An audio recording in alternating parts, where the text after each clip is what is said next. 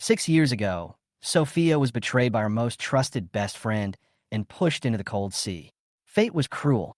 After being in a vegetative state for 7 months, she miraculously gave birth to a son. In order to survive, she chose to fake her death and escape.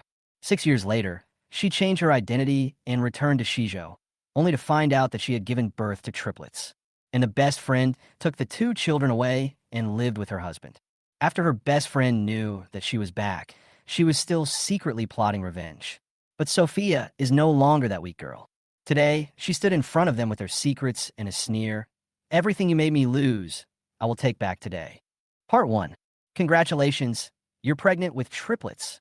Sophia stood at the door of her home, holding the report, the doctor's words echoing in her ears and her face flushed with happiness.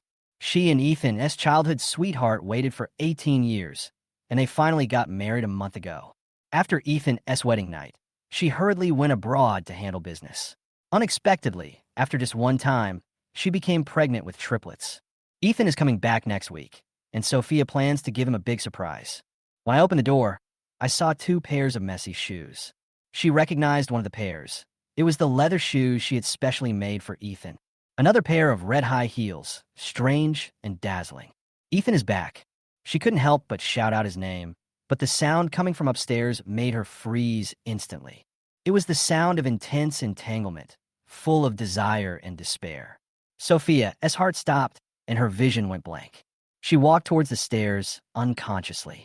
The door of the room was slightly open, and the scene inside hit her heart like a bolt from the blue. Ethan, that profile is unmistakable. What's even more shocking is that the woman on the bed is Olivia, her best friend. Ethan, Olivia said charmingly, her eyes blurry. Will you really divorce Sophia and marry me? Ethan's cold voice sounded, of course. But you just married her. Grandpa forced me to do that. Otherwise I would feel sick even looking at her. Sophia's whole body trembled violently, and her heart felt like it was torn apart. It turned out that being her childhood sweetheart for many years was just her wishful thinking. Tears slid silently, filled with pain and unwillingness. Suddenly, she stumbled and fell down the stairs. A sharp pain came over her and blood gushed out. Her child. Before she lost consciousness, she heard Olivia walk out of the room, staring at her blood with cold eyes. She's pregnant. Olivia was stunned for a moment, then filled with anger. Her nails gleamed coldly as she snapped her fingers towards the bedroom. The fake Ethan came out and whispered, Ms. Shun. The real Ethan is long gone. Olivia sneered, the anger in her heart growing stronger. Let her disappear and deal with it cleanly. On the dark sea, the cold water surrounded Sophia. She suddenly opened her eyes and struggled to swim towards the ship in the distance. In the distance, Ethan stood tall, his back to her, his eyes cold. She plans to swim back to the ship? The crew member reported. Give me the gun. Ethan's voice was low and his command was cold. Sophia felt a chill in her heart, and her strength gradually dissipated. The sea water filled her mouth, taking away her pain. She finally realized that she was being thrown away just to ruin their good deeds. The marriage vows were now broken by the desperate gunshots. The blood dyed the sea red, carrying all her pain and regret. Ethan, I hate you. Her voice was lost in the wind, painful and unspeakable. At the international summit, Ethan's aura overwhelmed the entire audience. His eyes were cold, and he looked down at everyone. Just then, his cell phone vibrated, and he picked up the call. Ethan, Nyen Nyen fell into the sea and is now a vegetable. The baby was almost lost. Ethan's face turned pale instantly, and he left the meeting room in a hurry. Prepare the private plane. I'm going back to Xizhou now. Ethan sat on a bench outside the operating room, looking haggard. The nurse opened the door and came out holding a baby. I'm sorry, Ethan. Your wife was too weak to give birth to this child. The other two died. Ethan's pupils suddenly contracted, as if the world collapsed at this moment. He stood up suddenly and kicked the chair in front of him away. After the sound of a chair banging, the cry of a baby echoed in the corridor, tugging at Ethan's heart. 6 years later, Britain, airport departure hall. The woman came hurriedly, attracting everyone's attention. She wore a pink long skirt, open-toed bunny shoes, and her hair was casually tied into a bun. Although she looked homely, her face was breathtakingly beautiful. Hello, here's the latest flight to Xizhou. She rushed to the ticket office panting, and before she could finish her words, the ground staff had handed her the ticket. Sophia. This is Sophia's new identity. 6 years ago, Ethan threw her into the sea and fed her to sharks, and she narrowly escaped death. She became a vegetative state and did not wake up until she gave birth. In order to escape Ethan's pursuit, she faked her death and left with a child, changing her appearance and starting a new life. Now, she must return to Xizhou because the two children secretly bought plane tickets and went to Ethan's territory. She clutched her ticket and rushed through security. Unexpectedly, he accidentally hit a solid wall. Looking up, her heart sank. Ethan. He is still handsome and has an imposing aura, and his black suit highlights his perfect figure like a sharp blade. Painful memories flooded back to her mind, and she turned to run. You hit someone and didn't even say sorry? Ethan's cold voice made her heart tremble. The tone was so unfamiliar that it was suffocating. She stopped running and apologized reluctantly. I'm sorry, I didn't mean to. Ethan just nodded, his cold eyes revealing endless anger. Suddenly, Olivia ran over and took Ethan's arm. Sophia's eyes and anger surged in her heart. Olivia, the woman who betrayed her, now stands by Ethan's side. Ethan, we should go to security. Olivia cried tenderly, her eyes full of pride. Sophia didn't stop, turned around, and ran quickly towards the security checkpoint, her heart pounding like a drum. Half an hour later, Sophia sat in the first-class cabin. As soon as I sat down, I felt a heavy pat on my shoulder. She looked up and saw Olivia with an arrogant look on her face and a frown on her face. Get out of the way, change your seat, and sit with Ethan. Olivia ordered without question. The arrogance on her face was extremely dazzling. Sophia's heart moved, and she was puzzled. Weren't these two people very close just now? Why didn't we buy the first-class seats together? Olivia urged again. Didn't you hear me? Get up now. Sophia sneered and cursed in her heart. Isn't this the bitch who secretly slept with her husband? Olivia impatiently reached out and grabbed her sleeve, using too much force and tearing her dress. I'll give you double the compensation. Don't hesitate. Before he finished speaking, Ethan's cold voice suddenly came. What are you doing? He looked at Sophia with a cold and complicated expression, as if he didn't recognize her. He took off his coat and gently put it on her. Ethan, I just asked her to change her position, but she disagreed. Olivia explained aggrievedly, her face full of anxiety. Ethan nodded coldly. Olivia is the one who doesn't know better. His voice, as cold as a knife, pierced Sophia's heart. She decided in an instant. I can't endure it anymore. Change seats, she said in a cold voice. Okay, I won't sit here. Olivia's eyes flashed with pride, ready to take Sophia's place. However, Sophia pushed her away and turned to the stewardess. Help me find someone to replace me. Olivia turned pale and glared at Sophia angrily. What do you mean? She gritted her teeth. Sophia looked at her coldly, her face full of contempt. My position can be given to anyone I want, except you. After saying that, she turned and walked towards the economy class. Sophia stepped on the fallen suit mercilessly, leaving a trail of clear footprints. After 5 hours of flight, Sophia finally arrived in Xizhou. She rushed out of the airport in a hurry, her eyes fixed on the location of Zoe and Xiao Linlin on her phone, confirming that they were staying at the Intercontinental Hotel. We must bring them back to Britain as soon as possible, she said to herself. Ethan and Olivia also got off the plane. Assistant Xue stepped forward to greet him.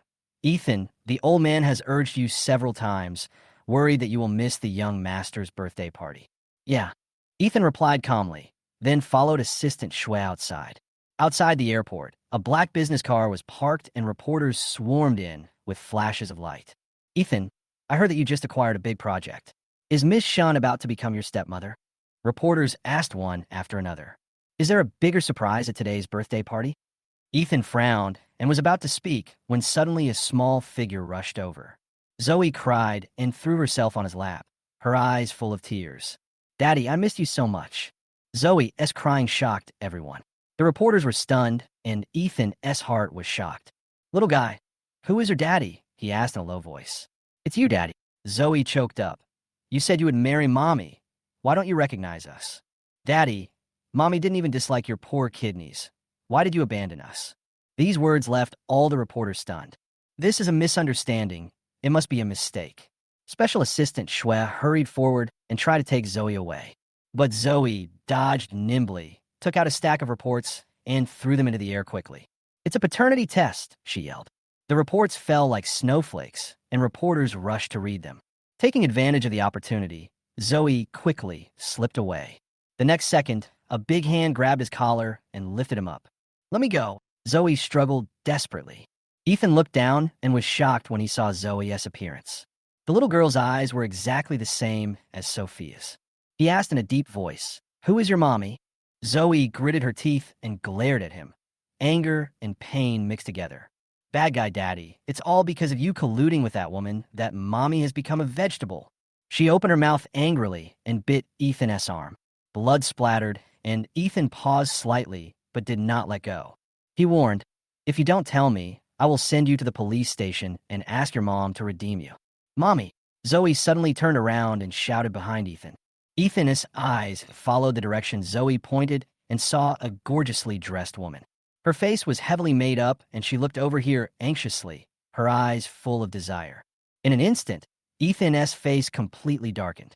"What a bold woman," he thought to himself, and walked forward. When the woman saw him, her eyes sparkled like stars, and she pounced on Ethan without hesitation. "Ethan, be careful!" Assistant Xue was quick to block him, but was knocked down by the woman, and her face was covered with lipstick. "Wow, who are you? I'm not going to kiss you." After kissing Assistant Xue on the face, the woman turned away with disgust, still complaining. "Male par." Ethan's face turned pale when he heard this. "Who told you that?" The woman's face immediately turned pale, and she explained tremblingly, "Just now a kid gave me a business card saying that there's a male escort here, and kissing is free." She handed over the business card with Ethan's face and a photo of a muscular man on it, and the price was marked next to it, 500 for 3 hours, 1,000 for the whole night. Ethan's anger almost exploded. He looked down at Zoe and found that she was only holding a piece of clothing in her hand. The girl had disappeared without a trace. "Little guy, you dare play tricks on me?" The anger in his heart burst out, and the air almost froze. At this moment, the noise of reporters suddenly came from behind, and the harsh voice came into my ears. "Hurry up and take pictures. Olivia was splashed with feces." There was chaos in front of the Intercontinental Hotel, with reporters surrounding it frantically, while the two little guys were observing it all on the overpass. "Zoe, that's a perfect plan." Jack sneered, raising his hand to high-five her. Zoe laughed happily. "Brother, you are awesome. That scumbag couple finally got their comeuppance." The two men looked at the chaos below with pride and prepared to leave. But just as they turned around, they suddenly saw a familiar figure. "Mommy, why are you here?" Zoe couldn't help but yelled and ran over. Sophia's face was serious, her eyes full of worry. "Do you know how dangerous this is?" The little ones were frightened by their mommy's expression and hurriedly apologized. "Mommy, we will never do this again." "Yes, Mommy, Ethan and Olivia almost killed you, and we are venting our anger on your behalf." Sophia was so angry that she wanted to pinch their faces. But when she heard this, she was stunned. "Scumbag and bitch? What do you mean?" Jack frowned. "We deliberately teased Ethan and Olivia. Didn't you say they harmed you?" Sophia's eyes widened. "You actually came to Xizhou to do this? Do you know whose territory this is?" Her heart tightened, and she quickly pulled the two little ones away, deciding to take them back to Britain as soon as possible. At the same time, the top-floor reception room of the Intercontinental Hotel was in a mess. The farce just now scared away all the guests, and only the relatives of the Beau family were left. Olivia hid in the lounge, angrily using a towel from the bathroom to wipe the odor off her body, cursing constantly. "I've taken a shower more than 10 times. Why do I still stink so much?" She smashed things on the table angrily. Maria sat on the sofa, holding back the stench, and comforted her daughter. "Don't smash things anymore. It's over." Fortunately, the Beau family was able to suppress this matter, and the news has been blocked. So what if it's blocked? I still got shit thrown at me. Olivia's eyes were filled with anger. "I specially wore a dress worth 5 million, and it was ruined." Maria immediately covered her mouth and warned her, "Be careful what you say. Do you still want to be Mrs. Beau?" Then she stood up and patted her daughter on the shoulder. "Go wash it again. I'll go find Ethan and try to announce the engagement as soon as possible." In a corner of the living room, Assistant Xue was busy wiping the lipstick marks off his face and handed Ethan a surveillance file. "Ethan, we found out where Zoe went." After she slipped away, She went to the rooftop and left with this woman. Ethan took the tablet. In the picture, the little guy was wearing a baseball cap and was blurry, but the thin woman next to him was very clear. Isn't this the woman I met at the airport? Ethan's eyes grew colder and his anger surged. Ethan's eyes swept across the screen, gradually gathering in a cold anger, and his fingers clenched tightly, almost crushing the tablet. He thought the woman was just a random passerby, whose back looked similar to Sophia's. But now, everything seemed so deliberate. She and I were on the same flight, seat A08. Find her information. Ethan ordered coldly. Special Assistant Xue acted quickly and obtained all the information in a few minutes. Sophia, 25 years old, is of British-Chinese descent. Her occupation is unknown and her private life is unknown. Ethan, she is at the airport now and has booked the earliest flight back to Britain, Assistant Xue added. Ethan's eyes deepened and he sneered. She wants to run away? Looks like I have to go meet her in person. Ethan quickly went out and rushed to the airport. Meanwhile, at the airport, Sophia received a delay notice and the flight time was uncertain. She was almost going crazy. Are there no other flights? I'm sorry, Miss Sophia. You'll just have to wait here for now. The ground staff's reply made her heart tighten. Sophia was anxious and was ready to take her child to the pier to leave by boat. Unexpectedly, several ground staff stopped her. Miss Sophia, please stay. The flight will take off soon. I won't wait any longer. I want to leave. Sophia became alert and realized that something was wrong. Just then, she caught a glimpse of the familiar tall figure, Ethan. Sophia quickly pushed the child away and whispered, "Run, don't look back." She quickly turned and ran away, with the ground crew following her like a mad dog. She ran desperately, trying to keep as much distance as possible from the children, just to give them a chance of survival. Suddenly, a powerful force crashed into her arms, and she was restrained and unable to move. Ethan's voice was as cold as a knife. Sophia, you are so brave. Sophia struggled, but in front of him, her resistance was meaningless. Ethan, those two kids were too smart. We couldn't catch them. The ground crew whispered. Ethan's eyes flashed with coldness, and he threw Sophia to the ground. Sophia fell to the cold marble floor, almost losing consciousness from the intense pain. But she clenched her teeth, tears streaming down her face unconsciously, her eyes looking pitiful. Ethan stood in front of her, studying her coldly. His heart was inexplicably churning, and he seemed to be a little shaken, but he still couldn't suppress his anger towards her. Where are the two children? He asked coldly. Sophia responded stubbornly, I don't know. Ethan sneered, grabbed her mercilessly, and pulled her out. She struggled desperately, but still couldn't escape his iron-like strength and was eventually stuffed into the back seat of the Hummer. The car window was indestructible. Sophia pounded on it desperately, but nothing was left. Ethan pressed forward, holding her firmly with both hands, and said coldly, Sophia, stop pretending to be a stranger. How do you know my name? Sophia was stunned. Her heart tightened. She realized that she had said something wrong. But Ethan obviously didn't intend to give her a chance to explain. He tore off his tie, tied her hands, threw her into the back seat, started the car, and rushed out. The Humvee sped off into the night, heading for Repulse Bay. Butler Xizhou respectfully welcomed him home. Ethan, you're back. Ethan nodded, and then handed Sophia to Butler Xizhou. Throw her in the basement, and give her food when she is willing to confess. Sophia struggled to resist. Why do you do this, Ethan? This is illegal. I will sue you. Ethan slowly approached her, looked down at her, and sneered. In Xizhou, I am the law. A sneer appeared on Ethan's face, and his deep eyes made the air around him seem to freeze. He turned to Butler Xizhou and said coldly, Shut up your mouth. It's too noisy. Sophia's eyes widened, and she quickly said, If you cover my mouth, how can I explain myself? Ethan's lips curled slightly. Have you figured out? Sophia avoided his gaze. Give me some time to think about it. She had made up her mind not to give up the child, but was just delaying the time temporarily. Ethan said nothing more and walked out. Butler Xizhou and the servants locked Sophia in the basement.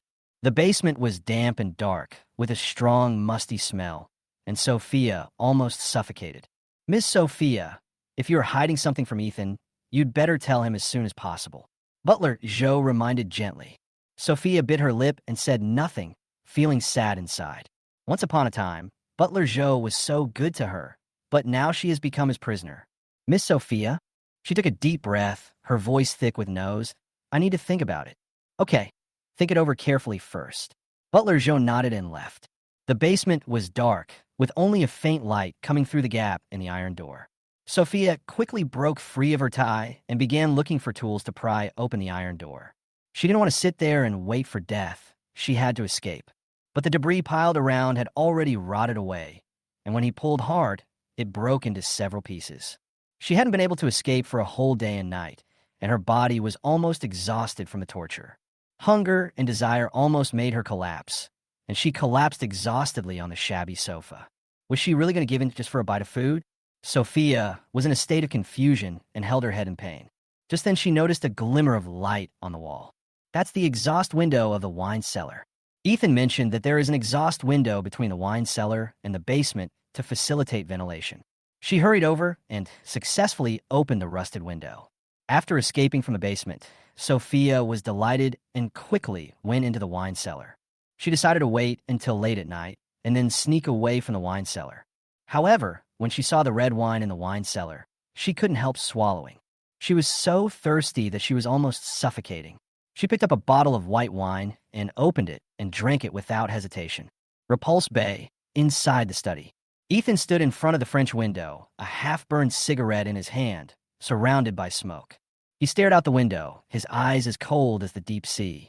That woman, is she willing to confess?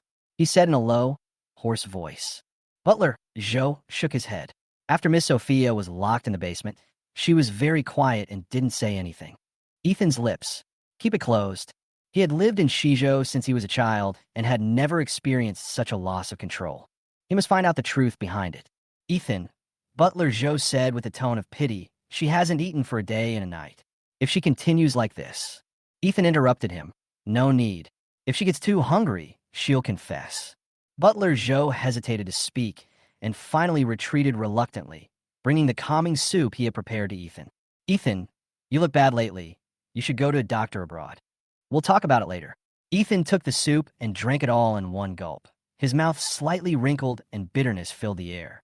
At the same time, Olivia's phone rang. Ethan, I haven't given Noah my birthday present yet. It will be here soon. Ethan's eyes suddenly turned colder, and he said briefly, yeah. He hung up the phone, and a chill filled the entire study. After a few minutes, the irritability started to creep in again, and he decided to go to the wine cellar to calm down. Olivia hung up the phone. She looked smug and turned to Maria next to her and said he agreed. Maria's eyes lit up. When will it arrive? I will be at Repulse Bay on time in half an hour. Olivia said confidently. She knew that everything would unfold quietly in Ethan's soothing soup tonight, and the next morning, all the secrets would no longer be an obstacle. She had only one goal, which was to become Mrs. Bow, and she was determined to get it. In the cellar of Repulse Bay, Sophia was drunk and still holding the empty bottle tightly in her hand, pouring wine continuously. The bottles scattered on the ground reflected her completely out-of-control state. She wanted to quench her thirst, but she didn't expect to drink bottle after bottle, and finally she was confused. Suddenly, her eyes stopped at a corner. A little boy in a small suit was standing there, with neatly combed short hair and a serious face. She was stunned for a moment and muttered, Jack? She staggered over. Why are you here? Didn't Mommy tell you to stay away? The little boy frowned slightly, with confusion in his eyes. Who are you? He asked coldly. Sophia was stunned for a moment and replied in panic. I am your mommy. The little boy looked indifferent and replied without hesitation, no mommy. Before he finished speaking, he turned around and was about to leave. Sophia's heart tightened, and she hurried forward and grabbed his hand. I'm sorry, I didn't take good care of you at that time, but I never gave up on you. Her voice was a little choked, and a trace of regret flashed in her eyes. A gleam of doubt appeared in the little boy's eyes, and he seemed to be wavering. He hesitantly reached out his hand and gently touched her fingertips.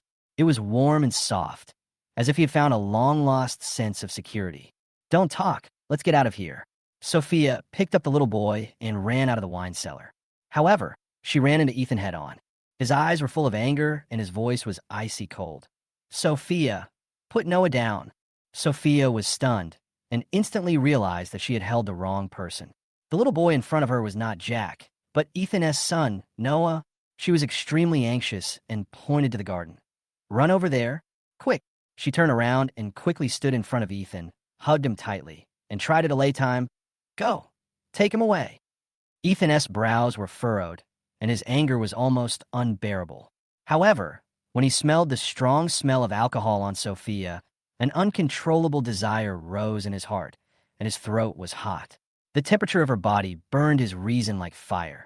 Sophia, he said in a deep voice filled with uncontrollable anger, his fingers clasped tightly under her chin. How dare you kidnap my child? Sophia's eyes flashed with tears, and she whispered back, That's my child. Ethan, you can't hurt him. Her words were like a sharp knife, piercing Ethan's heart. He was silent for a moment, and suddenly, Noah's voice came to his ears. Daddy. Noah walked forward and said coldly, I came here by myself. This ant has nothing to do with me. Ethan's eyes flickered and he froze. Noah had never pleaded for anyone like this before. What on earth did this woman do to make Noah obey her so much? Sophia took the opportunity to break free and try to run away with Noah. Ethan's heart was burning with anger, but he was attracted by the drunken Sophia in front of him and couldn't help but lose his mind. The moment she approached him, his heart completely collapsed. Go back, Ethan ordered, but he couldn't hide the anger in his eyes. Sophia immediately hugged him tightly. If you dare to hurt my son, I won't let you go. Her words seemed to carry some kind of provocation, which instantly made Ethan's anger explode. He lowered his head and suddenly kissed her. At that moment, all rationality was thrown out of his mind, leaving only endless desire. Sophia's breathing became increasingly rapid, and she was almost swallowed by him, her blurred eyes filled with confusion and madness. The collision of their bodies was like an unstoppable storm, impacting each other's souls. Tan, the warm sunlight shone through the half-open iron door of the basement onto Sophia's face. She slowly opened her eyes and felt a sharp pain in her body. She couldn't help but gasp. What happened? She was confused. Her whole body felt like it had been hit by a car, and the pain was unbearable. She looked down and was shocked. She was naked, and Ethan was lying next to her, also naked. They were lying on an abandoned big bed, with clothes scattered all over the floor. Sophia couldn't believe her eyes. This must be a dream. She pinched herself hastily and felt a sharp pain, but Ethan still lay quietly, as if nothing had happened. She was shocked and angry, and she jumped up and kicked Ethan off the bed. Ethan fell to the ground, opened his eyes suddenly, and his anger exploded instantly. Sophia, are you looking for death? He growled, grabbing her chin, his face gloomy and his voice cold. Sophia was so angry that she almost exploded. Are you sick? How dare you touch me when I was drunk? Her voice was full of anger. Ethan sneered. You were the one who approached me last night. His eyes were dark, and his tone was low and dangerous. I remember clearly how you looked confused last night. Sophia's heartbeat paused, and her memory slowly returned. She was indeed drunk, and she saw Jack, and then she tried to take him away, but was caught by Ethan and taken back to the basement. In order to delay time, she hugged Ethan tightly, not letting him move.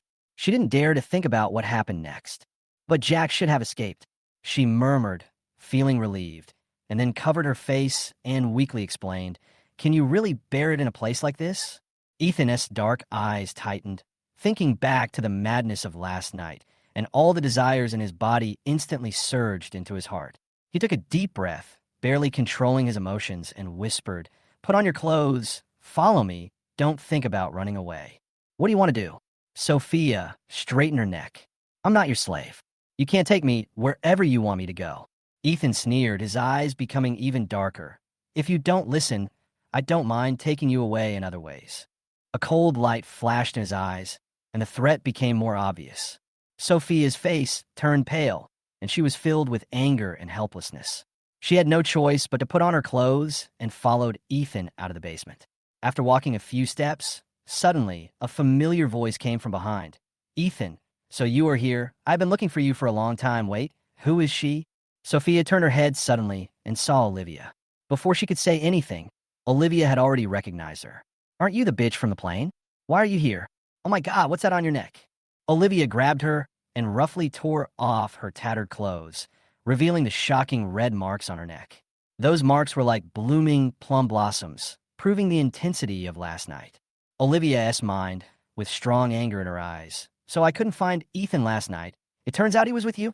She was so angry that she almost exploded. Her heart was filled with uncontrollable anger.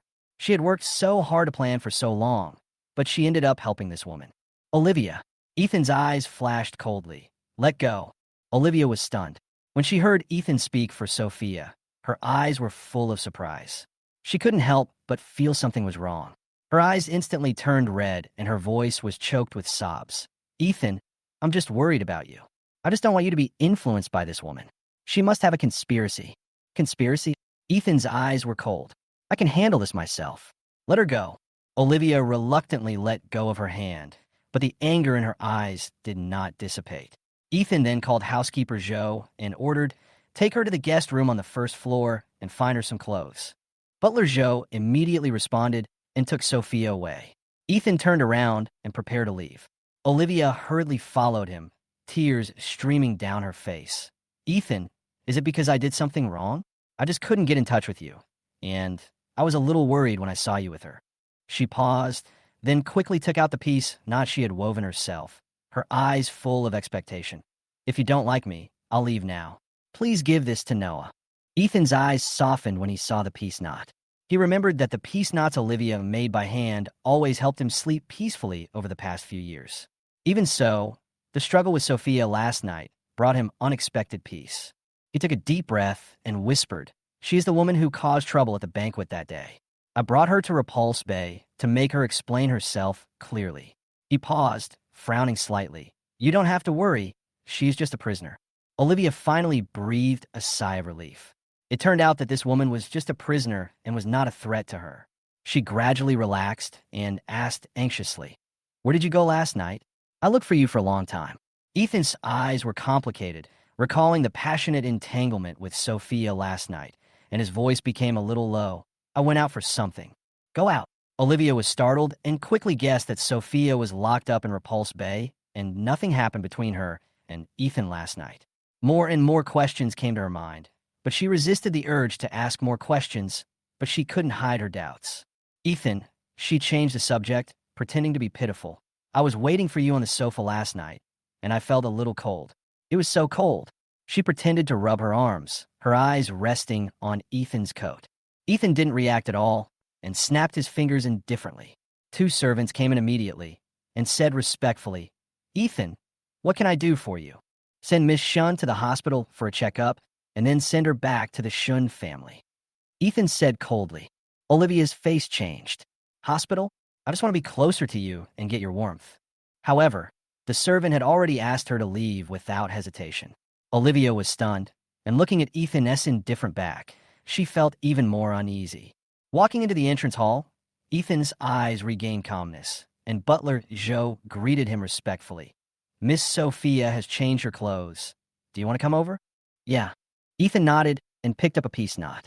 This is for Xiao. Never mind. Go to the warehouse and pick out a toy for him. Just say it's Olivia's birthday present. Although the piece knot was very important to Ethan, he knew that Noah would never like it. Ethan walked downstairs to the guest room. Sophia had already changed her clothes and was wrapped in a sheet, like a little silkworm, tightly wrapped. Although the weather was hot, her forehead was covered with sweat, but she was still wrapped tightly. What are you doing?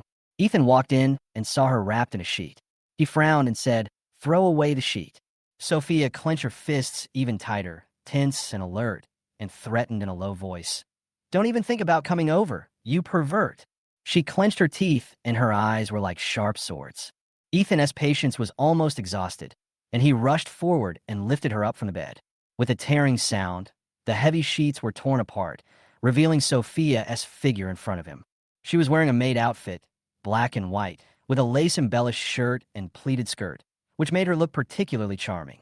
Her white legs were exposed under the short skirt. Her bare feet were on the carpet, and her face was barefaced but extremely attractive.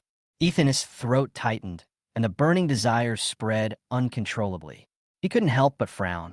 Who told you to dress like this? He was full of doubts. Did she deliberately seduce him? Sophia responded angrily. I was going to ask you, Ethan, how shameless of you to hide such clothes in secret.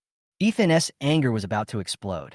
He took a deep breath and shouted through gritted teeth, Butler Xizhou, Butler Zhou walked in quickly and explained in a low voice. Miss Sophia, there are no other women's clothes in Repulse Bay. This is just the uniform of the servants. I'm really sorry. Sophia was stunned when she heard this. What role did Olivia play? The two of them had been secretly entangled for many years, but they had not yet lived together. This made her even more confused. Ethan ordered, draw a tube of blood from her and send it to David. There was coldness in his tone. Sophia almost jumped up in shock. What are you going to do? Draw blood? Ethan, do you want to know if I'm Sophia? She dodged in panic, wondering if he had noticed something was wrong with her and was planning to use her blood for a DNA test. She didn't want to make things worse. Butler Zhou was a little embarrassed and whispered, Ethan, Miss Sophia seems. Sophia, Ethan asked coldly in a gloomy tone, you don't dare to draw blood. Are you worried that I'll find some drugs in your body? Drugs? Sophia was stunned. What drugs? She looked at him blankly. I suddenly lost control after I touched you last night. Did you hit me? Ethan asked in a deep voice, his eyes filled with unfathomable gloom. Sophia understood instantly. He thought she was the one who did what happened last night and misunderstood her as drugging him. She sneered, I wouldn't dare do that. She stretched out her hand without hesitation. Go ahead. It's not a DNA test anyway. I don't care. Butler Zhou then held her arm and drew blood. Sophia sat casually on the sofa and added coldly, by the way, I'm not interested in you at all. Don't flatter yourself. Ethan's face grew darker and darker, and he almost exploded with anger. Ethan, Butler Zhou interrupted, don't you have an important meeting? Ethan snorted coldly and slammed the door, and the atmosphere became increasingly tense. Butler Zhou looked at Sophia and said in a gentle tone, Miss Sophia, I have arranged for the servants to buy new clothes. Please rest here first. As he spoke, he quickly stuffed a small paper bag into her hands and hurried away. Sophia opened the paper package and saw what was inside. Tears immediately fell from her eyes. Her heart was filled with unspeakable pain, and she couldn't hold back her tears. There was a piece of scallion pancake in a paper package, and Sophia felt a little calmer. This was the only food she had besides wine since she came to Repulse Bay. Butler Zhou was still helping her as before, even strangers. Compared with Ethan, Butler Zhou was much better. Ethan arrived early at Beau's building. Today, he was going to hold a video conference with all the global branches. At 9 o'clock, the door of the conference room opened and the atmosphere became serious. At the beginning of the meeting, Ethan changed his usual irritability and became gentle. The Ethan they know? After the meeting, Assistant Xue was busy processing the airport surveillance video. In the video, Ethan and Sophia walked out side by side, their suits fluttering, and the scene looked like an idle drama. Assistant Xue hurriedly cut off the video and warned the people present, don't spread it, understand? The employees nodded, but they were already suspicious. Ethan is in love? They have never seen such a gentle Ethan. Ethan came back from outside and happened to meet David. David, Ethan's fifth brother, is a world-renowned hematologist. Today he was wearing a khaki windbreaker and a simple and well-fitting white shirt. David greeted with a smile, second brother. Ethan nodded, and the topic quickly turned to Sophia's blood test results. It's clean. Don't worry about marrying her. He teased. Ethan's brows tightened. Except for Nian Nian, I didn't think of anyone else. He didn't want to dwell on Sophia anymore, but last night's incident made him upset. He turned to David. If it wasn't her, who could it be? David frowned. It needs to be checked. Give me your blood sample. I'll analyze it. Ethan cooperated with the blood draw, but he felt uneasy. After the blood was drawn, David looked at Ethan and asked in a deep voice, Sophia, what are you going to do? Keep locking her up in Repulse Bay. Ethan replied coldly, she can't leave until we find out the truth. He suddenly remembered the dog hole in the garden that Sophia mentioned. The secret she knew was definitely not simple. If she was really the dead Sophia, he would even suspect that the person in front of him was her. Ethan returned to Repulse Bay and handed Sophia a contract. What is this? Sophia asked cautiously, taking the contract hesitantly. Ethan said impatiently, you'll know after you read it. She flipped through the pages for a few seconds, and she almost exploded with anger. 500 million in compensation? Are you crazy? Ethan looked calm, his eyes full of sneers. The loss of the birthday party, 100 million, plus the cost of suppressing the news, psychological damages, Olivia's compensation, 500 million, is considered cheap. Sophia could hardly suppress her anger. You profiteer? You didn't even spend any money to suppress these news. Psychological loss compensation. Tears glistened in her eyes. Ethan couldn't help but feel annoyed. Seeing her tears, he instinctively whispered, "400 million. Are you satisfied?" Sophia was stunned. 400 million. How could she afford it? Ethan's tone became increasingly cold. If you can't pay it back, use other means to pay it back. He stared at her with an indescribable sense of oppression in his eyes, as if he was waiting for her decision. Ethan looked down at her, a faint smile flashing across his eyes. Sophia clenched her fists tightly, her knuckles white, and she was as alert as a rabbit. Another way to resist? Was Ethan trying to force her again? She couldn't help but say angrily, "Even if I sleep with a pig, I will never have anything to do with you again." Ethan's face darkened instantly, veins popped out, and he was filled with anger. "I wouldn't accept someone like you even if you begged me," he replied coldly, then threw out the second contract and ordered, "Sign it." Sophia picked up the contract, and her eyes widened. It turned out to be a contract for her to work as a maid in Repulse Bay. The monthly salary was 20,000 yuan, all of which would be used to offset the 400 million yuan compensation. She could not leave until the debt was paid off. She almost laughed out of anger. 20,000? 24,000 a year, and I have to pay back 400 million. I have to start working as a servant since the Qing dynasty. Ethan didn't care at all. His tone was cold. There is an easier way. Confess everything you did and reveal the location of your accomplice, and I will let you go now. Sophia felt a chill in her heart and said angrily, "Okay, I'll sign." She saw through Ethan's intentions. He just wanted to force her to confess everything. She would never let him do that. She signed her name on the contract and made up her mind. Ethan took back the contract with satisfaction and added casually, "Don't think about escaping. I have already arranged the checkpoints in Xizhou. If you dare to run, I will send you to Honi Pavilion." Honi Pavilion. That is the biggest den of money in Xizhou. Sophia's heart tightened and her face turned pale. 6 years have passed, and she thought she had come out of Ethan's pain, but she didn't expect to return to him in this way. Her heart was full of helplessness and pain. Just when she was feeling down, Butler Xizhou walked in. "Miss Sophia, Ethan has told you that you will be his servant in Repulse Bay now," Butler Xizhou said. Sophia took a deep breath, suppressed her inner sadness, and forced a smile. "Okay, please teach me, Butler Xizhou. I don't know what to do specifically yet." Butler Xizhou nodded and said, "Don't worry. There are many servants in Repulse Bay. We will manage the areas separately. You will be in charge of the kitchen." He took Sophia to their residence. The servants all lived in the annex next door. Sophia's room was a double room. Her roommate Lily was in charge of making sedatives and was painting her nails while sitting on the bed. Butler Xizhou ordered her, "Lily, this is Sophia. She will live with you from now on. You have to take care of her." Lily immediately greeted him with a smile.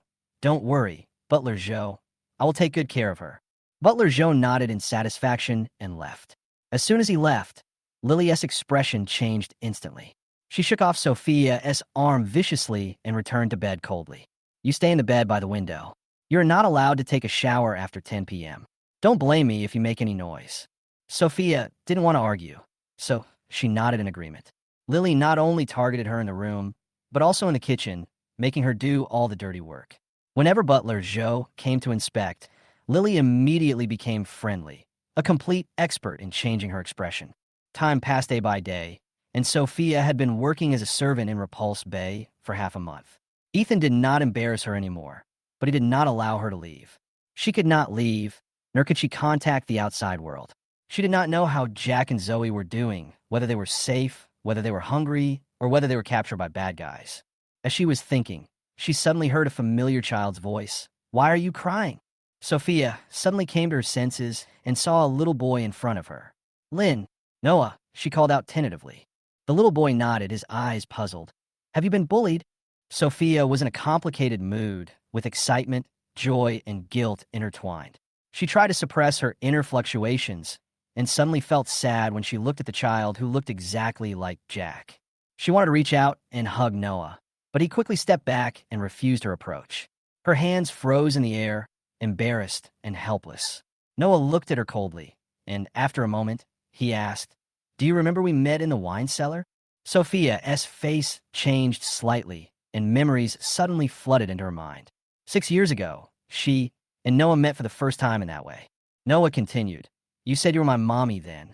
He stared at her with a hint of anticipation in his eyes. Is that true? Sophia's heart was in turmoil. The child in front of her was actually her and Ethan's child. How should she answer him? Sophia looked at Noah's sparkling eyes, feeling mixed emotions.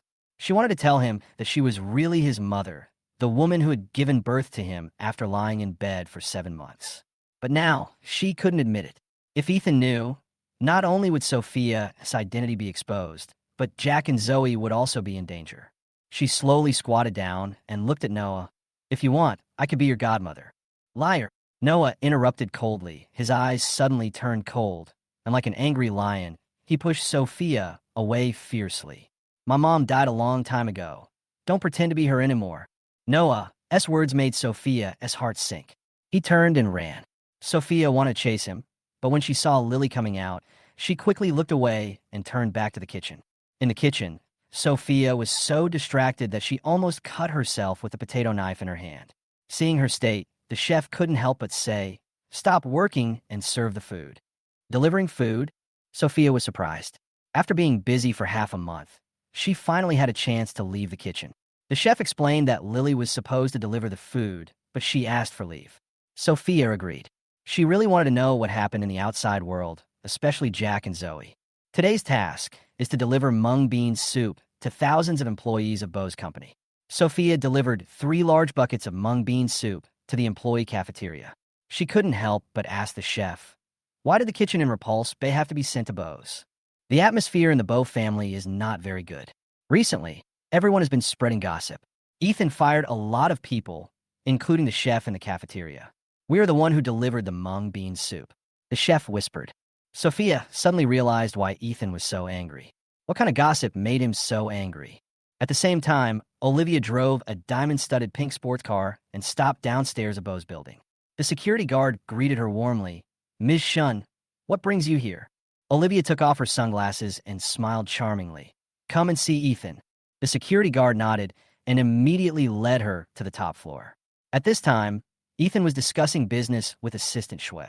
Ethan looked at the quarterly report and said in a cold tone, the salary for the marketing department is this kind of garbage? Assistant Xue quickly picked up the report and said, Ethan, deal with it immediately. Please calm down. Ethan looked at him coldly. Check the marketing department to see if they're also addicted to gossip. If so, you will suffer the consequences. Assistant Xue hesitated and said, but, Ethan, there is news of the Bo family's economic crisis. These people didn't consider the consequences when they spread rumors.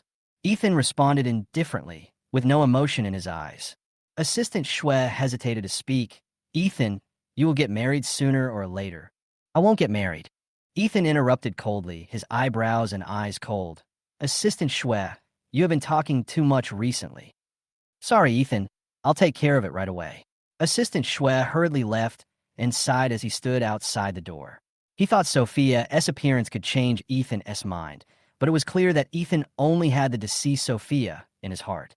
At this moment, Olivia came over, and the strong smell of perfume hit her nose. Assistant Xue, is Ethan here? She asked. Assistant Xue came back to his senses and said politely, Ms. Shun, Ethan is in a bad mood and is not suitable to meet people. Olivia didn't care, but thought it was an opportunity to show off. She twisted her waist and walked into Ethan's office. Ethan, are you okay? I heard from Assistant Xue that you were in a bad mood. Ethan was about to ask her to leave, but when she approached, a light fragrance suddenly floated in the air, which calmed him down instantly.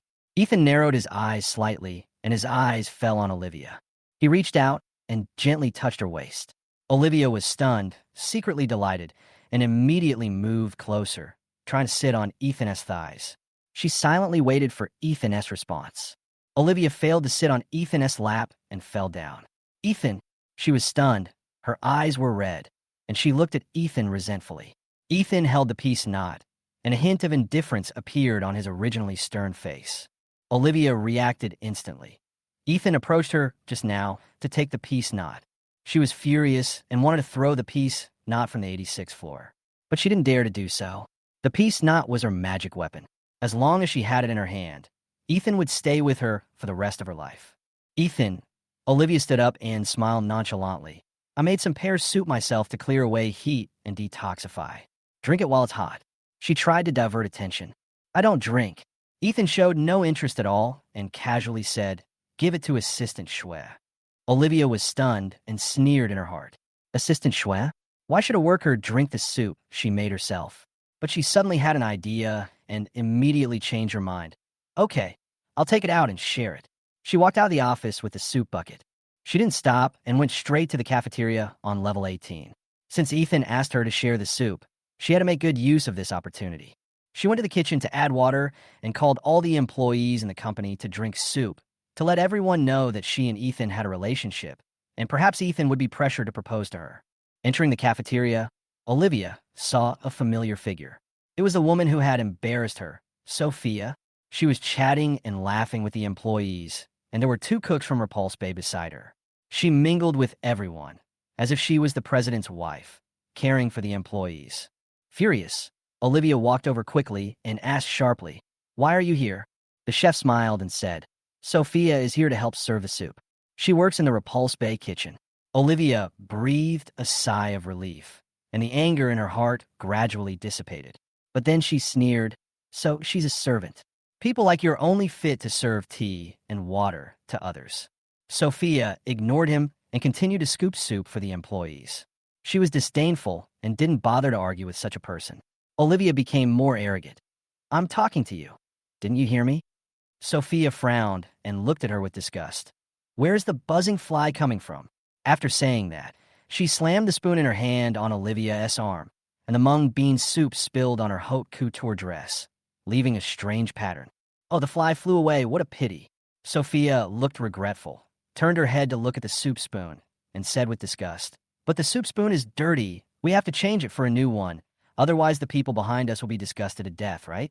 Olivia was stunned, shaking with anger, and roared viciously. How dare you call me a fly? I didn't say that. If Miss Shen wants to take it personally, I can't do anything about it. Sophia replied coldly. Olivia was so angry that she wanted to tear Sophia's mouth apart. But the chef quickly stood in front of her and reminded her coldly, Ms. Shun, Ethan arranged for us to deliver the soup. If we mess it up, Ethan will definitely be unhappy. His tone was cold and threatening. Olivia calmed down immediately, secretly unwilling in her heart, and gritted her teeth to leave the cafeteria. When she walked the corridor, she made a phone call. Send someone to Bo's company to help me deal with that bitch. Sophia looked at Olivia's back as she left, and she felt relieved. She finally felt relieved. She turned to the chef and said, Thank you, chef. The chef smiled and said, Don't be polite. Hurry up and get to work, or don't blame me for getting angry. Sophia changed the spoon and continued to scoop the mung bean soup. After serving thousands of bowls of soup, she felt sore all over that she could hardly move. She endured the discomfort and asked the chef for leave to go to the bathroom to rest. As soon as she entered the restroom, she planned to wait for an employee to borrow a phone to contact Jack and Zoe. While she was waiting, the door clicked and was suddenly locked. She rushed out and found that the door was really locked. What was even more terrifying was that there was a middle-aged man in the bathroom. He was fat and stared at her with greasy eyes. TSK, what a great body. It will definitely be fun later. The man's voice was coarse and full of obscenity. Sophia was shocked, and she felt extremely uneasy. What do you want to do? A man and a woman are alone in a room. What do you think I can do? The man laughed even more wantonly. Sophia's heart sank to the bottom.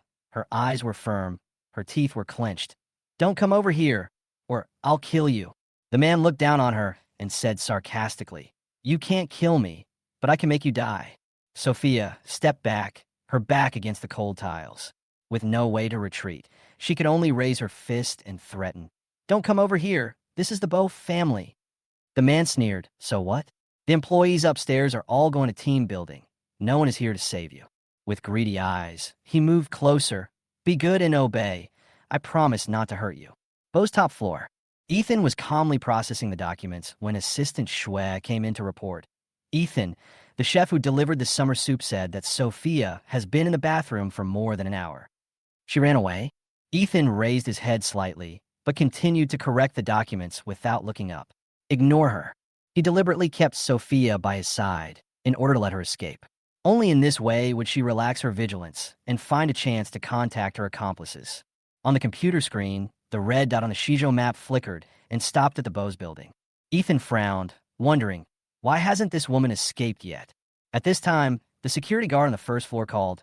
Ethan, the young master is here and wants to see you. Ethan said coldly, bring him up. In less than 3 minutes, Noah was taken to the office. Looking at Noah, Ethan frowned. Who gave you this outfit? Did you skip your riding class? I just bought it casually. Noah said coldly, and suddenly grabbed Ethan's arm. Aunt Sophia is in danger. Go quickly. Noah's eagerness made Ethan suspicious. Has Noah changed? But before he could think more, the elevator reached the 19th floor. Hearing Sophia's cry for help coming from the bathroom, Ethan instantly became nervous and walked over quickly. He kicked open the bathroom door and saw a mess in front of him, with clothes and blood all over the floor. Sophia curled up in the corner, tears on her cheeks, blood on her body, and she looked extremely weak. Sophia. Ethan held her shoulders and said calmly, don't be afraid. I will take care of it. She murmured, I didn't mean to do that. He bled so much.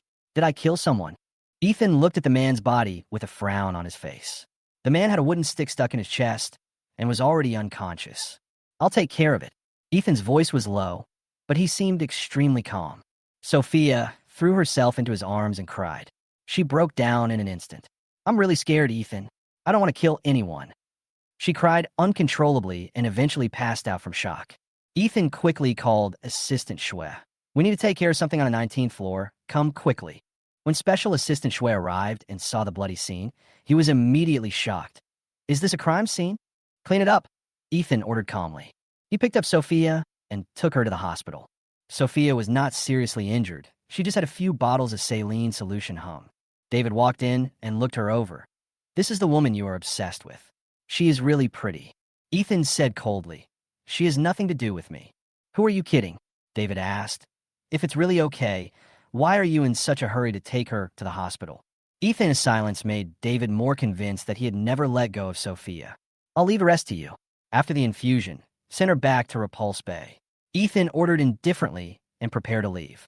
David hurriedly caught up. Wait a minute. How can we take her back if she's like this? You have to help her change her clothes. Ethan raised his eyebrows and said contemptuously, find a nurse. The hospital just received a car accident case, so there's no one available. David insisted. What if she wakes up unhappy? Ethan was impatient and finally agreed.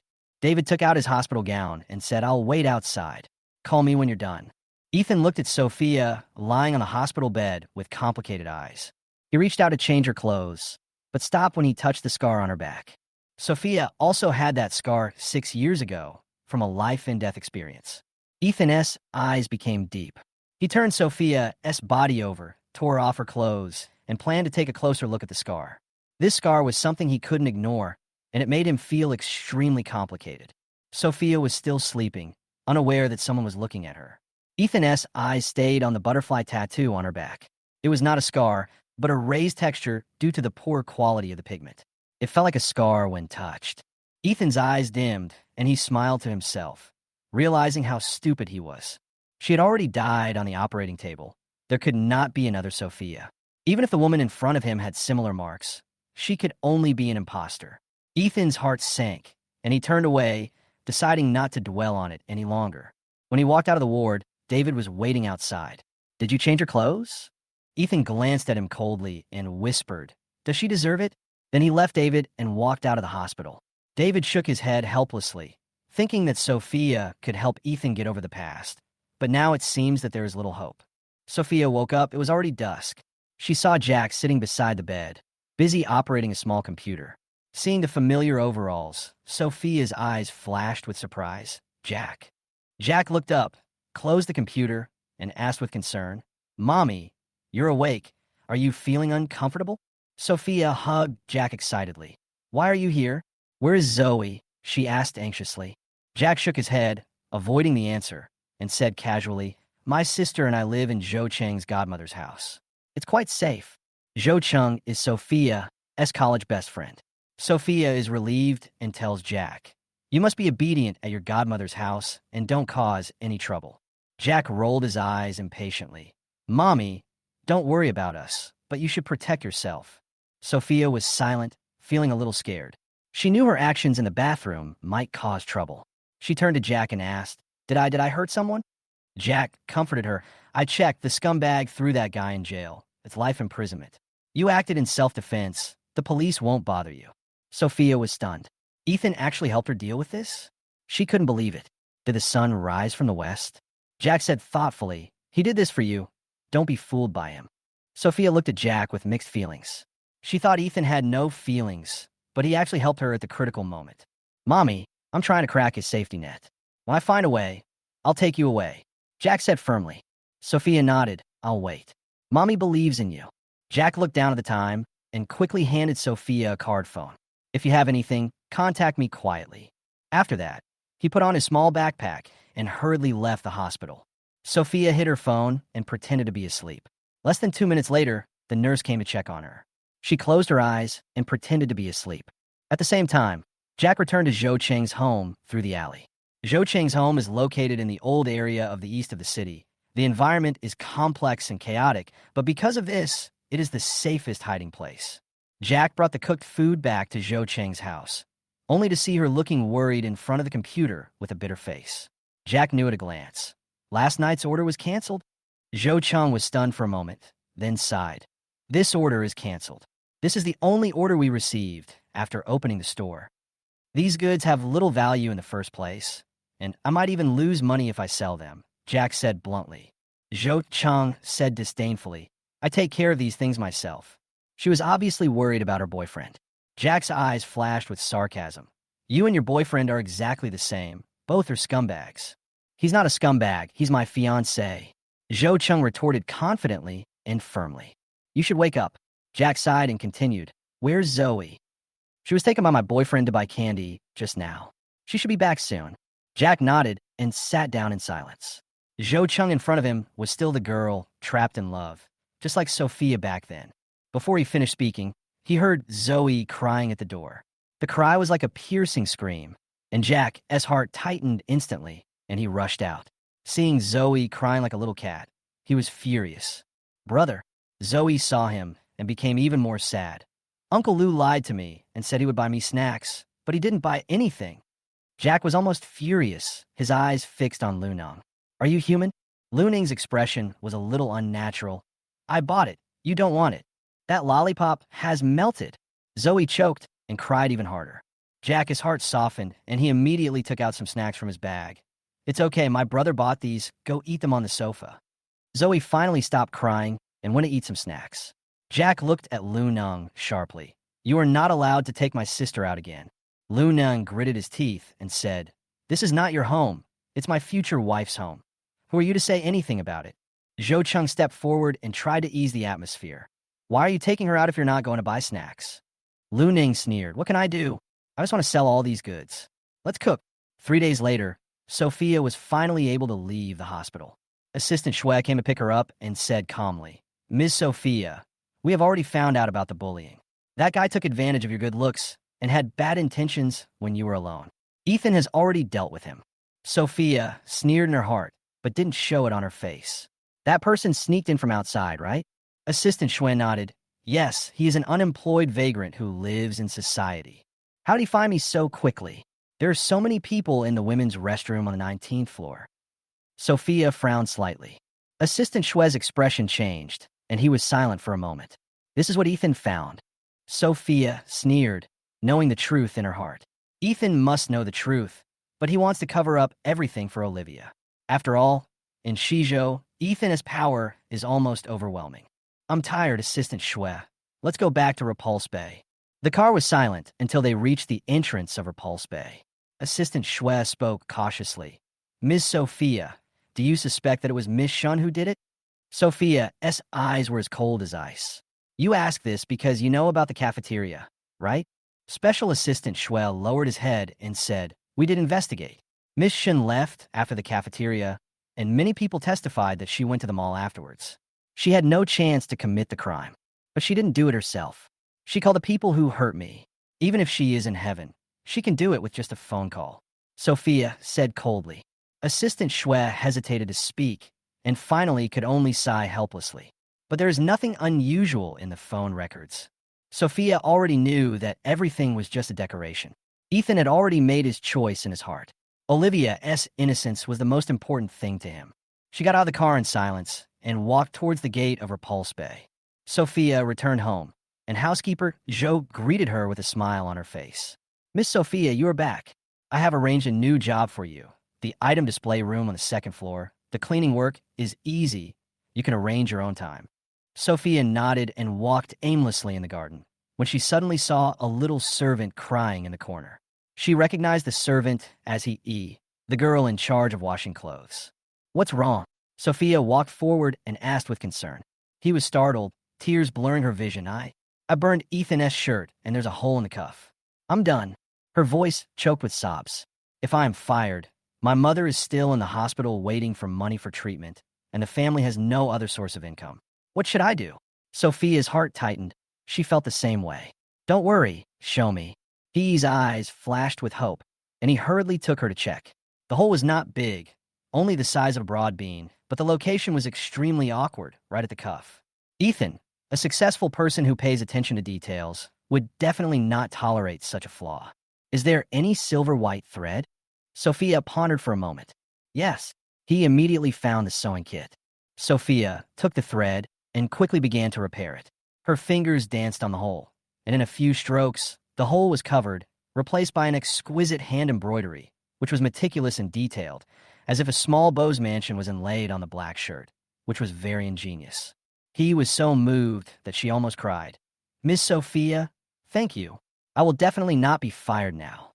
"You're welcome," Sophia said lightly, preparing to pack up her needlework. At this moment, Butler Xizhou came over, and when he heard the movement in the room, his face darkened. "What are you doing?" Sophia was stunned. Her finger was accidentally pierced by the needle. Blood slid down her fingertips and dripped onto the collar of the black shirt. Sophia frowned. The pain was almost unbearable. Just as she was in pain, housekeeper Xizhou came in and saw this scene and quickly pulled her to the living room downstairs. He opened the medicine box and carefully put a Band-Aid on her wound, which was a cartoon pattern of Noah. "Okay, be careful and don't be so careless next time," Butler Xizhou warned. Sophia lowered her head, looked at the deep wrinkles on his face, and couldn't help asking, "Butler Xizhou, why are you so nice to me?" Butler Xizhou's eyes flashed with confusion. "I don't know either. When I see you, it's like I've known you for a long time." Sophia was shocked and almost said that she was his relative, but she finally held back and just nodded slightly. "Thank you." Butler Xizhou clapped his hands and walked away, leaving Sophia standing there, her heart full of doubts and uneasiness. She stopped thinking about it and turned around to do other things. Since the last time she met Noah by the trash can, he has been avoiding her. Every time he saw her, he would snort and turn away. Sophia felt a pang in her heart and decided to go to the piano room on the second floor to try to repair her relationship with Noah. Sure enough, Noah was already sitting in front of the piano, his fingers playing randomly on the keyboard, and the notes were no longer clear. Sophia walked closer and took a look, and her heart suddenly skipped a beat. "Noah, what's wrong with your hand?" Noah's ring finger was wrapped like a carrot, which affected his piano playing. Sophia was so distressed that tears streamed down her cheeks and asked hurriedly, "Does it hurt?" Tears dripped onto the bandaged fingers, and the cold touch made Noah stunned for a moment, but he soon pushed Sophia away with a cold face. "None of your business. You are a bad woman. Just like Olivia, you lied to me." The words were harsh, and Sophia's heart ached, but she didn't refute. Noah continued to play the piano. The notes were distorted, and the harsh sound filled the whole room like thunder. Butler Xizhou heard it from the garden and hurried in. "Young master, why don't you take a rest today?" Butler Xizhou suggested. "I have to participate in a piano competition tomorrow. I can't stop."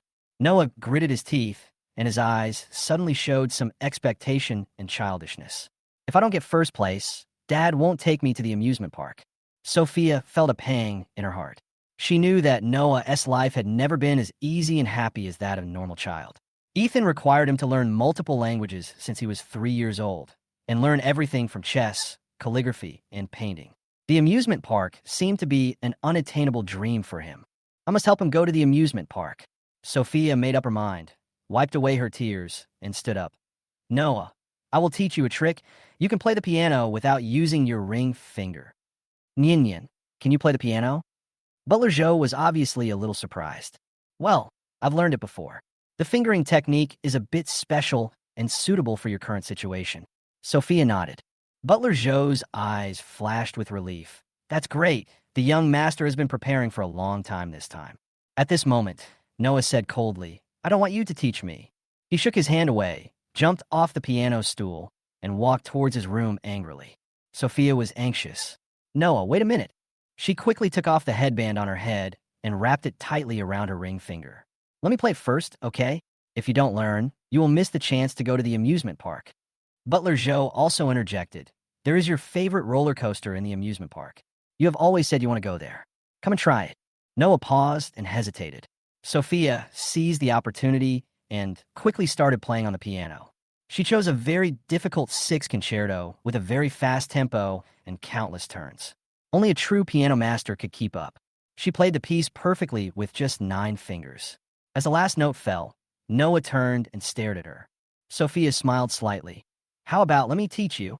Noah was silent for a moment, and his tense face finally relaxed. Hurry up. I have French class at 8 o'clock. After he said that, he sat down and looked at Sophia's fingers carefully. Sophia's heart moved slightly, and she began to play slowly. She tried to slow down the speed to make sure Noah could see every movement clearly, and at the same time her heart was filled with happiness. She never thought that one day she would be able to practice piano with Noah like this. The backs were intertwined, just like when she was pregnant with Noah. The two were closely connected by an umbilical cord, and today their fingers were closely connected again on the keys. Noah was much smarter than Sophia thought. She only taught him twice, and he could play smoothly, and the originally chaotic piano sound became melodious and beautiful. Sophia said excitedly, You will definitely win the championship tomorrow and go to the amusement park.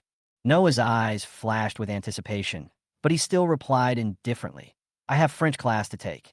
Sophia quickly took out a cheese stick from her pocket and stuffed it into his pocket. Try this, it's for calcium supplement. Noah looked at the cheese stick and wavered slightly, but finally said coldly, Eat it later. Then he put it in his pocket and turned away. Sophia watched him leave, feeling slightly relieved, smiled happily, and continued to work. Noah went back to his room for French class, and Ethan suddenly came back. Standing at the door, he looked sharp and asked, The teacher said you had a fight with a kid? Noah replied impatiently, Yes, so what? Ethan said coldly, You are the only heir of the Bow family. You must learn to restrain yourself and not give others any handle. His words were as cold as ice.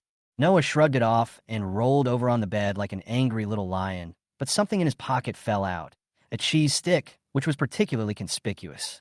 Ethan sneered, walked forward and picked up the cheese stick, his eyes flashing with anger. Where did you get it? I picked it up. Noah replied disdainfully. Ethan's eyes suddenly turned cold. Impossible. You have to be examined every day. This cheese stick can only be given by someone in Repulse Bay. He quickly thought a name. Did Sophia give it to you? Noah got nervous instantly. She didn't give it to me. I picked it up. He quickly denied it. Ethan snorted coldly, and the coldness in his eyes became deeper. Noah, who dares to send you something? He instructed the servant. Bring Sophia to the study. Sophia had just finished mopping the floor and was so tired that she could hardly stand up when the servant suddenly told her that Ethan wanted her to go to the study. She was confused and didn't understand why Ethan suddenly summoned her. She walked into the study, and just as she stepped over the threshold, a strong hand suddenly grabbed her neck. Ahem. Ethan, let me go. Sophia could hardly breathe, and her face turned red. When she thought she was going to suffocate, Ethan threw her to the floor. Sophia coughed hard and looked at him angrily. Are you crazy? Did you call me here just to strangle me? Ethan looked at her coldly. Sophia, who gave you the guts to give Noah a cheese stick? Sophia rolled her eyes. It's just a cheese stick. I think he's cute. Can I give him some? Ethan's eyes turned cold. Noah is allergic to dairy products. Eating them could be fatal. Sophia, do you want to kill him? What? Sophia was stunned, and her face turned pale instantly. Noah is allergic to dairy products? She suddenly remembered that Noah had not said it just now. She anxiously grabbed Ethan's arm, tears streaming down her face. He didn't eat, did he? Is Noah okay? Ethan stared at her coldly, with a hint of doubt in his eyes. Did she really not know that Noah was allergic to dairy products? Sophia continued to ask in panic. Is he okay? Tell me quickly. Ethan sneered and threw the cheese stick into her arms. He didn't eat it. It's okay. Sophia breathed a sigh of relief, almost bursting into tears. She quickly checked the cheese stick packaging to make sure it was intact. Noah hadn't eaten it, which meant he was fine. She just breathed a sigh of relief when Ethan grabbed her and pulled her up. Sophia, do you think I'll let you go just because Noah is okay? Sophia looked at him with mixed feelings. I know, I was reckless, and I am willing to accept the punishment. Ethan was silent for a moment, his eyes cold. You can get away with it by admitting your mistakes? Sophia was not afraid of his gaze and said frankly, I am willing to bear all the consequences. If you hadn't reminded me, I might have continued to make mistakes and hurt Noah. She lowered her head and stopped talking. Ethan frowned slightly. Why was this woman so calm about the punishment? This calmness puzzled him a little, but he didn't ask any more questions and just turned and left. Sophia looked at him leaving, with mixed emotions in her heart. She thought she would be severely punished, but she didn't expect Ethan's attitude to be so cold. What plans did he have for her? Sophia waited for Ethan's punishment. Seeing that he didn't respond, she asked provocatively, Why don't you tell me how to punish me? Ethan gave her a long look. Are you looking forward to it? Who expects punishment? I just want it to be over soon. Sophia rolled her eyes. Besides, I acted rashly this time. Knowing Noah's allergies will help me avoid making mistakes. Go clean the pool. Ethan suddenly said. The swimming pool is nearly 200 square meters. No one takes care of it in winter. It is full of moss, and it takes most of the day to clean it. Sophia nodded and agreed. Okay, I'll go. She picked up the cleaning tools and started to get busy. Seeing her working so hard, Butler Xizhou felt sorry for her and said, Why don't I go and ask Ethan for help? After all, you don't know he's allergic. No, I'm willing to accept the punishment. Sophia refused and took the steel wool and bucket to continue cleaning. Butler Xizhou reminded her, Be careful. Then he prepared rubber gloves and non-slip shoes for her. Sophia asked happily, Can we go back to the second floor and continue cleaning? Of course. Butler Xizhou replied with a smile.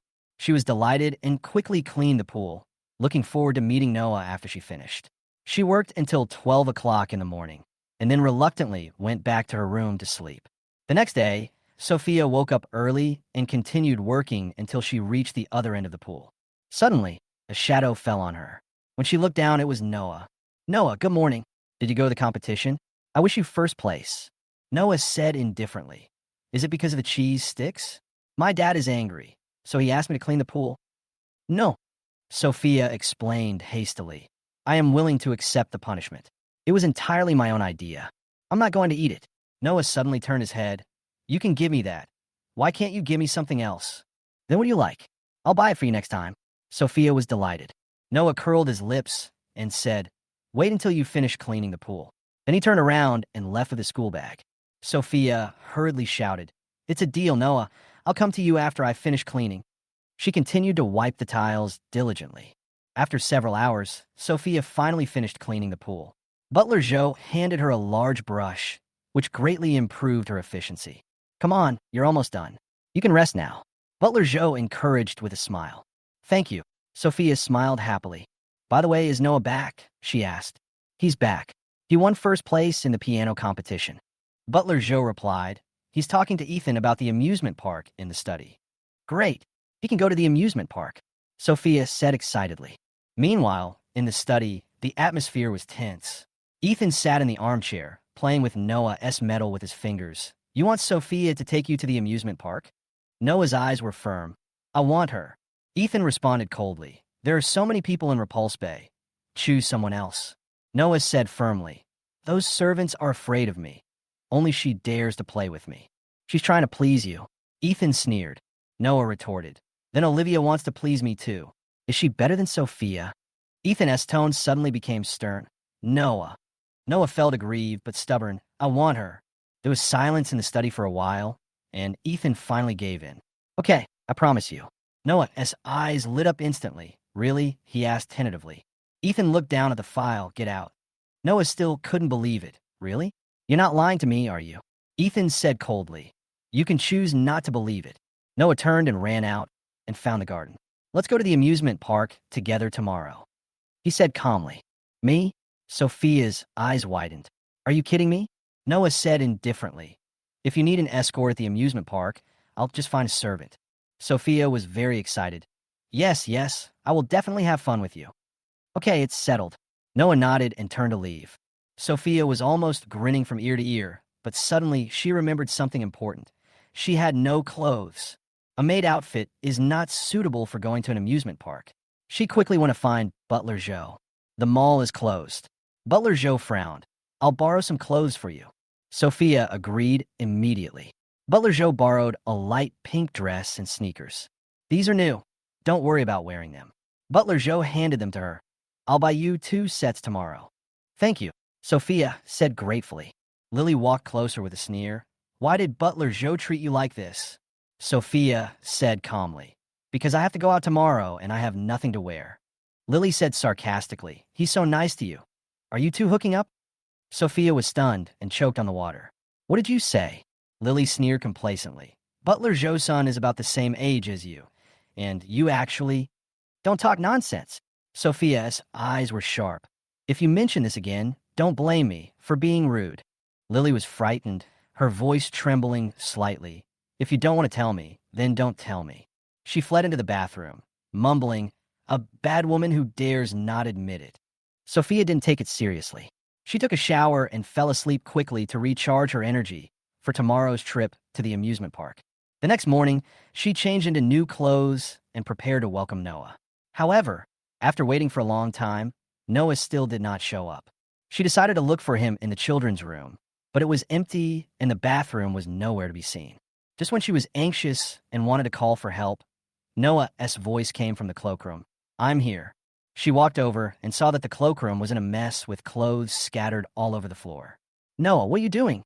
Noah frowned. I don't have the right clothes. He only had a blazer, and his casual clothes were his school sportswear, which was obviously not suitable for going out. Sophia couldn't help but laugh out loud. You're not coming downstairs because of this? Noah lowered his head with a complicated expression. I just don't want to go, Sophia suggested. How about we wear the blazers first and then buy clothes at the amusement park? Noah's eyes lit up. Okay. The two set off after breakfast. As soon as they arrived at the door, Butler Zhou quietly handed Sophia 1,000 yuan. Buy something the young master likes. He finally gets to go out and play. Sophia thanked him and said, I should have given it, but I don't have the money right now. Thank you, Butler Zhou. You're welcome. Butler Zhou waved with a smile. Sophia took Noah away, but was seen by Lily. She sneered, You pretended to have nothing to do with Butler Zhou last night, but now you're collecting money. You really know how to act. Chapter 21 Noah is missing. Amusement park. Sophia bought Noah a t-shirt with Iron Man printed on it, paired with shorts and sandals at the door. Noah, who was a mini business tycoon just now, immediately became no different from an ordinary child. What do you want to play? I'll take you there, Sophia asked. Noah looked at the amusement facilities around him and was dazzled for a moment. He had no idea where to start. Sophia also noticed his confusion. So I just decided, how about this? You follow me and I'll make the arrangements for you, okay? Yeah. Noah nodded cooperatively. Sophia started with Noah's less exciting rides, such as the carousel, bumper cars, and the Ferris wheel. After figuring out Noah's tolerance, she moved on to the pirate ship and roller coaster. After playing around, Noah's eyes became brighter and brighter, and he was almost obsessed with the amusement park. No wonder the kids on TV are clamoring to go to the amusement park. It's really fun here. I want to ride this roller coaster one more time, Noah said. Sophia looked at her watch, but it's already noon. Let's go have lunch first, and then play after we're done, okay? Noah was reluctant at first, but when Sophia brought the marshmallows over, he immediately obeyed. They went to the children's restaurant and ordered a children's meal, which came with a teddy bear toy. It was clearly just a cheap gift, but Noah held it tightly in his hand and refused to let go. You like it so much, Sophia noticed. Then I will buy you this set every week so that you can collect the whole set of toys. I'll give you the money, Noah said with a straight face, like a little adult. Sophia opened her mouth and was about to say something else, but her card phone suddenly vibrated. This phone was given her by Jack when he was in the hospital. If it is not an emergency, she will not be contacted. And now you are calling me, what happened? Sophia quickly stood up and said, Noah, just eat here and don't walk around. I'm going to the bathroom. With that, Sophia ran to the bathroom and answered the phone. Zoe's crying voice was immediately heard from the other end of the phone. Sophia's heart was in her throat. What's wrong, Zoe? What happened? So many people were banging on the door. Mommy, I was so scared. I called my brother, but he didn't answer. Zoe was crying so hard that she almost couldn't breathe. And in the background, one could indeed hear the sound of someone banging on the door, even swearing and cursing. Lunung, stop hiding in there and pretending to be dead. Come out here. If you don't pay me back, I'll kill you. Open the door quickly. Do you hear me? Sophia's body stood up. Just from the sound of their voices, she could tell that these people were definitely not good people. Wait for me, Zoe. Mommy will be here soon. Seeing her daughter in danger, Sophia didn't care about anything else and rushed out. Noah still sitting obediently in his seat out of the corner of my eye. Although the little guy had a stern and indifferent face, his hands tightly holding the teddy bear toy betrayed him. Noah was waiting for her to return. But Zoe is also waiting for her to rescue her. Sophia gritted her teeth, hesitated for a second, and then took a step forward. 2 o'clock in the afternoon, Bo's building. Ethan finished processing the last document in his hand and lay back in the chair leisurely. There was no emotion in those deep black eyes. They were extremely calm. At this time, Special Assistant Xue ran in hurriedly, holding a tablet in his hand. Ethan, it's bad. Sophia's coordinates have moved from the amusement park to the south of the city. Ethan was calm. Just send someone to follow and make sure Noah is safe. As for Sophia, the reason why he agreed to let Noah take her to the amusement park was to let the tiger return to the mountain. Only in this way can we determine where Sophia's accomplices are. But Assistant Xue's expression became more complicated, but she didn't take the young master away. The other blue coordinate on the map is Noah's. This coordinate moves within the amusement park from time to time, and the helplessness can be felt through the screen. Since he wasn't taken away, then bring him to the company. Ethan said again, but the people at the amusement park said that they couldn't find the young master at all. Special Assistant Xue's face turned completely bitter, and Ethan's eyes suddenly became gloomy. Go find him right now. If you can't find him, you can forget about this. Having said that, Ethan also stood up and drove straight to the amusement park. Originally, this amusement park was owned by the Bo family. So after Noah could not be found, the entire amusement park was directly blocked, and everyone had to undergo inspection before leaving. As for the amusement park, a carpet search was launched. I looked around for several times, but couldn't find anyone. The coordinates are clearly in the amusement park. Why can't I find them? Ethan's emotions gradually became manic. That cold and cruel look, as if he wanted to eat someone. Assistant Xue didn't even dare to breathe, but could only turn around and ask the staff, "Have you searched everywhere?" "We've searched them all," the staff nodded. "Except for the artificial lakes, we have searched them all." Before he could finish his words, Ethan's fists were clenched so tightly that they made a rattling sound. Artificial lake? Yes, there are 3 artificial lakes in the amusement park, which are used for fountain shows at night.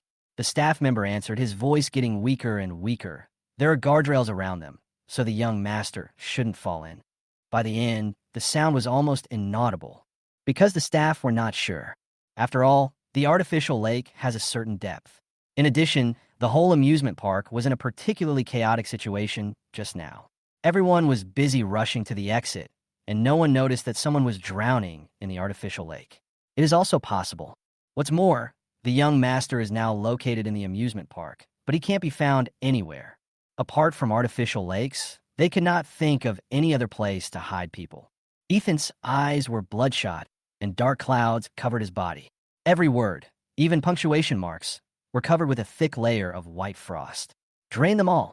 The staff rolled and crawled and ran to find a pump. Ethan turned around and punched the wall hard.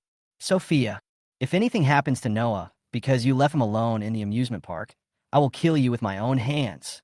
Chapter 22. You and your brother look exactly alike. In the urban village, Sophia hurried as fast as she could, and by the time she arrived at Zhou Cheng's house, the group of people had already smashed the door open. One of them grabbed Zoe's collar and lifted her up into the air like a chicken. "Let me go." "Whoa, mommy, brother, help." Zoe cried so hard that snot bubbles came out her nose. "Zoe." Sophia's heart ached, and she rushed forward screaming. She grabbed Zoe and held her in her arms, trying to comfort her. "It's okay, Zoe, mommy is here." Being held in the familiar warm embrace, Zoe cried even more sadly. "Mommy, well, I'm so scared." "It's okay, mommy is here to save you." Sophia comforted her. Sophia, with greedy eyes, He also joked with Luneng, who was beaten into a pig head. Hey, Luneng, this is your new girl. I didn't expect that she can still be so hot after becoming a mother. How about this? Where's your money? I won't charge you interest for the time being. Just lend me your wife for one night. Hearing this, Sophia's face instantly darkened. Who are you helping? She stood up slowly and protected Zoe behind her. I have nothing to do with this Luneng. Don't try to take advantage of me. It doesn't matter? Then why is your daughter at his house? The man obviously didn't believe it. Who are you trying to fool? This is not his house. This is my best friend's house. You've got it wrong. Sophia was actually quite scared when she saw the tattoos on these people's bodies. But when he thought about how Zoe still needed his protection, he had no choice but to bite the bullet and said, hurry up and leave, or I'll call the police. Hearing this, the debt collector turned around, looked mischievous, and poked his cheek with his tongue. Huh? You want to call the police to arrest us, but you should be clear, paying back debts is a matter of course, and the police can't do anything about it. Debt collection is a private matter, and I don't care, but your current behavior is trespassing and disturbing others. These two things combined are enough for you to go to the police station and have a drink. Sophia picked up her phone and waved it. Anyway, I've already called the police. The debt collector's face changed drastically.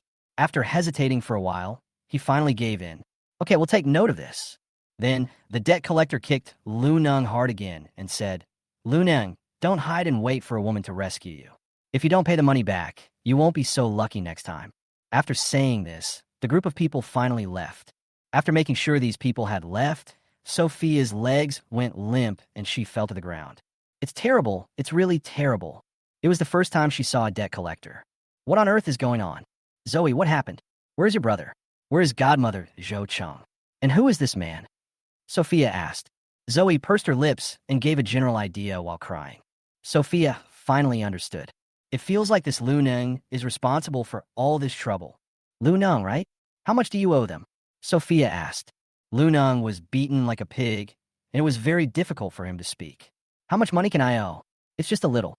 Those people are troublesome. They have to chase me for it. Just a little bit? Sophia nodded. Okay, I'll help you pay it back. Just consider it as the rent for Jack and Zoe to live here during this time. Although her account cannot be accessed, Jack's personal account can still be used. Sophia doesn't feel bad about taking 30,000 or 50,000 yuan. The most important thing is, if the money cannot be repaid, that group of people will come to cause trouble every now and then, and Jack and Zoe will be implicated. Sophia put her child in danger? Hearing this, Luneng's eyes suddenly lit up. You're so rich. Okay, then just give me 100,000. Sophia didn't mind at all and immediately planned to transfer the money using Jack's account. Don't give him any money. At this moment, a small hand reached out from the side and held Sophia down, speaking in a very low voice. Zoe's eyes lit up and she rushed forward. Brother, you're finally back. Woo! There were so many bad guys banging on the door just now. Zoe was almost scared to death.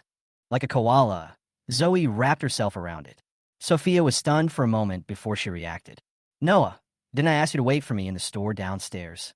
Noah tried to straighten his features. When those people came downstairs, they were scolding you and said they would punish you next time they came. So I came up to take a look. That's right. When leaving the amusement park, Sophia had a struggle between her conscience and her conscience, but finally decided to take Noah with her. After all, Noah is only 5 years old.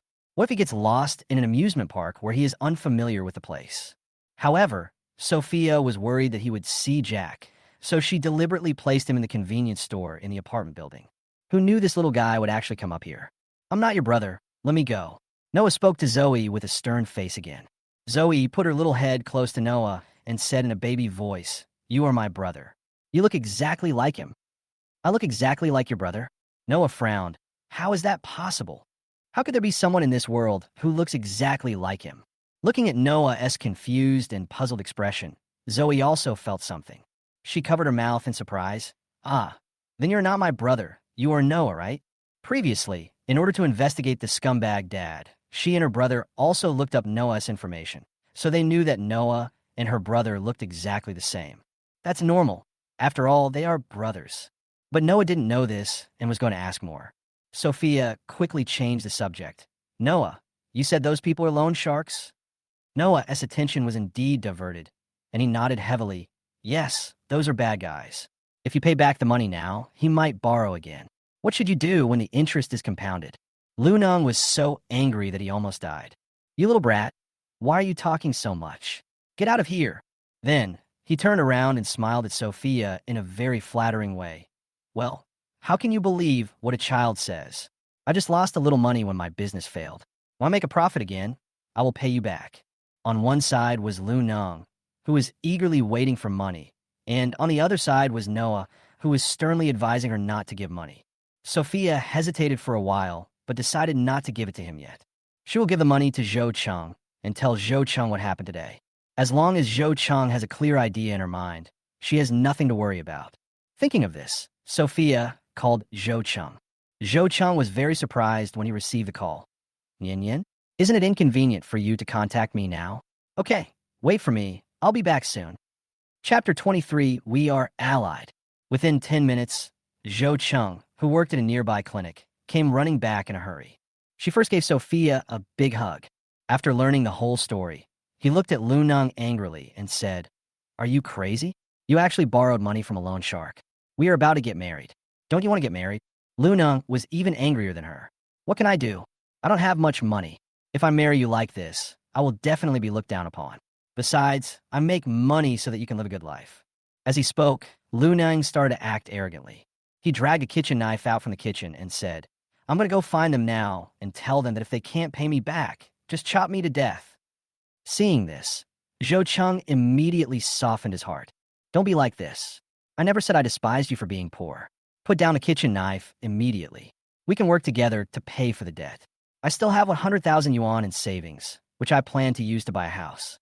Now, before he could finish his words, Lu Nong snatched the bank card. You should have told me earlier. When I pay back the money, I will start my business again. Then I will make a comeback and buy you a large apartment and a villa. Lu Nong said excitedly. Zhou Cheng's eyes were on the bank card, and he was a little reluctant to part with it. But in the end, he gritted his teeth and said, Then go and pay it back quickly, and don't let these people come to your door again. Okay, I'll go right away. Lu Nong was happy and walked out the door. As soon as Lu Nong left, the atmosphere in the room became much lighter. But Sophia always felt a little uncomfortable when she looked at Lu Nong's back. Xiao Qingzi, are you really going to marry this person? Zhou Cheng nodded. Well, I know what you were thinking. I was also very angry when he borrowed from a loan shark, but didn't he say that he was anxious to make money and ended up putting all his money into the goods? After a pause, he continued, Nian Yin, when the Zhou family went bankrupt, only Lu Nong stayed with me. Now that he has made a mistake, I can't just break up with him. Sophia opened her mouth, but said nothing. Alas, her own emotions are still a mess, not to mention Zhou Cheng. She thought about it and transferred 152,000 yuan to Zhou Cheng. What are you doing, Yin Yin? Zhou Cheng was stunned. Sophia raised her hand and patted Zhou Cheng on the shoulder. The 100,000 yuan is for Zoe and Jack's living expenses and rent while they live with you. The other 52,000 yuan is your wedding gift. Don't be polite to me, or I'll be embarrassed to let Jack and Zoe stay here with you. After hearing this, Zhou Cheng had no choice but to accept it. Then he asked Sophia, Why did you bring Noah back? Will Ethan cause you trouble? I'll take him back to Repulse Bay right away, Sophia replied. She got up and went to the bedroom to find Noah. Only then did I realize that Zoe was showing something to Noah on the tablet. One by one, all of them were photos of Jack. The more he looked, the more serious Noah's expression became. He even turned around and asked Sophia, Why do I look exactly like him? How can there be such coincidences in the world? Noah thought back to the time in the wine cellar when Sophia called out Jack when she saw him. It wasn't that she saw it wrong because she was drunk, but that he and Jack looked too similar, so Sophia made a mistake. Noah, who has a very high IQ, has already guessed it. Actually, you're my mommy, right? At this point, Sophia could no longer hide the truth. She nodded, Yes, I am your mommy. Then why did you leave me with Daddy? You took Jack and Zoe away, but you didn't take me. Noah asked again. Sophia licked her red lips that were dry due to nervousness. That's because Mommy was... Before she could finish her words, Zoe took over because the bad daddy got together with another woman and caused Mommy to fall into the sea and become a vegetable. Mommy had to escape, so she had to reluctantly leave a child behind as a barrier.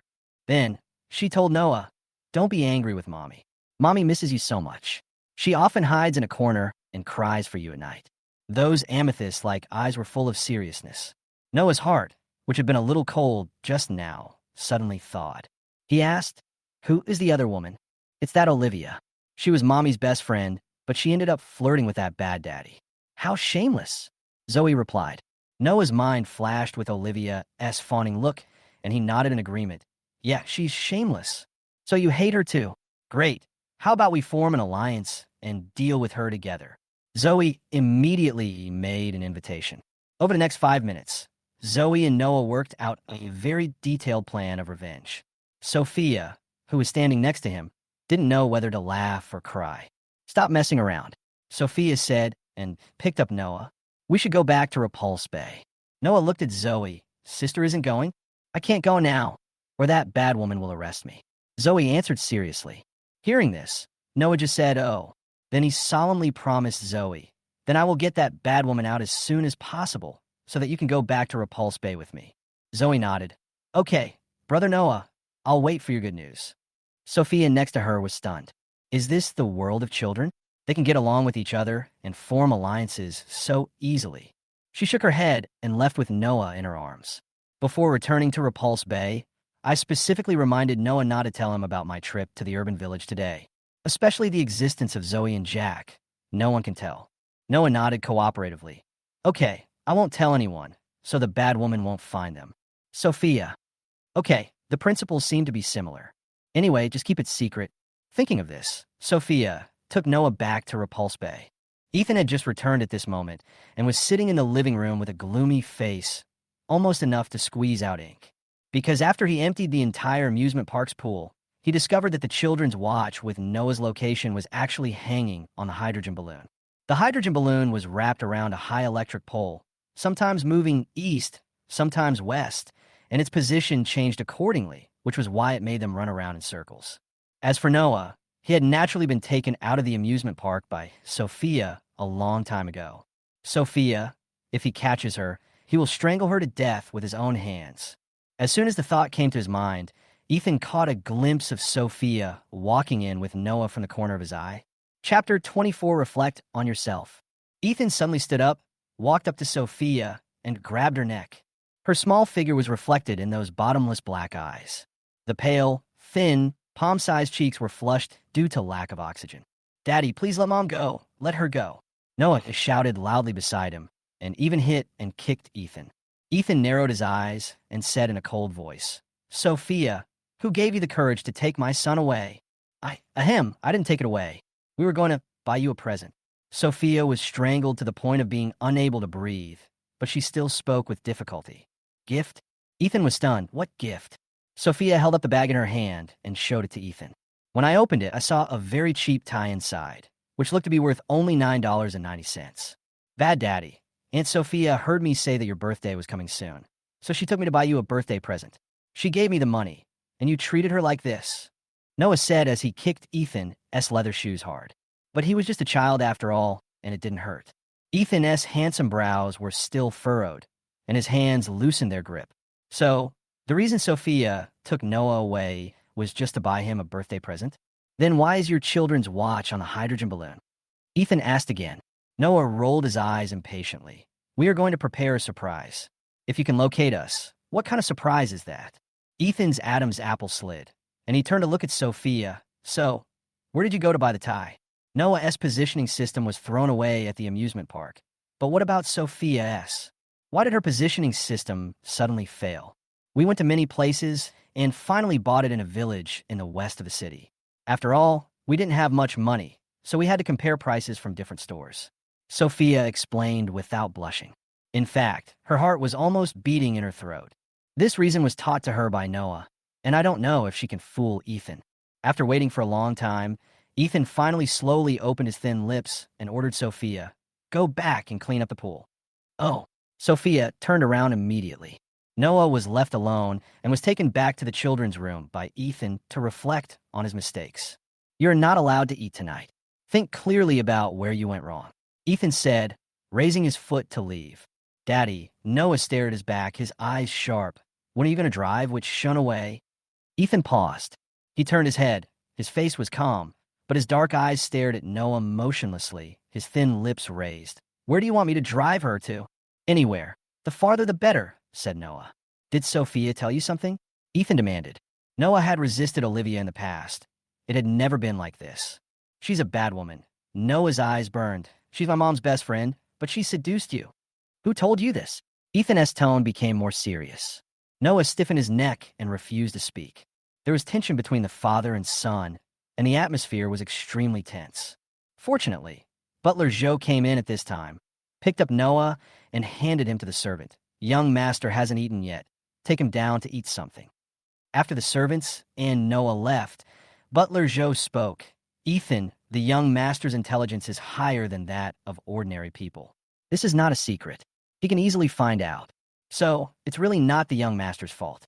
It's all Olivia's fault for being so short-sighted that she coveted the man of her deceased best friend. Ethan knew this. He was also trying to keep his distance from Olivia as much as possible, but because of his manic insomnia, he had to keep in touch. You go out. Ethan suddenly felt a headache. Butler Xizhou walked out obediently. Ethan stopped me again. In addition to the money Sophia has to pay me, I will pay her an extra 5,000 yuan a month. Stupid woman, you had the nerve to buy him a tie for $9.9. If this gets out to others, it will really bring shame to Repulse Bay. Okay, Ethan. Butler Zhou's tone lightened a little. He went straight to the swimming pool and saw Sophia busy at work. Sophia, here, this is your salary for this month. Butler Xizhou said, handing Sophia 5,000 yuan in cash. Sophia was a little confused by the thick stack of cash. I'm paying off my debts now, so why am I still getting paid? Butler Xizhou laughed, because Ethan thinks that at least the minimum living allowance should be met for you. Otherwise, you have no money at all. Do you have to borrow clothes when you want to go out? Sophia thought about it and realized that this was indeed the case. But she never expected Ethan to be so kind. Isn't he mad at me for taking Noah out of the amusement park? Sophia asked. Butler Xizhou shook his head. The young master is back safe and sound, and you went out to prepare a birthday present for him. If he is still angry about this, is Ethan still a human being? Thinking about this, Butler Xizhou lowered his voice again and approached Sophia. Sophia, you have this money, so go buy Ethan a better birthday present. If it's not enough, tell me. Hearing this, Sophia suddenly understood. So Ethan gave me money for this. She thought Ethan was suddenly merciful and gave her money so that she could buy him a birthday present. This man is sick. Just buy whatever you want yourself. Keep your voice down. Butler Xizhou pulled her aside. This is my suggestion.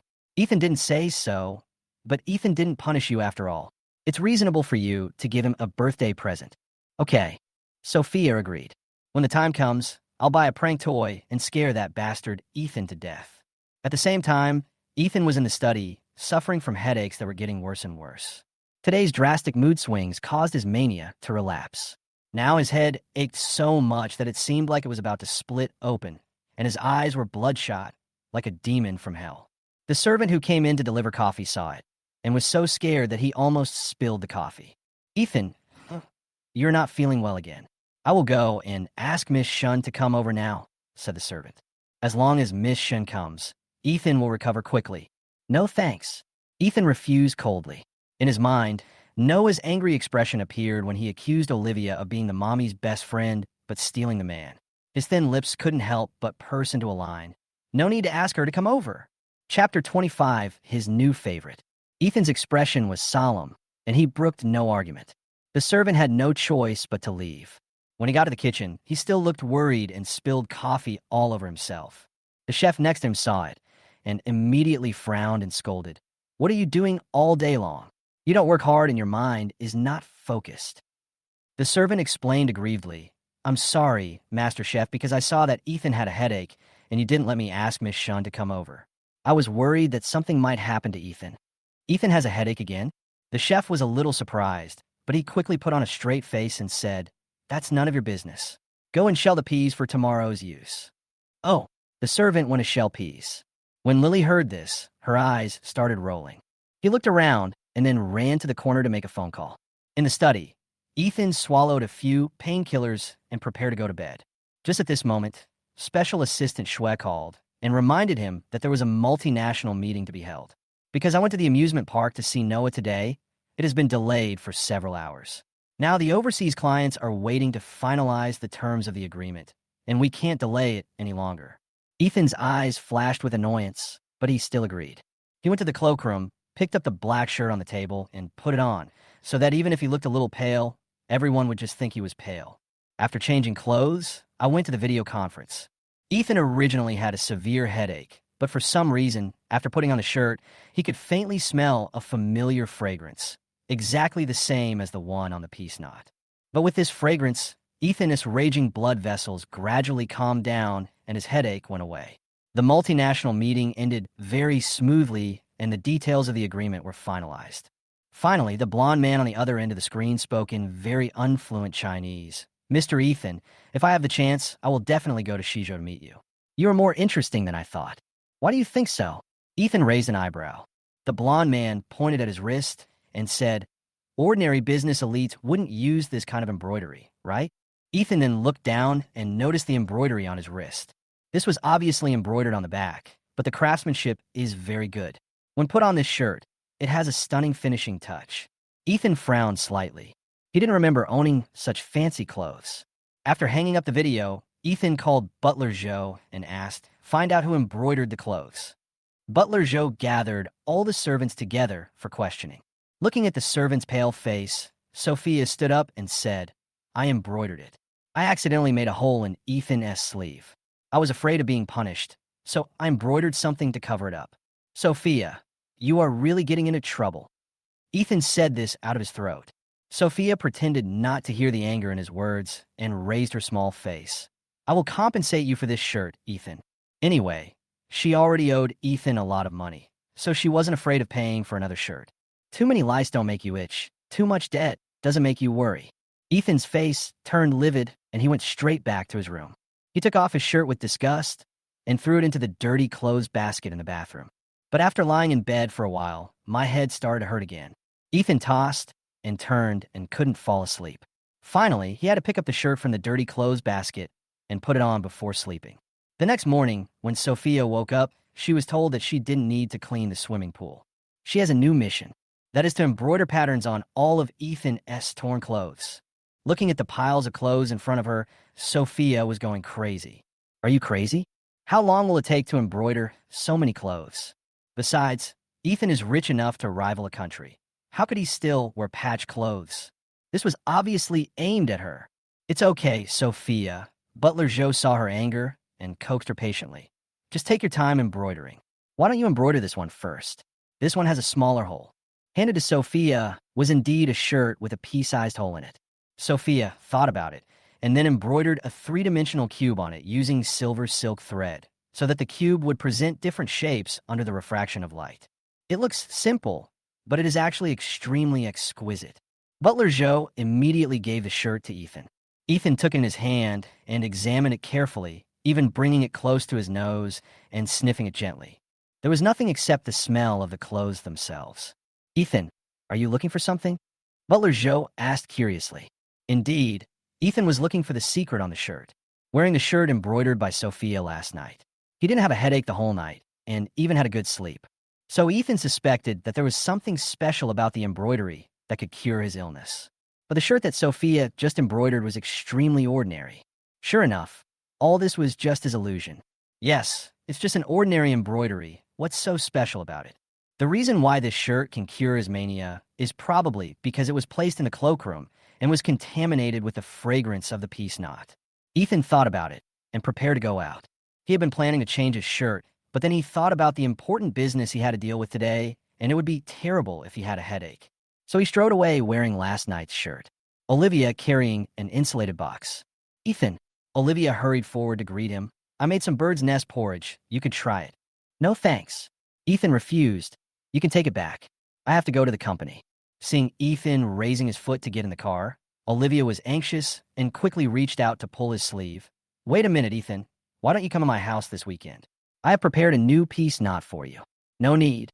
Ethan still refused. "You don't have to give me a peace knot anymore." After saying this, Ethan pulled back his coat, then thought it was dirty, so he took it off and threw it to the driver, then got into the car wearing only his shirt. The embroidered pattern on the cuffs appears and disappears as she moves. Olivia was dumbfounded. What's going on? Ethan's mania can only be temporarily suppressed by the peace knot in her hand. But now Ethan says it's not necessary. Has his mania recovered? But last night Lily called her and told her that Ethan was in terrible pain. Olivia's mind was full of question marks. Watching Ethan's car disappear into the distance, she bit her red lips secretly, turned around, and walked straight into the repulse bay. No, she must get to the bottom of this matter. Chapter 26, Why Is It Her Again? Olivia entered the shallow bay and asked around but got no results. Ethan suddenly changed his mind and didn't want to see her. At this moment, Olivia saw Sophia busy in the cloakroom, and her pupils shrank suddenly. Wasn't this woman supposed to do the rough work in the kitchen? Why did she come upstairs again? Who let you in? Olivia walked in immediately. Her attitude was extremely arrogant. Are you trying to steal something? Sophia rolled her eyes. I'd like to steal it, but there's only a bunch of rotten clothes here. Hearing this, Olivia immediately recognized that the pile of clothes in front of Sophia all belonged to Ethan. What's happening? Ethan, who always hated being touched by others, let her touch his clothes? Olivia just touched Ethan's sleeve at the door, and Ethan took off his coat directly. Comparing yourself with others will only make you angry.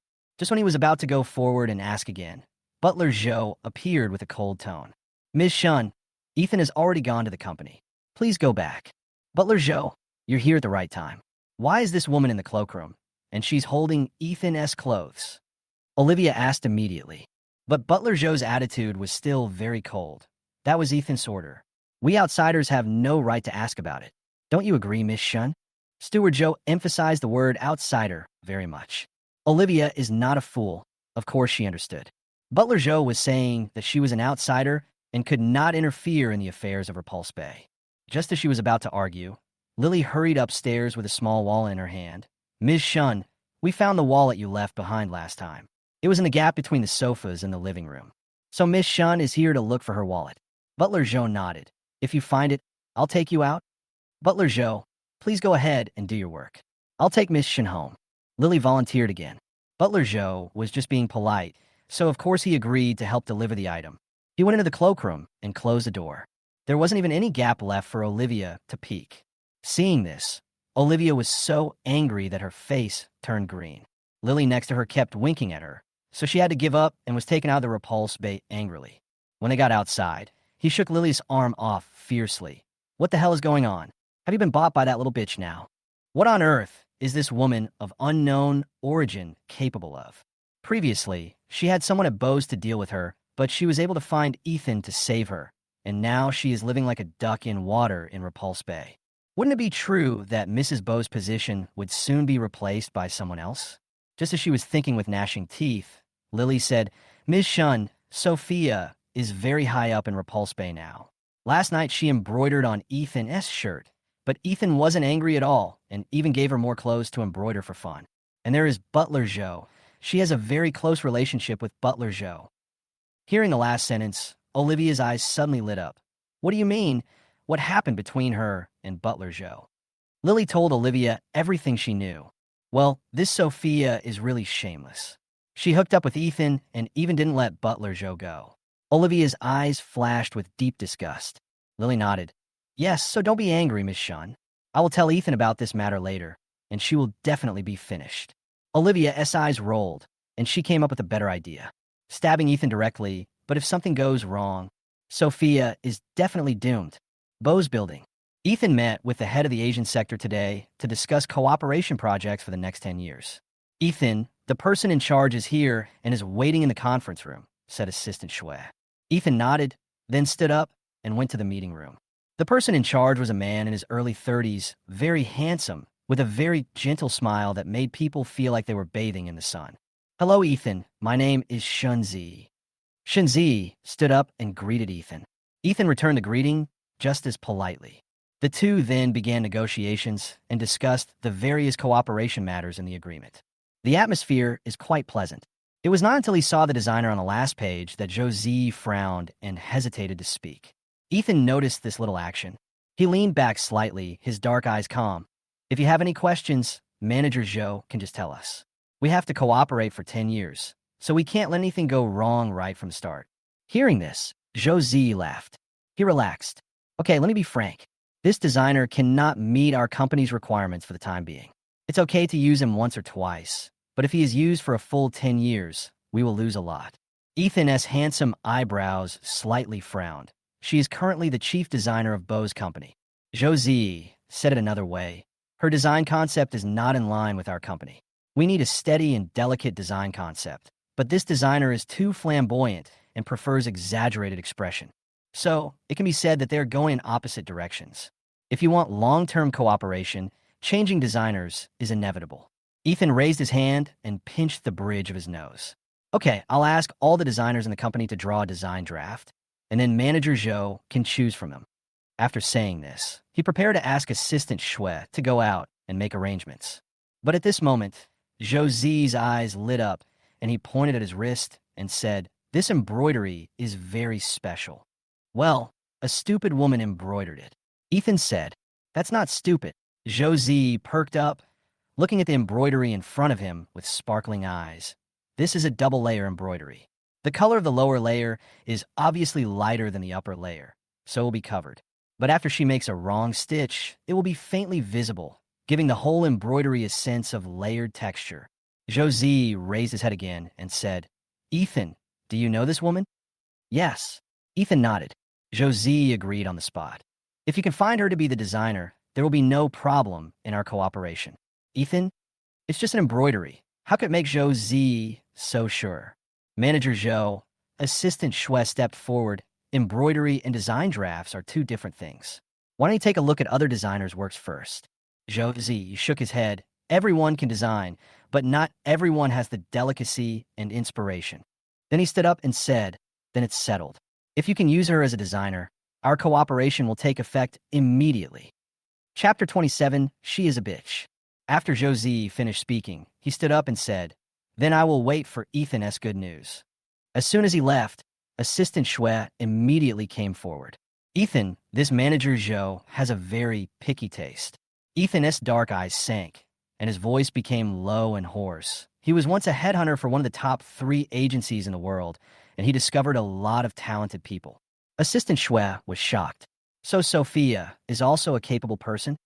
That woman?" Ethan pictured Sophia. For some reason, Sophia always gave him the feeling of being very similar to Sophia, yet different in many ways. This woman is extremely mysterious, but sometimes she can be extremely stupid. The most different thing is that Sophia definitely doesn't have her ability. No woman had ever been able to successfully conceal her true identity from him. But Sophia did it. Ethan is intrigued by her true identity. You'll know if he's capable after trying him. Ethan said this and left the company. He drove back to Repulse Bay and went to the cloakroom on the 2nd floor to find Sophia. A petite woman curled up in a pile of clothes, sleeping soundly. The palm-sized white face was faintly peach pink, and the lips were watery, looking as if she was ready to be ravaged. Because of her bad sleeping posture, the dress she was wearing rolled up halfway, barely covering her thighs. Ethan's dark eyes were filled with complex emotions, and his Adam's apple rolled unconsciously. This stupid woman has no idea how to sleep. He walked forward and kicked Sophia's foot with his toes, his handsome brows furrowed. "Sophia, wake up."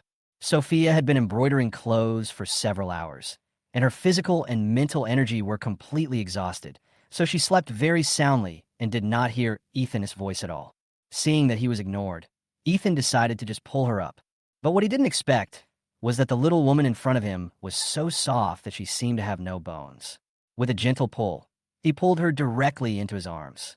The two of them were pressed close together, and their hearts were beating at the same frequency at this moment.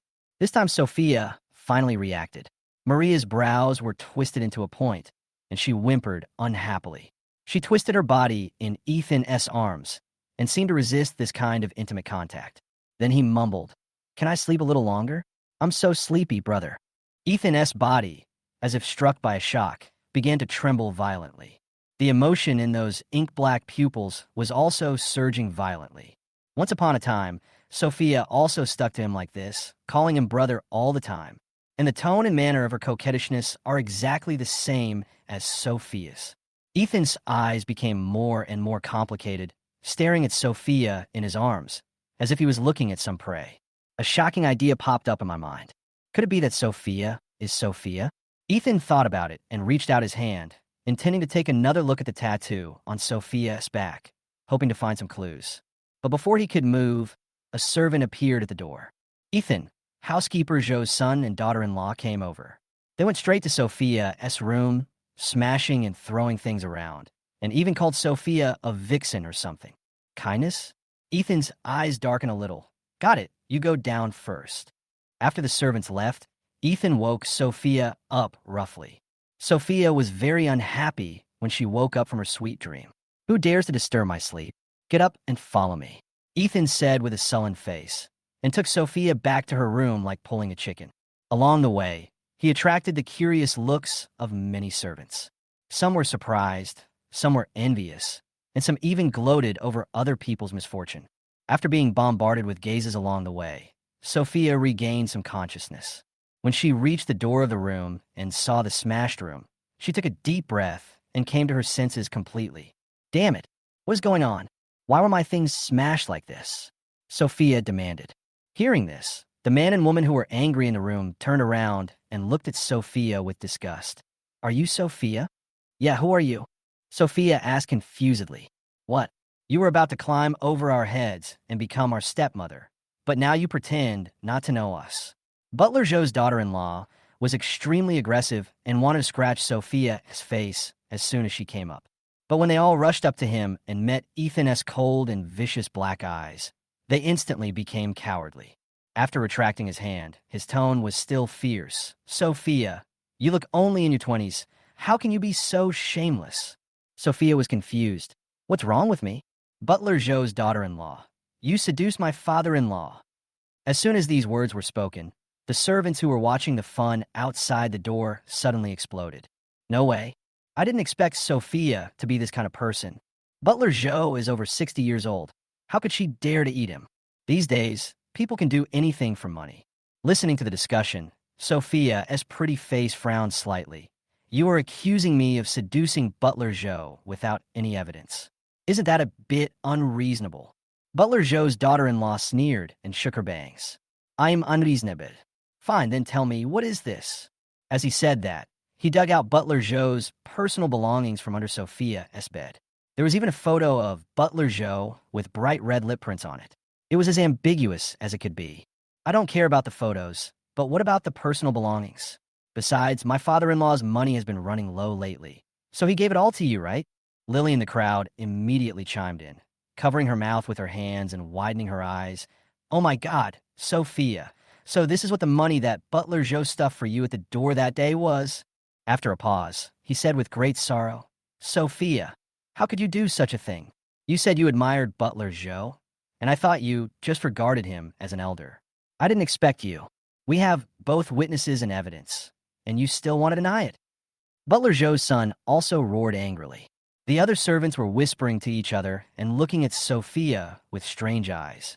During this period, Butler Zhou was indeed more caring toward Sophia. However, the originally normal care at this moment fermented and immediately changed. Everyone was whispering to each other, saying bad things about Sophia, not hiding their emotions at all. Disgust, contempt, gloating, you name it. Ethan stood at the door, listening to the conversations, feeling an inexplicable irritation rising in his heart.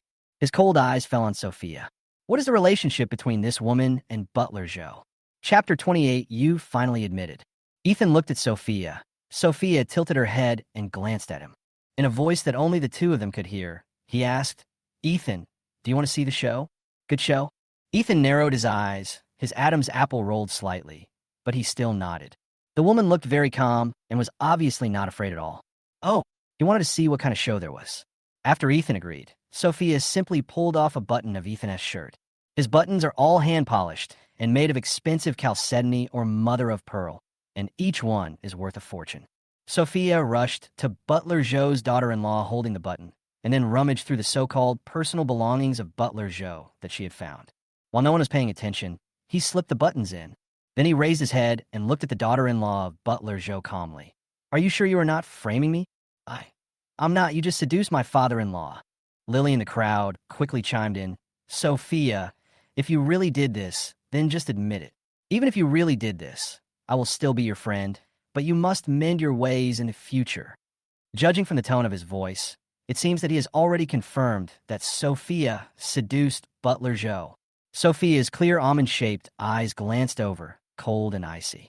Lily felt inexplicably guilty and quickly lowered her head. I have no idea why you wanted to frame me, but unfortunately, you were too panicked and took the wrong thing. Sophia shook her head regretfully. Ethan's button from the pile and held it high. This is not Butler Joe's. This is Ethan's button. How is this possible? Butler Joe's daughter-in-law's face suddenly changed. The son next to him reacted faster and quickly insisted. You are so shameless. You hooked up with my dad and you want to hook up with Ethan. But I heard that this button was stolen before I came to Repulse Bay, and a confidential document of the company was also taken away.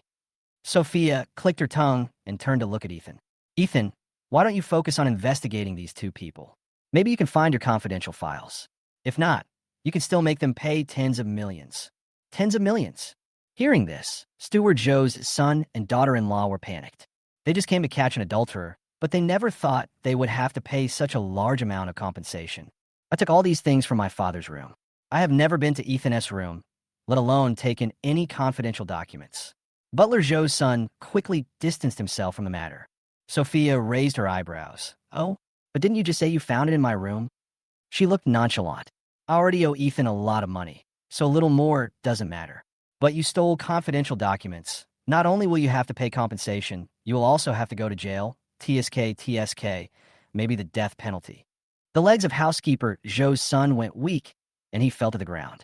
No, we were instructed, Ethan. It was all that woman's fault. She gave us money and asked us to frame Sophia. Butler Joe's daughter-in-law stretched out her hand and pointed at Lily. Lily was stunned at that time. I didn't, Ethan. You hear my explanation? It's you. You gave me 100,000 yuan.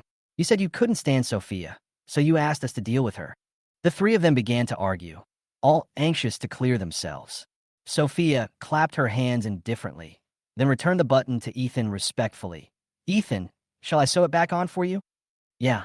Ethan lowered his eyes and looked at the little woman in front of him. A faint smile appeared on the corner of his mouth, and he didn't even notice it. This woman is more capable than he thought. At this time, Butler Joe, who had gone out to purchase things, also came back and hurried over after hearing the news. Butler Joe, I'll leave this matter to you.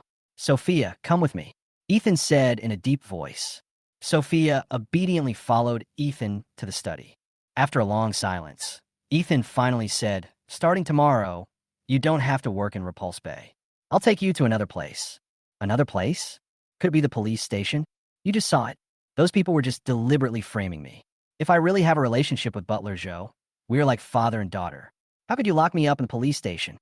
Ethan raised an eyebrow and asked, why should I put you in the police station? How should I know? Sophia lowered her head in grievance. You're always like this, so moody. You asked me to mend clothes halfway through cleaning the pool, and now you want me to stop working in Repulse Bay. After a pause, he added, do you mean to let me go? Of course not. Alex denied it flatly. Sophia jumped up and said, what did I say? You must be sending me to the police station. This bastard, this scumbag. After deceiving her into doing this job for so long, now she has to be sent to the police station. If she had known this would happen, she would have gone to the police station from the beginning so that she wouldn't have to suffer so much. As I was thinking with righteous indignation, I heard Alex say, go to Bose to meet a client tomorrow. He likes your embroidery. If you get along well, you could go to Bose to be the designer for this project. Huh? Sophia was stunned for a moment. What? Is my words hard to understand? Ethan asked back. Sophia's clear almond eyes widened even more. I understand, but why do you want me to be a designer? There are so many designers in Bo's company.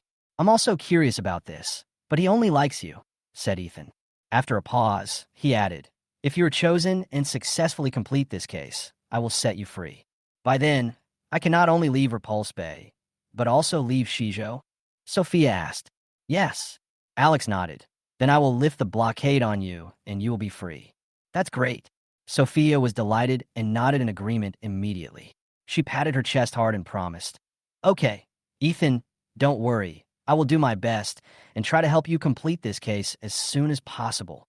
However, looking at the eager and joyful expression of the little woman in front of him, Ethan began to feel unhappy somewhere in his heart, and his thin lips were pursed into a pale line. Is it so important for Sophia to leave Repulse Bay and Xizhou?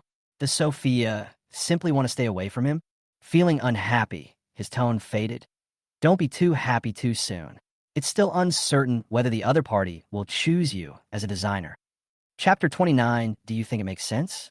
This cold tone made Sophia unable to help but complain wildly in her heart. What's wrong with this man? It was he who asked her to try the designer, and it was also he who poured cold water on her now. So he was just trying to make things difficult for her? If you dislike her so much, why bother to get her to be a designer? Sophia didn't say these words to anger Ethan. If there's nothing else, I'll go back and rest. Sophia said. Wait. Ethan called her again. Sophia turned around in confusion, her long feathery eyelashes trembling slightly. Is there anything else? Come with me to the mall, Ethan said in a deep voice. Not knowing why, Sophia followed him to the mall and was taken to a women's clothing store. Seeing Ethan, the salesperson immediately came up to him and forced a professional smile. Hello, Ethan. Do you want to buy something? Pick some women's clothes, Ethan said, and pointed at Sophia next to him with his chin. Give it to her. Sophia heard this. Her eyes widened immediately. Why are you buying clothes from me for no reason? Are you planning to embarrass me by going to the company dressed like this? Ethan asked impatiently. Sophia really wanted to say what's wrong with dressing like that. But when she looked down, she realized that she was still wearing a $100 dress. It was fine if she stood with the servants in Repulse Bay, but it would be a bit shabby if she went to a company like Bose that is among the top 30 in the world. What's more, she is a designer, representing the reputation of the Bow family, so she should dress better. But the brand in front of her was very expensive. Sophia hesitated for a moment. Actually, Xizhou also has some affordable luxury brands. How about we go shopping? As soon as she finished speaking, Ethan saw through her little thoughts and sneered, It doesn't make sense to let a woman pay for following me out. After a pause, he added, The money you have on you isn't enough to buy you a decent set of clothes, so you should keep it for yourself. Sophia. She really only had a few $1,000s on her, but it was all thanks to Ethan. How dare this man look down on her? Sophia was furious. Okay, you have money, right? Then she won't be polite. Sophia asked the salesperson arrogantly. We're the new styles of the season. It would be best if they are limited edition ones. Yes. We just received a batch of new models today. They're all placed here. Miss, take a look and see which one you like. Sophia didn't even look at it. I wear a size S. Find me this size and pack them all. Huh? The shopping guide was stunned. The total value of these clothes is at least several million. Do you want them all? Ethan, are you willing to spend money? It's okay if I buy a few more pieces, right? Sophia asked deliberately teasingly. Ethan didn't even bat an eyelid. Wrap them all up. Since the owner had spoken, the shopping guide naturally hurried to pack the goods and swipe the credit card. After a pause, he chose one and stuffed it into Sophia's hand. Miss, why don't you change into this one first? You are so pretty and have a good figure. It would be unfair for you to wear such ordinary clothes. Okay. Sophia didn't hesitate and went to the fitting room to change immediately. The shopping guide chose an inky black bud skirt for her. It had a very simple cut and a tube-top design with 2 straps made of small pearls on both sides, which made her collarbone look particularly delicate. Her legs were faintly visible under the black veil. Although she was wearing very ordinary white shoes, she looked more innocent and lively like a girl. Sophia stood in front of the mirror in the fitting room, looked at herself, and felt quite satisfied. After walking out, the shopping guide was full of praise for me. Finally, he did not forget to ask Ethan, Ethan, what do you think? Ethan was sitting on the sofa in the lounge area, reading a magazine. Hearing this, he slowly raised his head, his dark eyes slightly stunned. The next moment, he pulled the corner of his mouth and said, Indeed, if you put on some nice clothes, you can barely look like a human being. Sophia, if you can't speak, please just shut up. I like this one very much. Sophia saw that the salesperson was quite embarrassed, so she said, I'll change it and wear it next time I have an important occasion. Having said that, he turned and walked towards the fitting room. As soon as she turned around, the low-back design caught Ethan's eyes. A large area of the snow-white back is exposed, and the slender waist that can be held in one hand makes people feel extremely hot. Ethan felt as if a ball of fire flashed before his eyes, and his pupils turned uncontrollably red. After Sophia changed out of it, he said coldly, This one is returned. Why? Didn't you just say it was okay? Sophia was puzzled. She really likes this skirt and feels it suits her temperament. The more I look at it, the uglier it becomes. In order to avoid turning me off, I'm returning it. Ethan's eyes darkened as he uttered these words from his throat. Sophia was speechless. Then what do you think looks good on me? Ethan raised his hand and pointed at the sample clothes in the window next to him. This one. Sophia looked in the direction of his finger and almost laughed out of anger. That's spring clothing, and it has a turtleneck. It's already summer now. Am I going to give myself a body full of prickly heat by wearing a turtleneck outside? Bose air conditioner is not for show, Ethan said calmly. It covers you tightly, just enough to cover up your flaws. Sophia rolled her eyes fiercely. She really didn't understand what was wrong with this man. He brought her here to buy such expensive clothes, but he deliberately humiliated her. Just take her as a joke. It is true that a man's heart is as unpredictable as a needle in the sea. In the end, the autumn outfit was not bought. Sophia carried the other clothes and went back to Repulse Bay with Ethan. In Repulse Bay, Butler Xizhou was already waiting in the living room. Seeing Ethan coming back, Butler Xizhou immediately spoke respectfully. Go pack these clothes first. Ethan sent Sophia away first. Then he nodded, walked to the sofa in the living room, and sat down, crossing his long legs wantonly. Have you found out what happened? Yes. Everything was instigated by Lily. She bribed my son and daughter-in-law and wanted to ruin Sophia's reputation in Repulse Bay. Butler Xizhou said, what is her purpose in doing this? Ethan asked again. Butler Xizhou, Lily said that she saw Sophia had been doing well since she came to Repulse Bay, so she couldn't stand her and wanted to deliberately target her. Oh, Ethan tapped his knees with his bony fingers and asked Butler Xizhou, so you also think this reason makes sense? Chapter 30. Start to suspiciously. Sophia to work as a maid in Repulse Bay. How could anyone else be so bold as to take action over such a trivial matter? And it's such a crude way of framing? Butler Xizhou lowered his head. I also suspect there's something else going on, but now Lily is holding on to it and won't let go. Go check it out and tell me. Ethan said in a deep voice. Yes. On this side, Sophia has returned to the room. When she walked in, she saw a girl cleaning. Sophia knew that girl, the one who accidentally ironed a small hole in Ethan's shirt. Why are you here? Sophia asked. The girl immediately stopped what she was doing and said hello. Lily was fired by Butler Xizhou, and then there was a vacancy in your room, so I applied to be transferred here.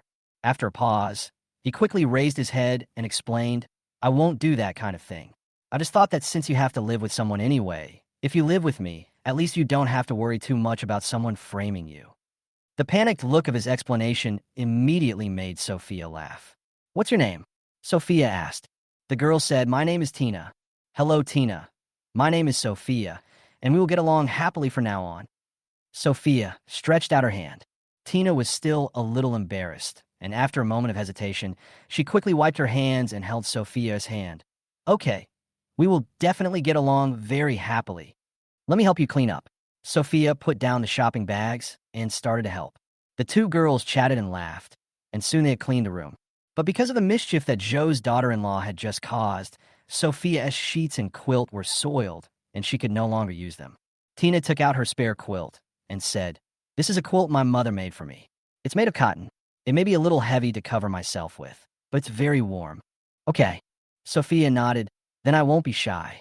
Having said that, he took the quilt and sheets directly. Time passed quickly, and it was the next day in a blink of an eye. Sophia got up early and prepared to go to the company with Ethan. Tina learned that she might become a designer in the future. Her eyes suddenly sparkled. I thought you were really good at embroidery last time. As expected, gold will never be buried. By the way, you will definitely need to put on makeup when you go to work. I'll put it on for you. Without any explanation, Sophia was pushed in front of the bathroom mirror and put on some light makeup. Her facial features are already delicate, and with a little embellishment now, they are even more breathtakingly beautiful. Paired with a goose yellow off-shoulder dress and nude peep-toe high heels, she is a true business elite. It was such a waste of your talent to have you work as a maid before, Tina said seriously. Sophia felt a little embarrassed by the compliment. She smiled and went to the main hall. Ethan was eating breakfast. When he looked up and saw Sophia, he felt a little unhappy.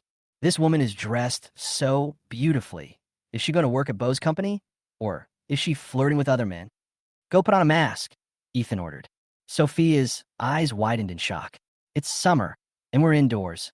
Why should I wear a mask? This is quite alternative. Okay. All non-official employees of Bo's have to wear masks. Ethan gave the answer. Sophia didn't believe it. Last time I went to Bo's to deliver cooling soup, many temporary workers also went to get it. They didn't wear masks. There is no such rule at all. It was just erected today, Ethan replied. Sophia, this is almost like pointing at her forehead and saying that this rule is specially prepared for her. Okay, it's just wearing a mask. Just wear it. Sophia went to find a very ordinary mask and put it on. But after covering most of her face, the exposed eyes looked even more charming, and thousands of stars were flowing in her clear pupils, making it impossible to look away. Ethan frowned. If you take off your mask again? Never mind, let's go. Ethan stood up and walked out with his long legs. Sophia followed immediately. She rode with Ethan to work in the back seat of his Hummer. But when they were almost at Bo's, Sophia suddenly called a halt and asked Ethan to stop the car. What are you doing? Ethan asked unhappily, without stopping the car, but just slowing down. Of course we're going to walk down. Otherwise, if we show up together, it'll be easy to be misunderstood, Sophia replied. If I really work as a designer in Bo's company in the future, I will inevitably have to deal with other employees. By then, I'll be labeled as someone who has a close relationship with Ethan, which will easily arouse jealousy. So from the very beginning, Sophia had to eliminate this possibility. But Ethan's face suddenly sank. Just appearing with him makes her feel resistant. Crunch. The Hummer did a beautiful drift and stopped by the roadside with an extremely violent movement. Sophia was caught off guard and her head hit the seat in the front row, which rubbed off a lot of her makeup, revealing her red and delicate skin. Before I could come to my senses, I heard Ethan's extremely cold command. Get out.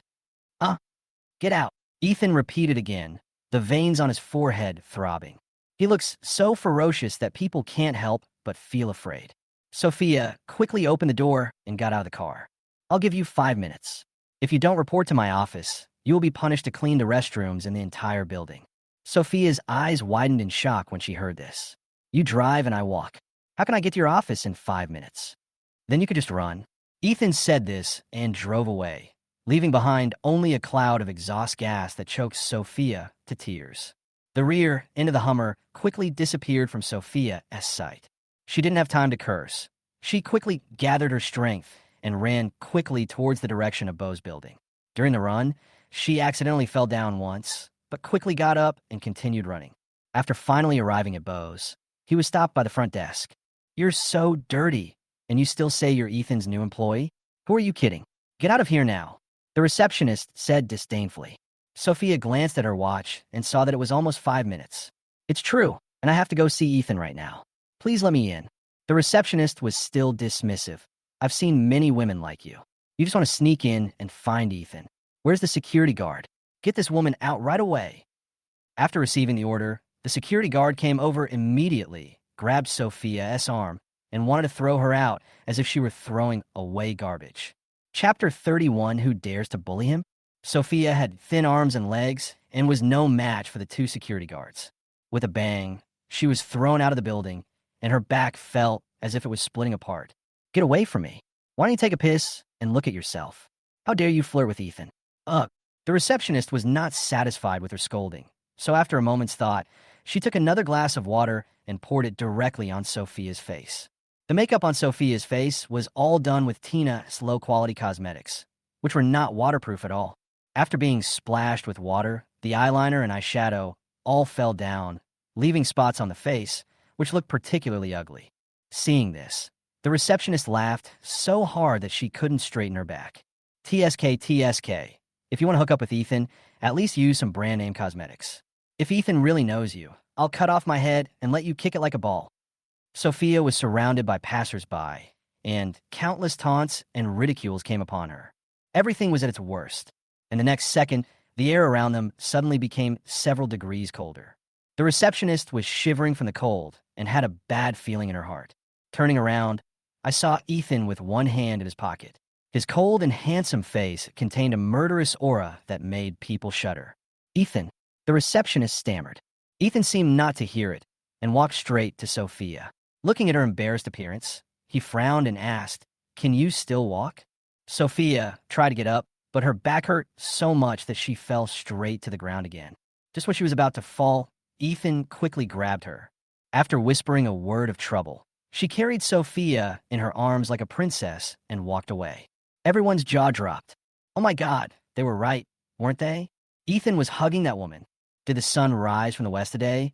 Or is the entire solar system about to be destroyed? Just as everyone was amazed, Assistant Xue came out and scolded everyone with a gloomy face. Don't you have anything to do?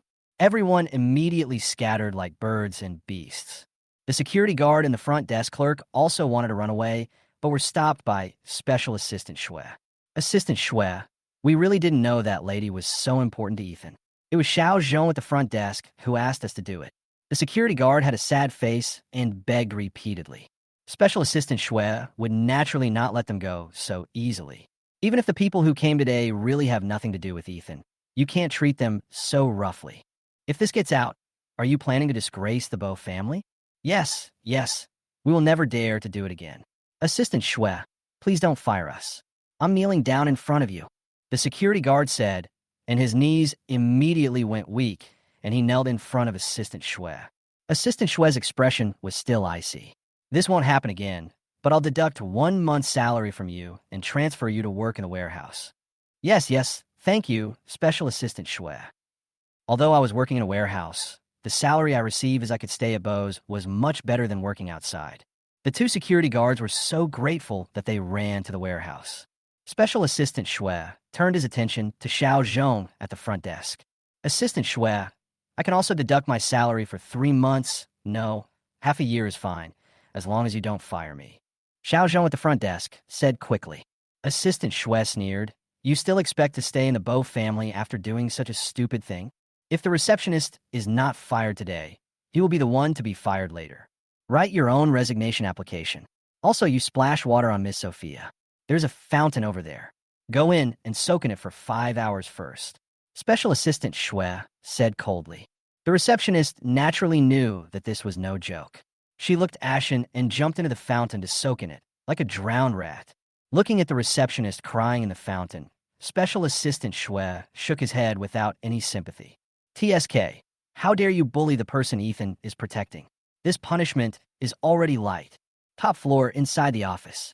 Sophia was carried by Ethan into the compartment behind the bookshelf and then thrown onto the bed. Then a bath towel was thrown over her head. Come out after you've packed up. Ethan said this and walked out. Sophia quickly wiped the water off her body with a bath towel, then went to the bathroom to remove her makeup, revealing her originally flawless and fair face. Although not as refined as before, it has a more otherworldly freshness. Only then did she go out.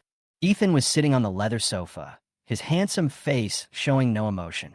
Come here. Ethan's voice was hoarse and dark. Sophia walked over obediently. Before she could say anything, Ethan grabbed her wrist, and with a gentle tug, she fell directly into Ethan's lap. The man's hot body temperature was clearly visible through his thin suit pants. Sophia felt as if she had been electrocuted and wanted to stand up quickly. But Ethan held her tightly in his arms, saying in an unhappy tone, Don't move. What do you want to do, Ethan? I'm here to be a designer. If you want to do something else, don't blame me for being rude. Sophia said loudly. Her petite body was tense, and she even clenched her fists as if she was about to hit someone. But what he got in return was Ethan's mocking smile. You're capable now? When you were pinned to the ground and bullied just now, why didn't you tell them to show them how polite you are? Sophia.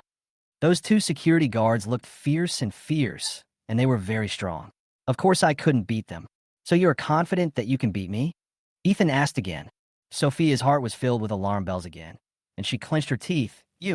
If you dare to mess around, I will bite my tongue and commit suicide.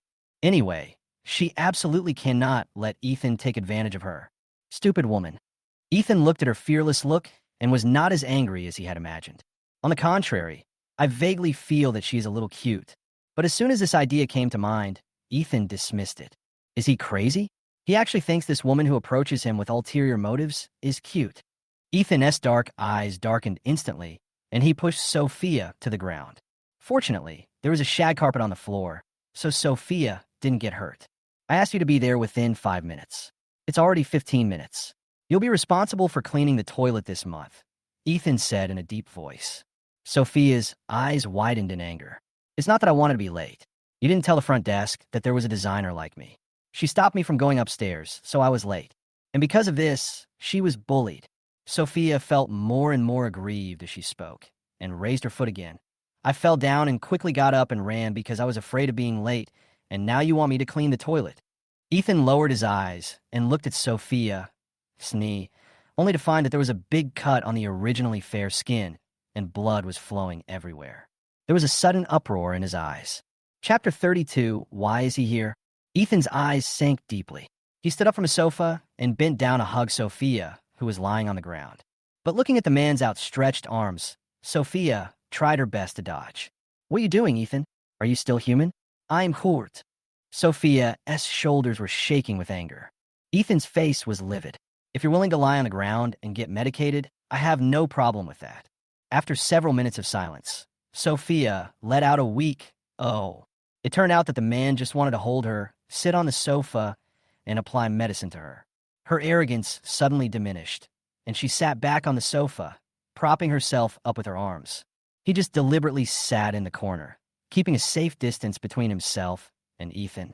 Looking at the distant attitude of the little woman in front of him, Ethan suddenly felt unhappy. Don't worry. I have no interest in a woman like you, even if you bring her to me. Ethan said coldly. Sophia said, That's great. Thanks, Ethan, for letting me go. He stood up and fetched the medicine box, ready to apply medicine to Sophia. I can do it myself. Sophia looked calm, but she was very nervous and kept moving her feet back. Ethan grabbed it directly. If you move again, I will really clean the bathroom for you. Hearing this, Sophia immediately became obedient. Ethan used a cotton swab dipped in alcohol to wipe away the blood that was gradually drying. When the wipe touched the wound, Sophia instinctively shuddered in pain. But she still bit her lips tightly and kept silent, trying hard to pretend that nothing was wrong. Ethan finished treating her. He took out a handkerchief and bandaged Sophia's wound directly, sneering, You are really amazing, Sophia. You can wrestle on flat ground. Try running in high heels, Sophia said, and the heels are so thin, you'll be lucky if you don't fall to death. As soon as she finished speaking, her hand was grabbed by Ethan and pushed directly above her head and restrained. The tall man leaned over and pressed her down on the soft sofa, gritting his teeth. Sophia, you feel uncomfortable if you're not angry with me? Is it okay if I don't say anything? Sophia quickly admitted, You pressed on my wound. It hurts. Ethan slowly stood up. Only then he realized that he had really pressed down on her wound. A darker pattern appeared on the inky handkerchief, and it was obvious that she was bleeding again. He cursed under his breath, stood up, and took out a new handkerchief from the drawer to bandage the wound. I was about to throw away the one stained with blood, but unexpectedly, I smelled a faint fragrance. In an instant, the throbbing veins on his forehead seemed to be smoothed out by an invisible big hand. This situation would only occur when he touched the peace knot. This handkerchief. Ethan held up the handkerchief, his dark eyes filled with a deep look as he looked carefully. At this moment, Assistant Schwinn knocked on the door, interrupting Ethan's thoughts. What's up? Assistant Schwinn pushed the door open a crack and said respectfully, Ethan, Manager Xizhou, is already waiting in the conference room. Okay, got it. Ethan threw the handkerchief on the desk and turned to look at Sophia. Can you walk by yourself? I can walk. Sophia recalled the shock of being carried upstairs, nodded quickly, and limped out. Ethan's eyes were calm, and he followed him out. Sophia arrived at the meeting room. She was stunned when she saw the so-called Manager Xizhou. Isn't this Zhou Zi? Zhou Zi, who was sitting in the conference room, winked at her with his usual gentle smile on his face. That's right, Sophia actually knows Zhou Zi.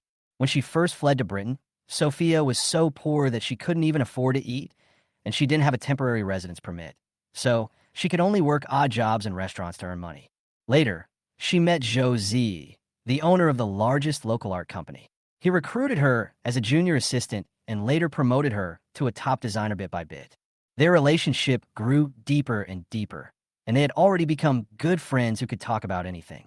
But now, why is Zhou Zi here? Miss Sophia, what are you doing standing at the door? Come in quickly.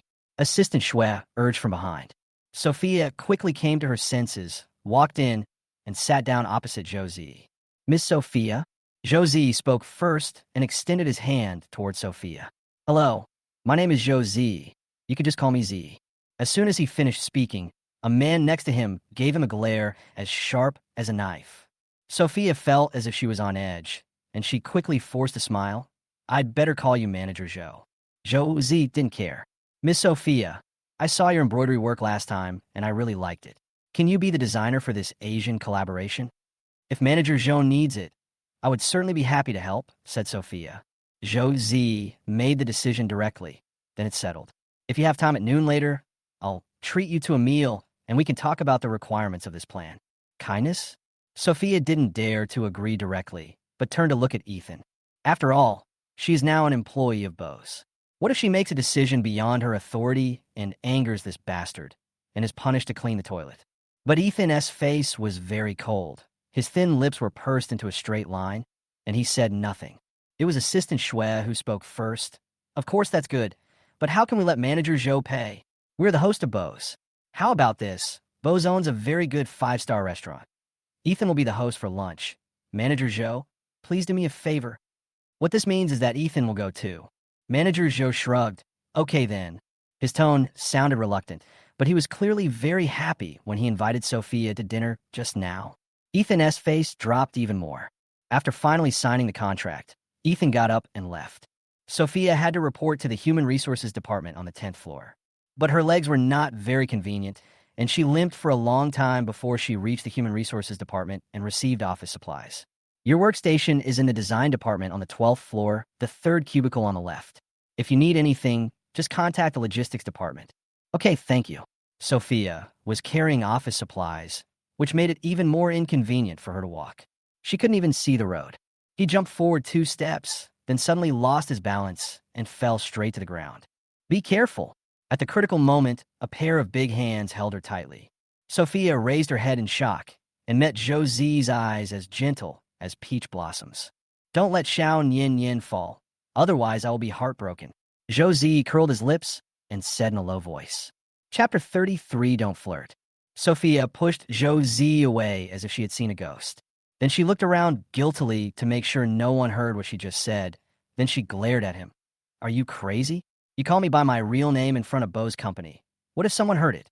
Sophia and Nian Yin are both similar. I'll just be perfunctory if anyone hears me. Zhou Zi didn't care. He took the office supplies from Sophia. Where is your office? I'll get it for you. No thanks. Sophia tried her best to keep her distance. Zhou Zi refused to listen and insisted on holding the office supplies. You are now a designer working with me. What's wrong with me having more contact with you? Isn't this a normal contact between Party A and Party B? After a pause, he deliberately teased. Nowadays, everyone calls Party a dad. Why don't you try calling him that too? Sophia rolled her eyes at him. I'm in the design department on the 12th floor. Zhou Zi switched to dog-licking mode in a second and walked towards the elevator happily. After sending Sophia to the office, he was in no hurry to leave. Are you okay in Repulse Bay? Did Ethan bully you? I'm Phoenix. Sophia shook her head and asked Zhou Zi, did Jack ask you to come? Zhou Zi nodded. Yes, Jack said that you are a maid now, and you might be bullied. So he asked me to find you a high-end job, so that Ethan will have to flatter you. It just so happened that Zhou Zi's company was going to Xizhou to expand its business, so he chose Sophia as the designer. Actually, I'm the one who made the profit. After all, when I was abroad, I had to spend tens of millions to buy your design draft, but it only costs $2 million at Bose. Zhou Zi said happily. Although his tone was lighthearted, Sophia knew it was all an act. If Ethan knew that Zhou Zi and she had known each other for a long time, he might have regarded Zhou Zi as an accomplice and dealt with him together. What a huge risk he took to come and help her. A glittering tear flashed across Sophia's clear almond-shaped eyes. Z, thank you. You're a mother, yet you're still so fragile. Why are you crying? Zhou Zi smiled and reached out his hand, trying to wipe away the tears from the corners of Sophia's eyes. And at this second, the office door was opened. A cold wind blew in from outside, freezing both of them. It's Ethan. That well-defined face was filled with fierceness, and there was an indescribable dark chill that was intimidating and chilling. Sophia quickly pushed Zhou Zi away, panicking. Ethan. Zhou Zi didn't react much. He quickly calmed down and looked at Ethan calmly. Miss Sophia, there's sand in your eyes. I'm just helping you. Don't get me wrong, Ethan. Misunderstand? Oh. Ethan's expression became increasingly cold, as if covered in frost. His voice also seemed to be filled with ice chips, cold and piercing. Where did the sand come from in the middle of summer? This office hasn't been used for a long time. Of course, there's a lot of dust. Sophia immediately took over the conversation and picked up a book on the bookshelf and shook it hard. Immediately, a lot of dust was raised, choking Sophia and causing her to cough violently, her eyes turning red. That pitiful look made Ethan's eyes move slightly. After a long while, he opened his thin lips and said, "Manager Xizhou, the car is waiting downstairs. Please come in." They had just agreed upstairs that they would have lunch together at noon. Zhou then walked out. Sophia also tried to go out, but Ethan grabbed her arm. He closed the office door, and in the narrow space of 10 square meters, only he and she were left. The atmosphere was inexplicably tense. After a while, Ethan walked up to Sophia, stared at her with his dark eyes, and said in a cold tone, "Sophia, you are really capable." "What?" Sophia was puzzled. Ethan snorted coldly. "Don't play dumb. What were you and Zhou doing just now? Did you really think I didn't see it?" Hearing this, Sophia's heart was immediately alarmed. No way. Ethan see what happened between her and Zhou. Doesn't that mean Zhou will also be targeted by Ethan? Thinking of this, Sophia quickly denied it. "I don't know what you're talking about. Zhou, and I didn't do anything." This attempt to distance himself from the matter seemed guilty to Ethan. The irritability in my heart grew more and more. "I need to remind you that Zhou is a client of the company. If you dare to have any bad intentions, don't blame me for being rude to you," Ethan said coldly. Sophia blinked her long feathery eyelashes and finally reacted. It seems that Ethan thinks that she is hooking up with Zhou. How is that possible? Zhou is her best close friend besides Zhou Cheng. Sophia felt more relieved after confirming that Ethan didn't see through her relationship with Zhou. He immediately raised 4 fingers and swore to Ethan, "Don't worry, Ethan, I will never have any emotional entanglement with Zhou. No, Manager Xizhou. Let's talk about it when you can do it." Ethan's voice was cold, but his expression softened a little. Sophia struck while the iron was hot and added, "Besides, I am a person who clearly distinguishes between public and private life. I will never have an office romance. If any man in the Bow family is in front of me, I won't even look at him twice." As soon as he finished speaking, Ethan's face turned pale again. Without saying a word, he turned around and left. The door was slammed shut with a deafening noise. Sophia's ears were almost deafened. As she reached out to rub them, she muttered, "Why is this man so moody? He's so hard to please." Then, Sophia also came downstairs. Zhou was already sitting in Special Assistant Shue's car, and in front was Alex's car. Sophia thought for a moment and then walked toward Assistant Shue's car. As soon as I touched the handlebars, I heard Ethan in front of me urging impatiently, "Sophia, come over here." Sophia. What is this man going crazy for? She walked over, bent down slightly, and looked in the car window. "Ethan, what can I do for you?" Today, Sophia is wearing a round neck dress with a slightly low neckline, so when she bends down, you can vaguely see her beautiful collarbone. Ethan's eyes darkened slightly, and he said in a low voice, "Get up here." "But I see, Ethan, you don't seem to want me to ride in your car, and you keep telling me to get lost, so forget it." Sophia refused. She's not a masochist, so she won't let Ethan order her around like that. "Then where do you want to sit? With Zhou?" Ethan lowered his eyelids, hiding the depth in his eyes. His voice was low and hoarse, with a chill in it. "Why, you just promised me, and now you forget it." Chapter 34, she has to clean up the mess. Sophia secretly clenched her fists. He took a deep breath and managed a smile. "How could that be, Ethan? I remember everything you told me. Why don't you come up?" Ethan asked in a deep voice, a hint of displeasure flashing across the depths of his dark eyes. Sophia had no choice but to open the car door and get in. The black Hummer rushed out as fast as lightning. Special Assistant Shue behind also quickly started the car and caught up. "Assistant Shue, does your Ethan particularly hate Miss Sophia?" Zhou asked. Assistant Shue's eyes widened immediately. "How is that possible? My Ethan treats Miss Sophia very well. He was a hero saving the damsel in distress this morning. Then why is he always mean to Miss Sophia and tells her to get out?" Zhou asked again. Assistant Shue opened his mouth, but could not speak. This is probably what they call beating is love and scolding is love. Without waiting for an answer, Zhou snorted in his heart. Look, Special Assistant Shue couldn't come up with any excuse. Even though Nian Yan has already started working as a designer, she is still bullied by Ethan, not to mention that she usually works as a maid in Repulse Bay. It's more than just miserable. The more Zhou thought about it, the sadder he became, and his fists were clenched so hard that they made crackling sounds. It was decided that if he didn't teach Ethan a lesson today, his name would be written backwards. As I was thinking about it, the car had already arrived at the restaurant entrance. Zhou got out of the car and walked to the private room prepared by Ethan and sat down, exuding a faint anger. Manager Zhou, take a look at what you would like to eat. Ethan handed over the menu in a gentlemanly and elegant manner. Zhou didn't even look at it and pushed it away. It doesn't matter what we eat, Ethan is the boss. But I heard that Xizhou's white wine is very famous. I wonder if Ethan is willing to buy me some. Ethan agreed frankly, of course. Okay, let's start with 10 bottles. Zhou said. Sophia widened her almond-shaped eyes in shock and tried desperately to wink at Zhou. 10 bottles of liquor? Is Zhou planning to drink so much that he ends up having a perforated stomach and be hospitalized? This madman. But Zhou seemed not to notice her expression and kept his eyes on Ethan. Ethan, is it okay for you to drink with me? Not too much, Ethan agreed. Soon, 10 bottles of white wine were delivered and placed in a long row on the table. The sight of them was shocking. Zhou was not panicked at all. He opened a bottle and poured it for Ethan. Ethan, let me toast you first. This is the first glass. You have to give me a favor, right? Ethan didn't hesitate at all. He just picked up the cup and drank it all. The pungent, transparent liquid passed through his throat like a knife cutting him, and when it fell into his stomach, it felt like a burning sensation, causing Ethan to frown in discomfort. Sophia saw this. She felt as if a needle had pierced her heart. It's really strange. She should be happy that Ethan, this bastard, is being targeted, but why does she feel so sad? Seeing this, Zhou secretly rejoiced in his heart. He knew that this man was definitely not up to the task. When it came to drinking, no one could compare to him, a natural hangover sobering expert.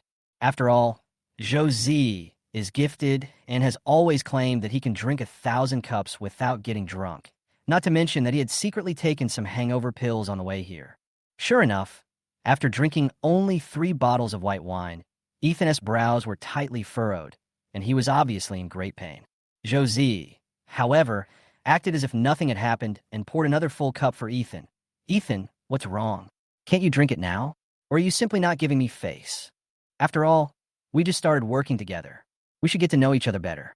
How can I know you if you're like this? Assistant Xue couldn't stand it anymore and quickly stepped forward. Manager Zhou, I'll toast you 3 glasses. Thank you for cooperating with Bose this time. I wish us a win-win situation in the future. Zhou waved his hand. Don't worry. Wait until Ethan finishes drinking, then we can drink. This is determined to make Ethan drink so much that his stomach perforates. Ethan frowned slightly, but finally picked up the wine glass and prepared to drink it all. But at this moment, a slender white hand suddenly reached out from the side and snatched away his wine glass. With a look of surprise on her face, Sophia had already picked up the wine glass and drank it all. He drank too quickly, and a few drops of liquor slid down the corners of his mouth, passed across his slender neck, and finally fell into the shallow depression at his collarbone. Nian, Miss Sophia, what are you doing? Zhou was stunned. Sophia was already dizzy after drinking a glass of white wine, but her mind was still clear. I'll drink for Ethan. There are still many opportunities for future cooperation. Manager Zhou, please don't figure out Ethan's alcohol tolerance in one go. It will be so boring in the future. No emotion could be seen on her blushing face. In fact, her heart had already been twisted into a ball, and her palms were left with deep red marks from her fingernails. She didn't know what she was doing, but she rushed forward and tried to block the drink for Ethan. Zhou heard the warning in her words. Warn him to stop drinking while he's ahead. Zhou was filled with confusion. What is going on? Wasn't Nian bullied by Ethan? Why was she still helping him block the alcohol? Ethan next to him also had a slightly gloomy look in his eyes, staring at the little woman in front of him with blushing cheeks, as if thinking about something. After the drinking incident, Zhou finally sat down and had a good meal, but he had just drunk too much and couldn't eat anything at all. About half an hour later, the dinner was over. As soon as Zhou was sent away, Assistant Xue immediately rushed to send Ethan to the hospital. No, go back to the company. Ethan refused. Having said that, he stood up and walked out the door. After only 2 steps, he fell to the ground in pain. Sophia was quick to move and shove her petite body into his arms, acting as a support point. The woman's light scent lingered around Ethan's nose, dispelling some of the pain in his stomach. Ethan lowered his eyes to look at her, but before he could say anything, he fainted from the pain. When he woke up again, Ethan was already lying in the hospital. When I opened my eyes, I saw a pure white ceiling. The air was filled with the pungent smell of disinfectant.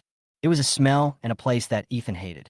He frowned his handsome eyebrows and immediately planned to turn over and get out of bed. But as soon as he turned sideways, he saw the little woman sleeping on the edge of the bed. The long dark blue hair spread out on the edge of the bed, shining softly under the gentle sunset, as beautiful as an oil painting. The delicate profile is even more impeccable, with a pearl-like light condensed on the straight nose, and on the cheeks there are dried water stains. Alex's dark pupils darkened a little in an instant. Did this woman cry? Why are you crying? Because of him? Chapter 35, Why Would I Want Him to Get Into Trouble? Ethan's eyes suddenly sank. I even felt like reaching out and touching Sophia's tear-stained face. But as soon as the fingertips touched, Sophia opened her eyes. When their eyes met, the atmosphere became somewhat awkward. What are you doing? Sophia blinked her long eyelashes and asked in confusion. Ethan's eyes, but his tone was very impatient. You pressed down my quilt. Hearing this, Sophia immediately lowered her head and found that she had indeed pressed down the quilt, but only a corner. This man is so stingy. Get it back to you. Sophia rolled the quilt onto the bed. Since you're awake, I'll go get the doctor. As the words came, David appeared at the door of the ward with one hand in his pocket. Oh, you seem to be in good health, waking up so soon. David had a gentle smile on his face. He walked in and gave Ethan a simple checkup. Nothing serious is wrong. You could be discharged from the hospital soon. Go home and have a good rest. Drink some porridge for a few days to nourish your stomach. After a pause, he turned to look at Sophia. Are you relieved now? Sophia avoided his gaze and said, I wasn't worried at all. David didn't give her a chance to lie. Aren't you worried? Then who was the one crying when he was brought here? Hearing this, Ethan's dark pupils rolled violently. Sure enough, the woman cried because of him. After this set of fluids is hung up, you can ask the nurse to remove the needle. You stay here and watch while I go and complete the discharge procedures for him. David said and walked out. Sophia and Ethan were the only ones left in the ward. It was so quiet all around that we could hear each other's breathing clearly. After a while, Ethan frowned and said in a low and hoarse voice, Are you worried about me? He wanted to ask this question while they were at the dinner table. This stupid woman, who could get completely drunk after drinking a little red wine, actually had the audacity to block the strong liquor for him. Even now, after he got into trouble, her face is covered with tears. Ethan grabbed Sophia's wrist and pulled her into his arms with a little force. He looked closely at the little woman in front of him and asked, Why are you worried about me? There were only a dozen centimeters between the two of them, but Ethan still couldn't find any flaws on that face. She seemed like the creator's favorite, with flawless skin that looked as smooth as a baby's. In the backlight, one could see fine hairs, like a perfectly ripe peach, inviting him to taste it. Those black eyes became hotter and hotter. Sophia's heart skipped a beat, and she stuttered unconsciously. I'm not worried about you. I'm just doing my job as a social animal. What is the main job of a corporate slave? Yes, as an employee, isn't it normal for me to block the drinking for the boss? Also, it's normal for me to be sad when the boss is sick and in the hospital. Sophia said with certainty. Ethan frowned, clearly not believing it. The next second, Assistant Xue ran in from outside crying. Ethan, you're finally awake. I was so worried. If anything had really happened to you, where would I find such a good boss? When talking about sad things, Assistant Xue's tears fell down.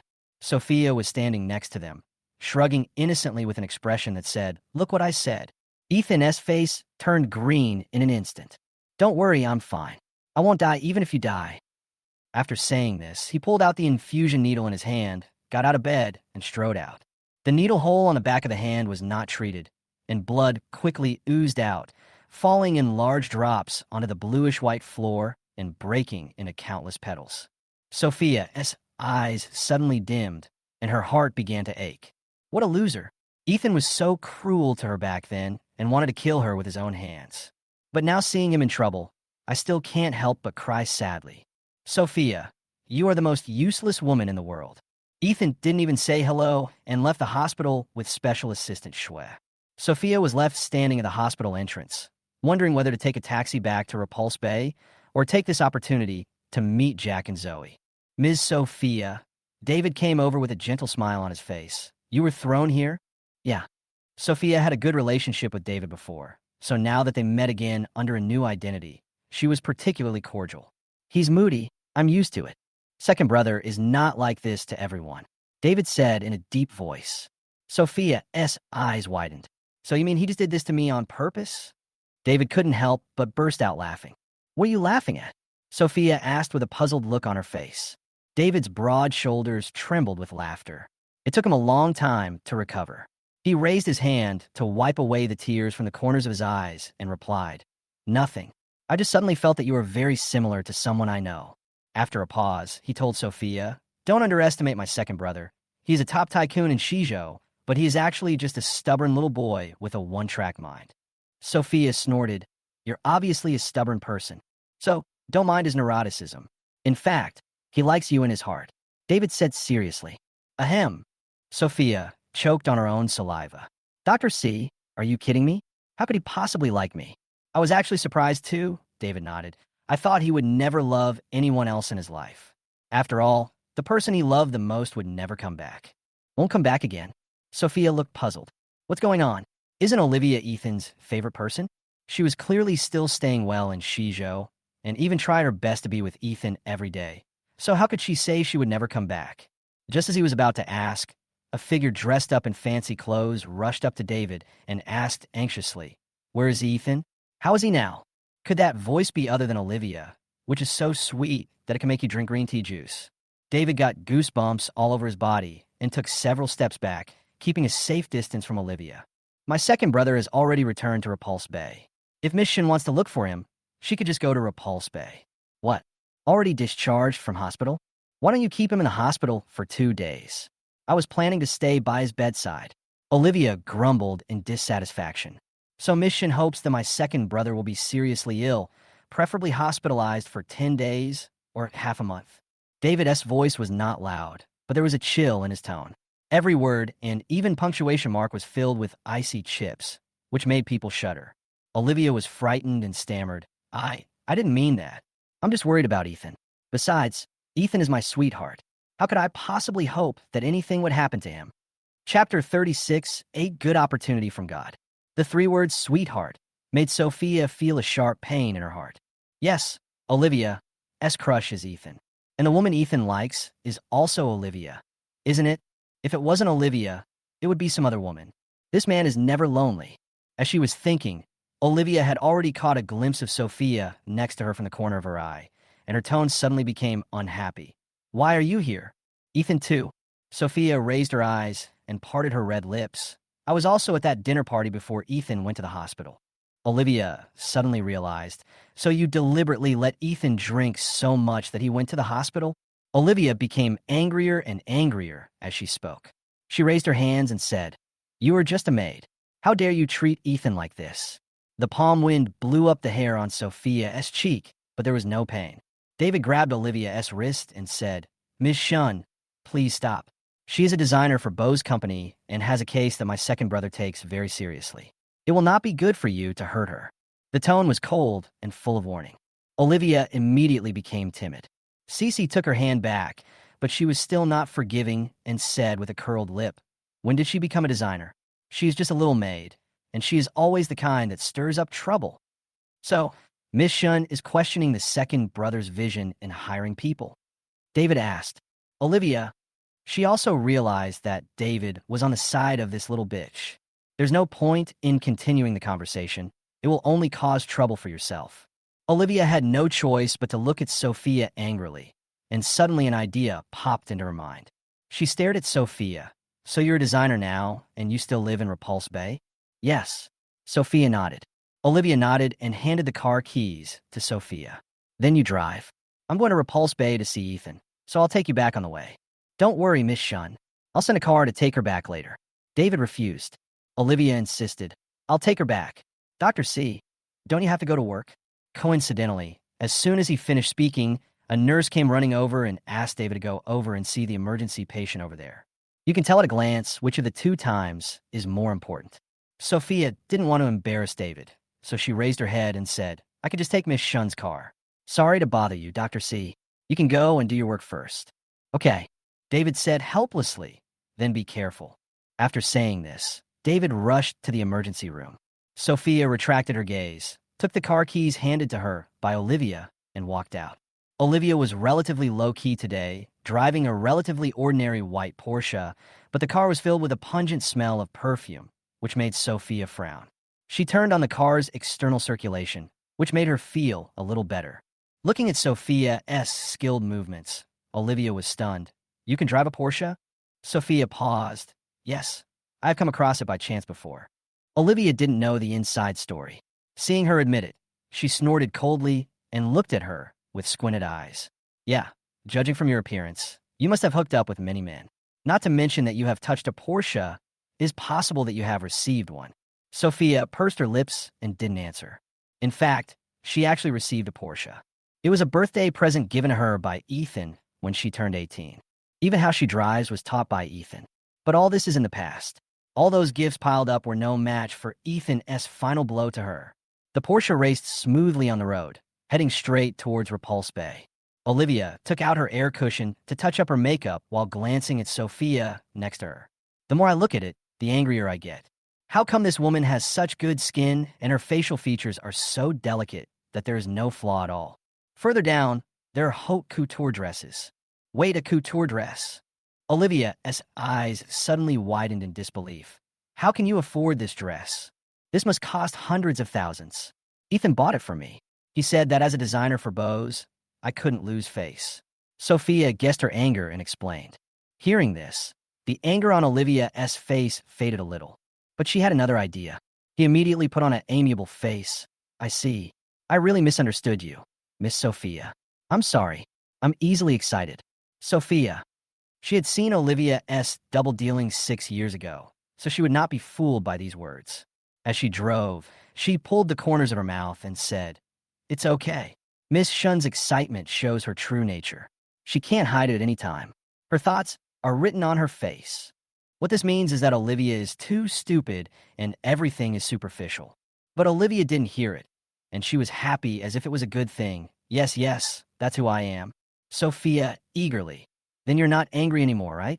We can be good friends in the future, right? I'm just a servant and not worthy of being friends with Miss Shun. Sophia refused. How could that be? You're a servant and also a designer for bows.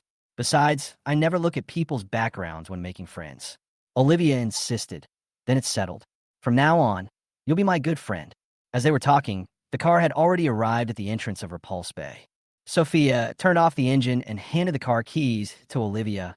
Ms. Shun, we're here. Olivia immediately got out of the car, patted Sophia on the shoulder, and smiled what she thought was a sweet smile. Thank you so much, Sophia. Sophia's eyes, and she curled her lips speechlessly. When did she become so familiar with Olivia that she could be called Sophia? Hey, suddenly I feel that these two words are not clean. Just as he was thinking about it, Special Assistant Xue came out from inside. Miss Sophia, you're back. It seems that the time is about the time Dr. C said. Special Assistant Xue said. Hearing this, Olivia's face turned pale. David even made a special phone call to Special Assistant Xue to inform him that Sophia had returned to Repulse Bay from the hospital. Are you afraid that she will do something to Sophia? What right did this little bitch have? She was clearly causing trouble at Noah's birthday party, but she didn't get punished. Now she has been promoted to a designer and is being cared for by David and Ethan. Even Special Assistant Xue seemed to be fawning and trying to please others. It is obvious that she is the future young mistress of the Bow family. Chapter 37, what do you think? Olivia was so angry that her crystal nails dug into her palms, and her shoulders shook uncontrollably. If she could, she would kill Sophia right now. After taking several deep breaths, he finally calmed down and forced a smile. It means Miss Sophia is a good driver. She arrived just in the time Xue helped you calculate. After a pause, he got out of the car and walked around to the driver's seat. Then I'll be leaving first, Olivia said and drove away. Looking at the car getting farther and farther away, Sophia was a little confused. Why did she just leave? Maybe she's self-aware. Assistant Xue shrugged. Ethan doesn't want to see her recently. Sophia said, oh, and was very curious. Did they have a fight? How could that be? This is not a quarrel, it's... Assistant Xue wanted to explain immediately. Ethan's voice came from the entrance, not far away. Xue Julian, what are you doing standing there like an idiot? Come over here quickly. Assistant Xue had no choice but to shut up and run over. Sophia also walked to the entrance. When he raised his eyes, he met Ethan's pale face. I was quite angry that he left me in the hospital, but when I saw him like this, I immediately lost my temper. Forget it. Why should she bother with a patient? Sophia thought about it, then went to the kitchen, cooked a bowl of porridge, and brought it to the dining table for Ethan to eat. Ethan looked at the bowl of porridge with disdain. It's just like paste. Is this something that people eat? Sophia. Well, she had to take back that thought. Ordinary patients could certainly ignore it, but Ethan is different. He is a bastard. Even if a bastard is sick, he is still a bastard, and his essence will not change. She made porridge for him with good intentions, but was rejected. She would not serve him anymore. Yes, I'm not a good cook. Putting this bowl of porridge in front of you, Ethan, is a defilement of your vision. I'll take it away now, Sophia said as she reached for the bowl. But Ethan's dark eyes suddenly shook, and he stretched out his hand to hold her wrist. His tone suddenly became heavier. What's wrong with your hand? The originally fair back of the hand was now red and swollen, with several shiny blisters. Sophia quickly pulled her hand free and hid it behind her back. It's nothing, just the clumsiness of someone who can't cook. Butler Xizhou couldn't stand it any longer, so he helped speak up. Sophia was worried that the porridge wasn't soft enough, so she used a spoon to mash it up little by little, and her hand ended up touching the hot inner wall of the casserole. Ethan heard this. His heartstrings were gently plucked, his Adam's apple rolled, and he said lightly, "How stupid." After a pause, he looked at the bowl of porridge again, picked up the spoon, and started stuffing it into his mouth. The specially mashed porridge was thick and soft, and it really tasted like paste when it entered the mouth, leaving Ethan with a lump in his throat. But he still finished the whole bowl with a frown on his face. Then he put down the spoon and said in a deep voice, "Don't do this next time. Blood sugar rises too quickly. I don't want to get diabetes." After saying this, Ethan got up and went upstairs, leaving Sophia rolling her eyes at his back. What kind of person is this? He is so ungrateful after getting a good deal. If he is afraid of getting diabetes, why does he finish it all? Don't you feel like you're schizophrenic? Sophia, let me take care of your wound, Butler Xizhou beside her said with concern. Sophia nodded. Butler Xizhou, you still love me. Butler Xizhou went to the storage room on the second floor to get the medicine box. When I turned around, I suddenly saw Ethan leaning against the door. I was so scared that I almost had a heart attack. Ethan, why are you walking without making any sound? You scared me, Butler Xizhou said, patting his chest. Ethan pursed his lips into a pale line and threw a tube of ointment to Butler Xizhou. It's almost expired. Please deal with it. Butler Xizhou quickly reached out to take it and found that it was a kind of burn medicine imported from abroad. It was very expensive, but the efficacy was excellent. Even very severe burns can heal within a week. As for the validity period, Ethan, doesn't it still expire in half a year? Butler Xizhou asked curiously. Ethan's eyes suddenly flashed with unnaturalness. For me, even if it's about to expire, I won't use it anymore. You can deal with it as you see fit, throw it away, or sell it. After saying this, Ethan left. Butler Xizhou stood there in a daze for a moment before he reacted, and a smile appeared on his lips. Ethan is such a double-faced person. He obviously cares about Sophia, but he's acting so weird. Will I finally get it? Butler Xizhou shook his head, took the tube of ointment, and went downstairs. After applying it on Sophia, he emphasized, Sophia, this is something Ethan asked me to give you. It's very expensive. He gave it to me specially. Sophia was a little unconvinced. Butler Xizhou, please stop speaking for him. If you don't believe it, you can go ask Ethan. Butler Xizhou said, ask Ethan in person? Sophia began to hesitate. The next second, Butler Xizhou brought a cup of sugar-free yogurt and stuffed it directly into Sophia's hand.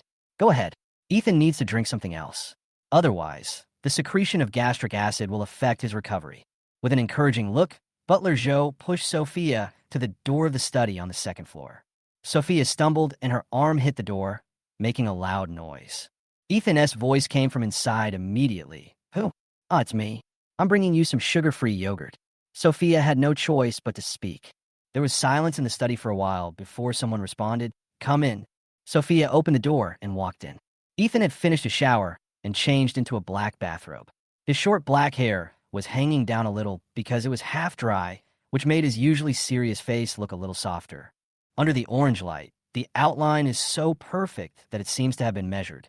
Sophia was almost stunned, but she quickly regained her consciousness and brought the sugar-free yogurt to Ethan. "You did it." Ethan glanced at it and asked in a deep voice. Sophia denied. "It was made by the Michelin chef in the kitchen. I don't have the skills to do it." Ethan hummed, then picked it up and started drinking. This refreshing look was much more refreshing than the white porridge she made before. Sophia could only think of one possibility. That is, Ethan had deliberately targeted her before. Since he was deliberately targeting her, why would he care about her burns and give her such expensive ointment? Sophia's heart was filled with doubts. After hesitating for a moment, he tentatively asked, "You gave that ointment specially to me, right? What do you think?" Ethan turned his chair, dark eyes surging with darkness, and asked her back. Chapter 38, Noah asked you to go. Sophia was immediately stumped by the question. She raised her clear almond-shaped eyes and looked at the man in front of her. Ethan leaned back, a cold smile gradually forming on the corners of his lips.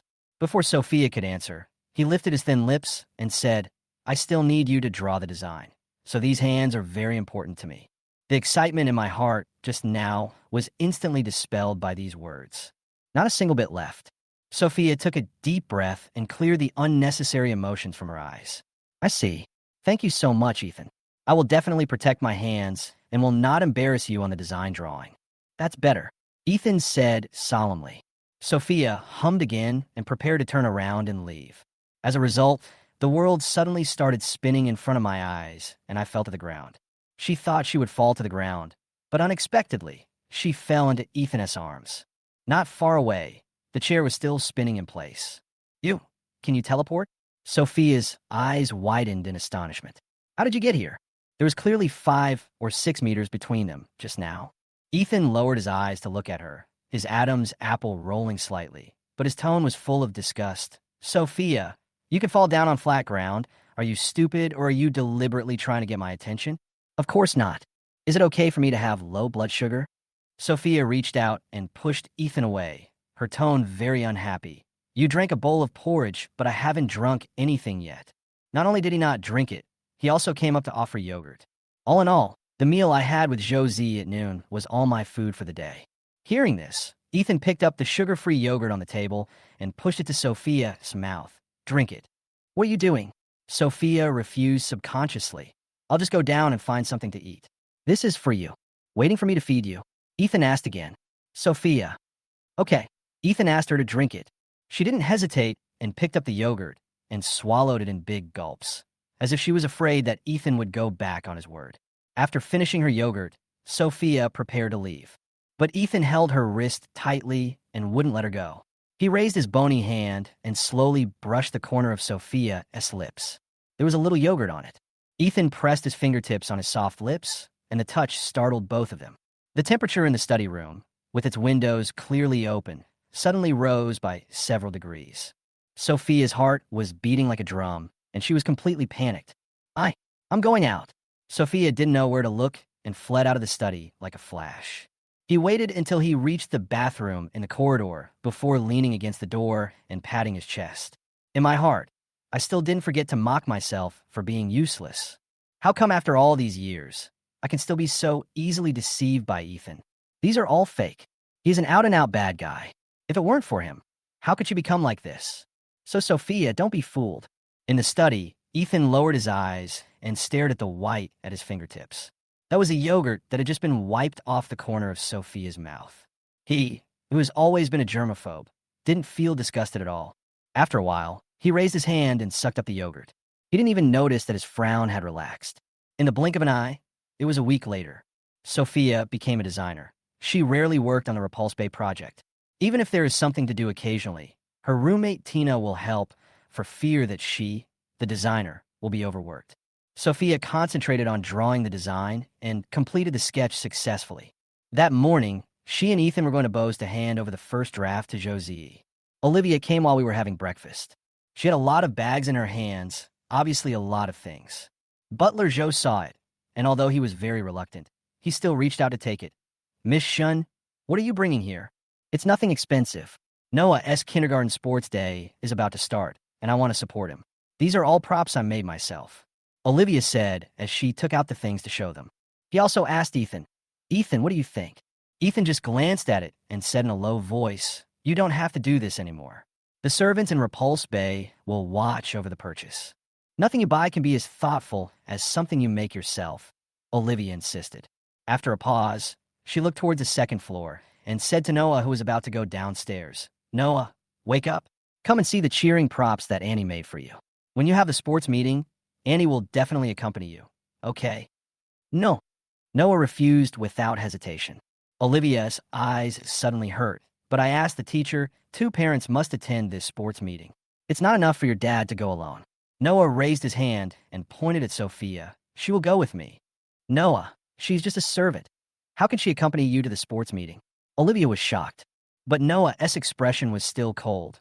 If she is a servant, then you are an outsider. Why should an outsider interfere in my affairs? The argument was clear and logical, leaving Olivia speechless. Ethan with sad eyes, hoping to get his help. But Ethan just stood up and walked out, as if he didn't hear it all. When he reached the entrance, he turned around and just urged Sophia, why are you so slow? It's time to go. Oh, Sophia immediately stuffed the last bite of toast in her mouth, then stood up and ran out. He passed by Olivia. What is going on? Why did she feel that Olivia and Ethan's relationship was not that good? Clearly they had been in bed together 6 years ago. Confused, she got into Ethan's car and wanted to ask several times, but couldn't find the right way to start. After all, she's just a servant in Repulse Bay now, so how could she be qualified to ask these questions? Ethan suspects me then. It would be counterproductive. Sophia had no choice but to shut up. Unexpectedly, Ethan took the initiative to speak while waiting for the traffic light. Next Tuesday is Noah's sports day. Sophia was stunned for a moment before she came to her senses. Are you really going to let me attend? Programs that require the participation of 2 parents generally require physical cooperation or even more intimate contact. Ethan actually chose her. Noah told you to go. Ethan frowned. I was just cooperating with Noah. Chapter 39 caught on the spot. Sophia said, oh, and said nothing. Well, since this is Noah's wish, she will try her best to fulfill it. Just as he was thinking about it, the car had already arrived at the door of Beau's house. Ethan dropped her off at the intersection and then drove to the underground garage. The 2 people walked separately, but arrived at the top floor office at the same time. And Xizhou had already been waiting inside. When he saw Sophia, he immediately greeted her warmly. Good morning, Miss Sophia. Sophia also forced a smile. Good morning, Manager Xizhou. Xizhou stepped forward again. By the way, Miss Sophia, I bought a gift casually to thank you for participating in this cooperation. Here, see if you like it. When he came up to her, he lowered his voice and whispered, Happy birthday in advance, Nyen Nyen. Sophia was stunned for a moment. Then she remembered that tomorrow was her birthday. After returning to Xizhou, she had forgotten about this matter. Thinking about it, Sophia opened it and took a look. It was a small brooch with just simple letters on it. LM. It means Jack and Zoe. So, this was her birthday present from Jack and Zoe? Thank you. I like it very much. Sophia smiled so much that her eyes curved into crescents. It looks very beautiful. As long as you like it. Josie also smiled. I just bought it casually. Fortunately, you don't mind it. Sophia regarded it as a treasure and immediately pinned it on her clothes. How could it be? This is the best gift I have ever received. What a joke. This is a birthday gift from her babies. How could she dislike it? The 2 of them chatted and laughed, and the atmosphere was very harmonious. Ethan next to him lowered his eyes, his dark pupils filled with turbulent waves. It's just a broken brooch.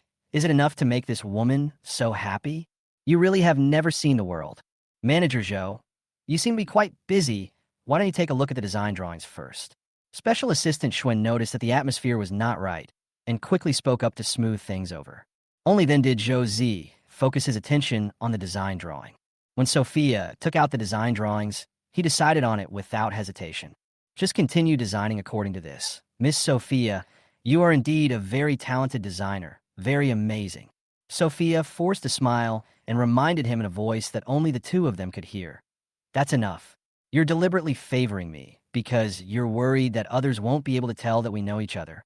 Zhou touched the tip of his nose. Is it that obvious? Of course, and it's super obvious. Zhou had no choice but to act like a vicious client. But if you look closely, it seems that there are some shortcomings. For example, the details here can obviously be optimized. Why are they simplified? Manager Xizhou, rest assured, I will revise everything you said. We can review it together next time I send it to you. Sophia looked like a humble party. Fix it as soon as possible. Don't make me wait too long. Zhou Zi nodded. Okay, if there's nothing else, I'll leave first. After Zhou Zi left, Sophia also went to the design department's office to work. She was so immersed in the ocean of design that she didn't notice the passage of time at all. At noon, a girl from the same department knocked on the door. Sophia, right? Do you want to go to the cafeteria with me for lunch? Oh, okay. Sophia looked up and realized it was already noon. Man is iron and food is steel, so of course she has to go eat. Sophia packed up her drawing board, prepared her meals, and went to the cafeteria with her colleagues. My name is Wu Jingwen. I'm a shared assistant in the design department. If you have anything in the future, you can ask me to help you run errands. Wu Jingwen said. Sophia nodded and shook hands with Wu Jingwen in a friendly manner. Wu Jingwen was a very outgoing person, and seeing that Sophia was so friendly, she immediately went up to her, took her arm, and insisted on treating her to a meal. Don't be polite with me. I can't spend all the money in my meal card anyway. Wu Jingwen said. As he said that, he took Sophia to order 3 dishes and a soup, and also bought a big chicken drumstick. Sophia didn't hesitate and picked up the chopsticks and started eating. By the way, I saw you last time when I was serving the cooling soup. You were helping out in Repulse Bay at that time, right? Wu Jingwen asked again. Sophia nodded, yeah.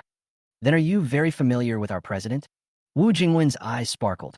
Is the president very kind and gentle in private? Sophia twitched her lips. Not at all. He always looks so cold, and we don't know each other very well. Is that so? Wu Jingwen looked regretful. I thought you and the president had some other relationship, like a couple or something like that. Puff. Sophia was drinking soup and spat it out when she heard this. Please stop cursing me. If I date someone like this, I will die. Sophia pleaded. Thinking back to 6 years ago, she threw herself into Ethan's arms, and what happened to her in the end? God, please open your eyes and don't let her get involved with Ethan again. Just as she was thinking about it, Sophia felt a chill on her back. Wu Jingwen's cheeks in front of him turned from red to blue, and then to crimson purple. Her eyes rolled around, and she was obviously very panicked. Seeing this, Sophia's heart skipped a beat. Can't be so unlucky? Sophia turned her head tentatively and saw the familiar figure. But at this moment, the man's handsome face was covered with white frost, and he was so cold that he couldn't help shivering. Ethan, what a coincidence. You're here for dinner too. Sophia greeted him reluctantly. Ethan lowered his eyes and looked at her. No, I just came to hear what bad things you said about me. Sophia, is this man so stingy? She didn't say anything too bad. Okay. Just as I was thinking about how to explain further, Ethan opened his thin lips and said, meet me in the top floor office after work. He threw down these words and left. It was not until his back was far away that Wu Jingwen seemed to have her acupuncture points unlocked and slumped in the chair. Sophia, is the president going to punish you? She blamed herself. It's all my fault. I shouldn't have asked you these questions. If I hadn't brought up this topic, the president wouldn't have heard it. It has nothing to do with you. Sophia comforted her. He was eavesdropping on our conversation. It was obviously his fault. Although she said that she didn't care, Sophia was actually quite nervous. Ethan is a moody woman. If she really gets angry, who knows how she will target her? Should I beat her up? Or, as before, give her a lot of work to do and make her vomit? Or deal with her in a more extreme way? Chapter 40 being his female companion. Sophia was so nervous that she couldn't concentrate on her work in the afternoon. Even when I went to the tea room to pour coffee, I almost burned my hand again. After finally getting off work, she dawdled her way to the top floor office. He took several deep breaths, prepared himself to die heroically, then pushed the door open and walked in. Ethan said nothing, but just threw a set of clothes to her and said, go to the inner room and change. Sophia glanced down and saw that it was an evening gown. Why are you giving this to me? Sophia asked in confusion. Ethan raised an eyebrow. What else can you do with clothes? Sophia. This man, can't he just speak properly? She took a deep breath and then said, I mean, why do you give me clothes and evening gowns at that? Ethan asked her to come upstairs because he wanted to deal with her. There's an auction tonight, and you'll be my female companion. Ethan said in a low voice. Auction? Female companion? Sophia's eyes widened in shock. Are you serious? She shouldn't be qualified to attend such an important occasion. But before he could ask in detail, Ethan had already frowned impatiently. Stop talking nonsense. Go change it quickly. Sophia had no choice but to go to the inner room and change in her evening dress. I have to admit that although Ethan has a bad temper, he has a very good vision. This evening dress is unique. It is made of satin and has no extra embellishments. It only has a pearl-encrusted boutonniere on the chest and a matching pearl necklace and bracelet. It is a true classical beauty. Sophia stared at herself in the mirror for several times, quite satisfied. After walking out, Ethan just glanced at me and then walked out. Sophia hurried to follow. Ethan drove and took her to the largest auction house in Xizhou. A charity auction will be held here tonight, and all proceeds raised will be donated to needy children across the country to help them with medical treatment and education. Sophia flipped through the auction brochure in her hand and couldn't help but sigh. I didn't expect you to be so interested in charity and helping these children. It's normal for you to be surprised. After all, in your heart, I am an unforgivable president. Ethan rolled his Adam's apple. Sophia was speechless and clenched her fists secretly. She knew that there was no way this man could write off what happened during the day. He just hadn't lost his temper yet. As soon as he got the chance, he started to ridicule. I'm going to go get something to eat. Sophia walked towards the dessert area next to her. Ethan lowered his eyes and looked at the auction book in his hand. One of the corners was already wrinkled due to his grip. What he didn't say was that he wanted to help those children in need because he had lost 2 children. He could no longer compensate these 2 children, so he could only transfer this love to other children. At least let them feel love and sunshine while they are alive in this world. Sophia ran to the dessert area and ate a lot. As a result, at this time, a slightly familiar voice was heard. I looked up and saw an acquaintance. Lu Neng, Zhou Cheng's boyfriend. At this moment, Lu Neng was wearing a waiter's uniform, holding a glass of champagne and talking to a rich lady. Sophia recalled the last time Lu Neng owed money and was visited by his creditors. And in the end, it was Zhou Cheng who used the money for buying a house to clean up his mess. Now he works as a waiter here. Has he turned over a new leaf and started to make good money? Sophia was quite happy. Seeing Lu Neng heading toward the bathroom, she prepared to go over and say hello. Before he could call out to Lu Neng, he turned a corner and sighed in satisfaction. Baby, I miss you so much. I missed you too. By the way, how did you sneak in disguised as a waiter today? Doesn't this give you a little excitement? Then there was a series of smacking sounds, as if they were kissing. Sophia's whole body was tense, and she could hardly move forward. After hesitating for a moment, he slowly moved forward and took a look. The whole person was stunned. There was an empty grocery room at the corner. At the moment, Lu Neng was entangled with a woman in an evening dress, and the sex was so intense that they didn't even close the door. Sophia's eyes turned bloodshot, and she wished she could just go up and tear Lu Neng to pieces. In fact, she did so. Sophia picked up the fire extinguisher next to her and smashed it directly on Lu Neng's back. Lu Neng screamed in pain and turned his head suddenly. The woman under him was also frightened and hurriedly tightened her clothes. Who are you? The woman asked. Sophia ignored her and questioned Lu Neng. Have you forgotten who helped you pay off your debts? How dare you pretend to be rich and seduce other women here? Lu Neng, you are so powerful. I think you don't want to get married anymore. In that case, she might as well call Zhou Cheng now and ask her to cancel the wedding. Marrying such a scumbag is like jumping into a fire pit. Wait! Lu Neng panicked and quickly stopped Sophia. You misunderstood. I can explain everything. Don't worry. Do you think that's a clear explanation? Sophia asked back. Lu Neng became even more panicked. Although Zhou Cheng didn't have much money, Zhou Cheng still had something very important on him, and he couldn't just let him be kicked away like that. His mind was racing, and he hadn't come up with a suitable reason. At this time, Ethan actually walked over, looked at Sophia with red eyes, then looked at the panicked Lu Neng and the socialite, and his brows were immediately tightly twisted into a ball. Do you know each other? He asked, lifting his thin lips. I don't know him. Even if Sophia was furious, she wouldn't be stupid enough to admit it. I just came here to take a look. Having said that, he gave Lu Neng a warning look and immediately took Ethan away. The two went to the auction room. Because Ethan is a high-level VIP, he was arranged to stay in a private room on the 2nd floor, which provides greater privacy. Sophia lowered her head and continued to look at the auction brochure in her hand, but her shaking hands betrayed her mood. She was very angry at the moment because Lu Neng betrayed her best friend. Ethan next to him turned on the computer, and his bony hands tapped quickly on the keyboard, and soon called up the surveillance footage near the bathroom. Put on your headphones, and you can hear the conversation between Sophia and Lunan clearly. The more he listened, the colder his expression became, as if covered with frost, and the temperature in the private room dropped several degrees. He understood. So Lunan is Sophia's boyfriend, and they have even reached the stage of discussing marriage? There was an imperceptible flash of deep annoyance and anger in Ethan's eyes. Chapter 41. Shameless people are scary to ghosts. Just as he was thinking about it, Sophia next to him stood up excitedly and looked towards the ordinary seats on the first floor with indignation. Ethan followed her gaze and saw Lu Ning and Ming Yuan. Oh, this stupid woman. Why is she still paying so much attention to that man, even though he's cheated on her? Don't you know how to write the 4 words, stop loss in time? Sit down. Ethan's voice was extremely cold. Sophia had no choice but to sit back in her chair, but her eyes were still on Lu Nung, almost spitting fire. This damn scumbag. I was warned by her just now, but he turned around and hung out with this socialite. What do you think of Zhou Cheng? At this time, the auction had already begun, and all the lights in the auction hall were turned off, leaving only a spotlight on the auction table in front. Sophia couldn't see Lu Nung clearly, so she gave up and turned her gaze to the stage. The auctioneer came on stage and introduced tonight's auction items to everyone with a smile on his face.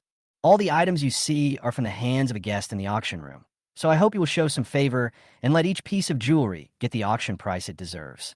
After the introduction, the first lot was brought up. It was a very simple jade pendant without any words on it, but because the jade used was very pure, icy type without any fissures or cracks, the price was still very good.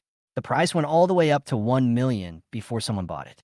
After the transaction was completed, the designer of the item stood up and personally thanked the successful bidder.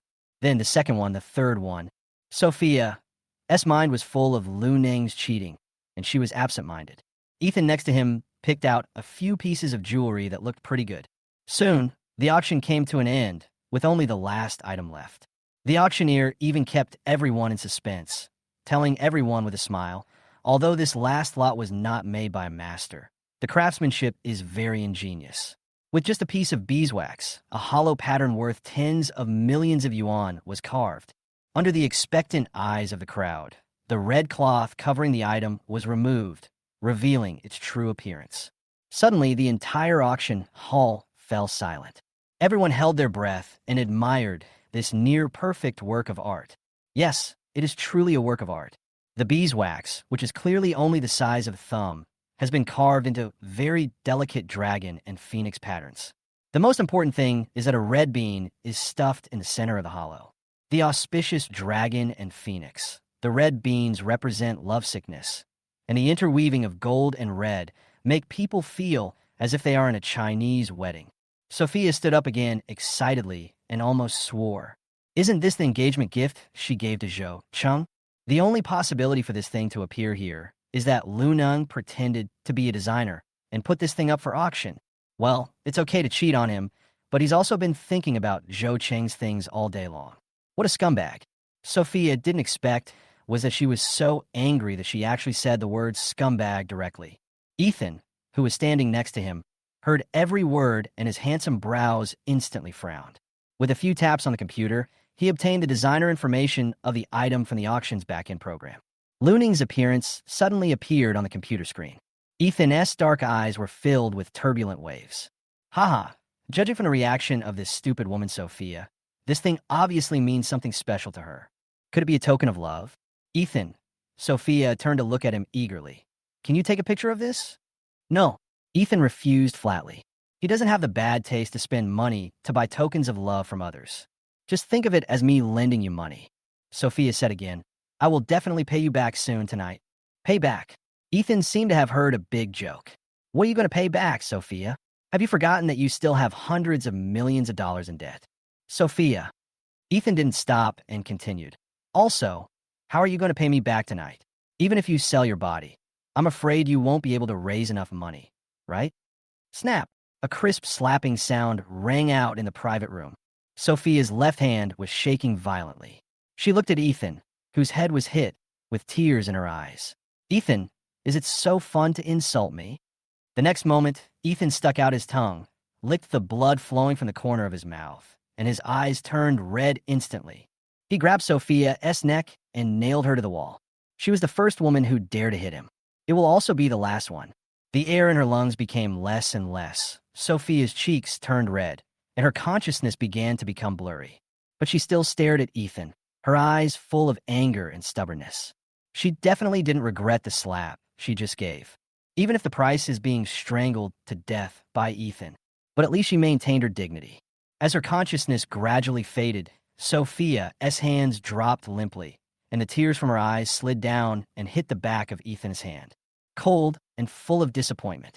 It was clearly just a tear, but it was like a sledgehammer hitting Ethan's heart hard. He suddenly let go of his hand, his thoughts in turmoil. Why? He would feel disappointment in the woman's tears. Obviously, there was no communication between them, and he never gave her any hope. Did they know each other before? 0987 bid, 15 million. Is there a higher bid? If not, then 15 million once, 15 million twice, 1500. Ethan's eyes. He quickly walked to the table, pressed the bidding bell for the private room, and wrote down the bidding price. Buyer number 001 on the second floor bids. 50 million. The auctioneer was stunned. Wait a minute, did buyer number 001 write down the wrong bid amount? 15 million.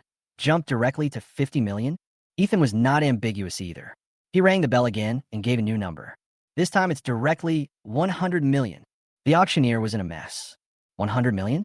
Really? Isn't this price jumping too fast? But the second floor is where top VIP bidders can stay, which means their net worth is at least hundreds of billions. Spending 100 million to buy a piece of beeswax art doesn't seem to be a particularly big deal. Thinking of this, the auctioneer smiled again. After counting down 3 times, he made the final call. Congratulations to buyer number 001 for successfully bidding on the last lot of the night. Ethan ignored the bidder's blessing and turned to look at Sophia, who was still on the ground. Now it's your turn to pay me back. Chapter 42, it turns out that he misunderstood. Sophia just came to her senses and looked at Ethan in front of her. His handsome profile against the light was covered with a halo, and for a moment he looked like a god. Ew. Didn't you say you were not interested? Sophia was stunned. Ethan's eyes were filled with annoyance. I'd like to see how you return it to me tonight. After a pause, he added, if you can't pay it back, you'll stay at Beau's for the rest of your life and work until you die. I can pay it back. Sophia quickly wiped her tears and stood up, and it's 10 times the compensation. As she spoke, Sophia ran to the table and pressed the bidding bell on it. The auction is over now, so the reason for ringing the bidding bell is certainly not for bidding, but because of something else. The auctioneer on the stage immediately turned on the communicator in the room. Buyer number 001. Do you have anything else to say? I want a refund, Sophia exclaimed. Everyone in the auction hall heard this sentence through the communicator. The guests who were about to leave stopped and looked at the single-sided floor-to-ceiling window on the stage, talking animatedly. Oh my God, did you hear that? Buyer number 001 wants to return the goods. You were so arrogant just now, saying you would pay 100 million, and you even raised the price yourself. Now you feel it's not worth it, and you regret it. You really think this place is a vegetable market. Don't be so arrogant if you don't have money. Don't you feel ashamed now? I really want to see who this buyer number 001 is. Amid the discussion among the crowd, Luneng was also confused. No, he is about to get 100 million successfully. What does return mean now? He quickly turned his panicked eyes to the auctioneer for help.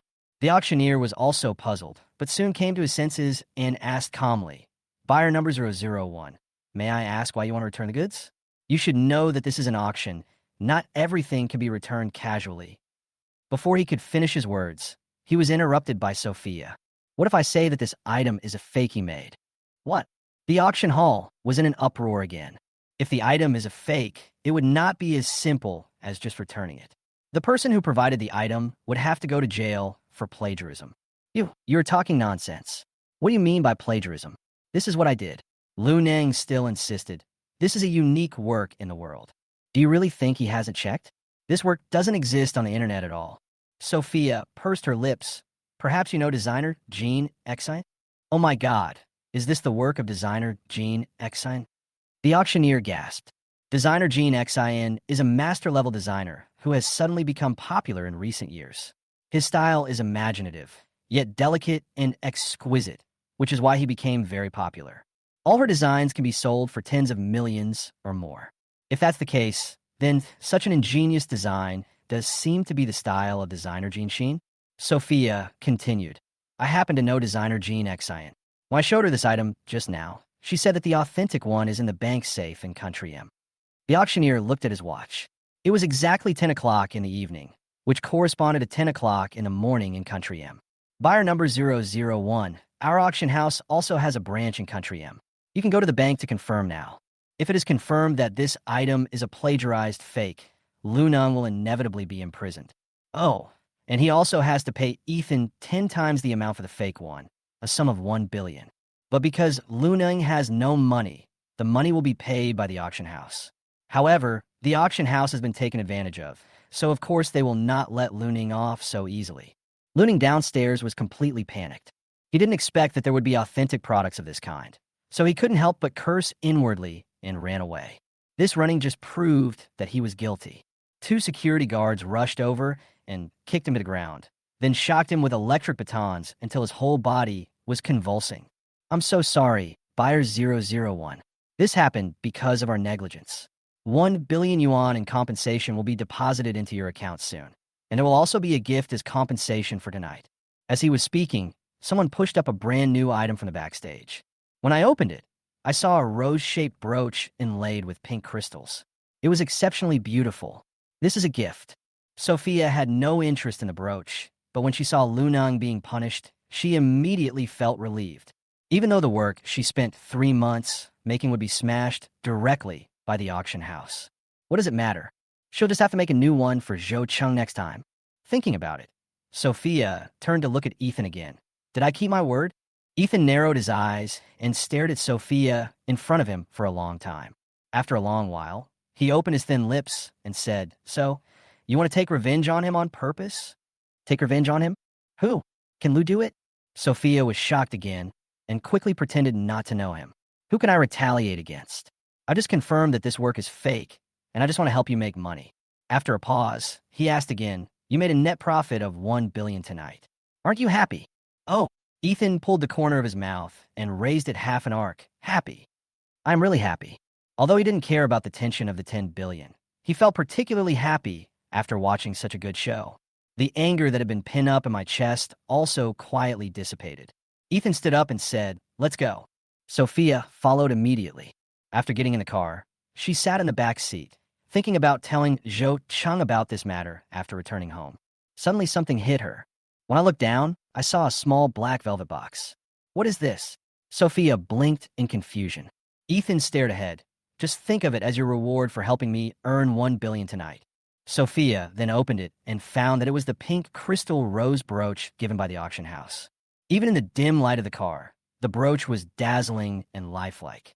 The gifts from the auction house were indeed not ordinary stuff. Sophia was still a little unhappy and grumbled quietly, You think it's too easy to get rid of me like this? She was almost strangled to death by Ethan in the private room just now. How could this man act like nothing happened? Crunch. The car braked and stopped. Under Sophia's puzzled gaze, Ethan unbuckled his seatbelt and leaned to the back seat, almost touching her cheek, with his voice indifferent and hoarse. Then what do you want? I can grant you one wish.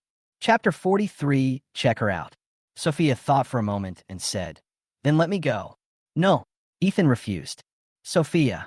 Her small face was filled with displeasure and contempt. You just said you would give me a wish, but you disagreed after I said it. You still owe me hundreds of millions. Ethan gave a reasonable reason. It would be too easy for you to let you go just like that. Sophia put her hands on her hips. Then I'll help you make a net profit of 1 billion tonight. So I said I grant you one wish. Ethan brought the subject back. Sophia opened her mouth, but couldn't find the words to refute. This man's rhetoric is really flawless. Helplessly, she had to say, Then I have no other wishes for the time being. Then save it and tell me when you've made up your mind. Ethan said, started the car, and drove straight to Repulse Bay. When we arrived at the garage in Repulse Bay and were about to get out of the car, we found that Sophia had fallen asleep leaning on the back seat. The woman, still wearing an exquisite evening dress, curled up with her head resting on the car window. She was probably feeling uncomfortable, and her face was wrinkled. So ugly. Ethan whispered in disgust. He opened the door, went around to the back seat, and tried to push Sophia. But Sophia not only didn't wake up, but also hung on him like an octopus. Sophia.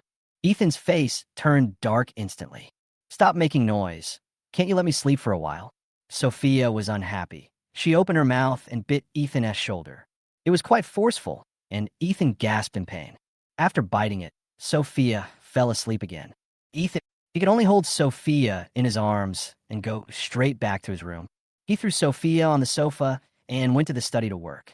By the way, I asked Assistant Xue to look into the matter of Luneng. Assistant Xue was very efficient and went to investigate immediately. In less than half an hour, all the information found was sent to Ethan's email. Luning's family background and his current network of connections are all clear. Ethan looked around one by one, but found no trace of Sophia. However, I saw a familiar person in the group with my fiancé, Xizhou Orange. If I remember correctly, Sophia's best friend was also called Zhou Cheng. Give me the information of this fiancé. With a photo, Ethan ordered. Assistant Xue sent the information quickly. Although 6 years have changed Zhou Cheng's baby fat and childishness, her facial features have not changed. This is Nian Yan's best friend. Sophia was so angry with Luneng tonight, was just to stand up for Zhou Cheng. Why did she help Zhou Cheng? Why does she know Zhou Cheng? Ethan's eyes were full of confusion, and he once again retrieved the information on Sophia that he had found before. He is of British-Chinese descent and has lived in Britain since childhood. He is an unemployed vagrant. But now Sophia gives me a different feeling. She was particularly familiar with Xizhou, had great talent and ability in embroidery and design, and even knew Zhou Cheng. Sophia, who is she? Quit all work tomorrow. I'm going to Zhou Cheng's house. Ethan lowered his dark eyes and said in a hoarse voice, "Take Luneng with you." Okay, Ethan. Special Assistant Xue immediately went to make arrangements. Sophia woke up. She saw a pair of dark eyes staring at her deeply. She was startled and jumped up from the sofa. Then he came to his senses, patted his chest, and said, "Noah, why are you in my room?" Noah put one hand in his pocket, his expression cold and grim. "You and my dad are living together?" Ahem. Sophia was choked by her saliva, and tears came out. After finally coming to his senses, he looked at Noah. "Why do you think so?" Noah shrugged. "Because you said this is your room, but this is obviously my dad's room. Two people share the same room. So what else could that be but living together? Kindness?"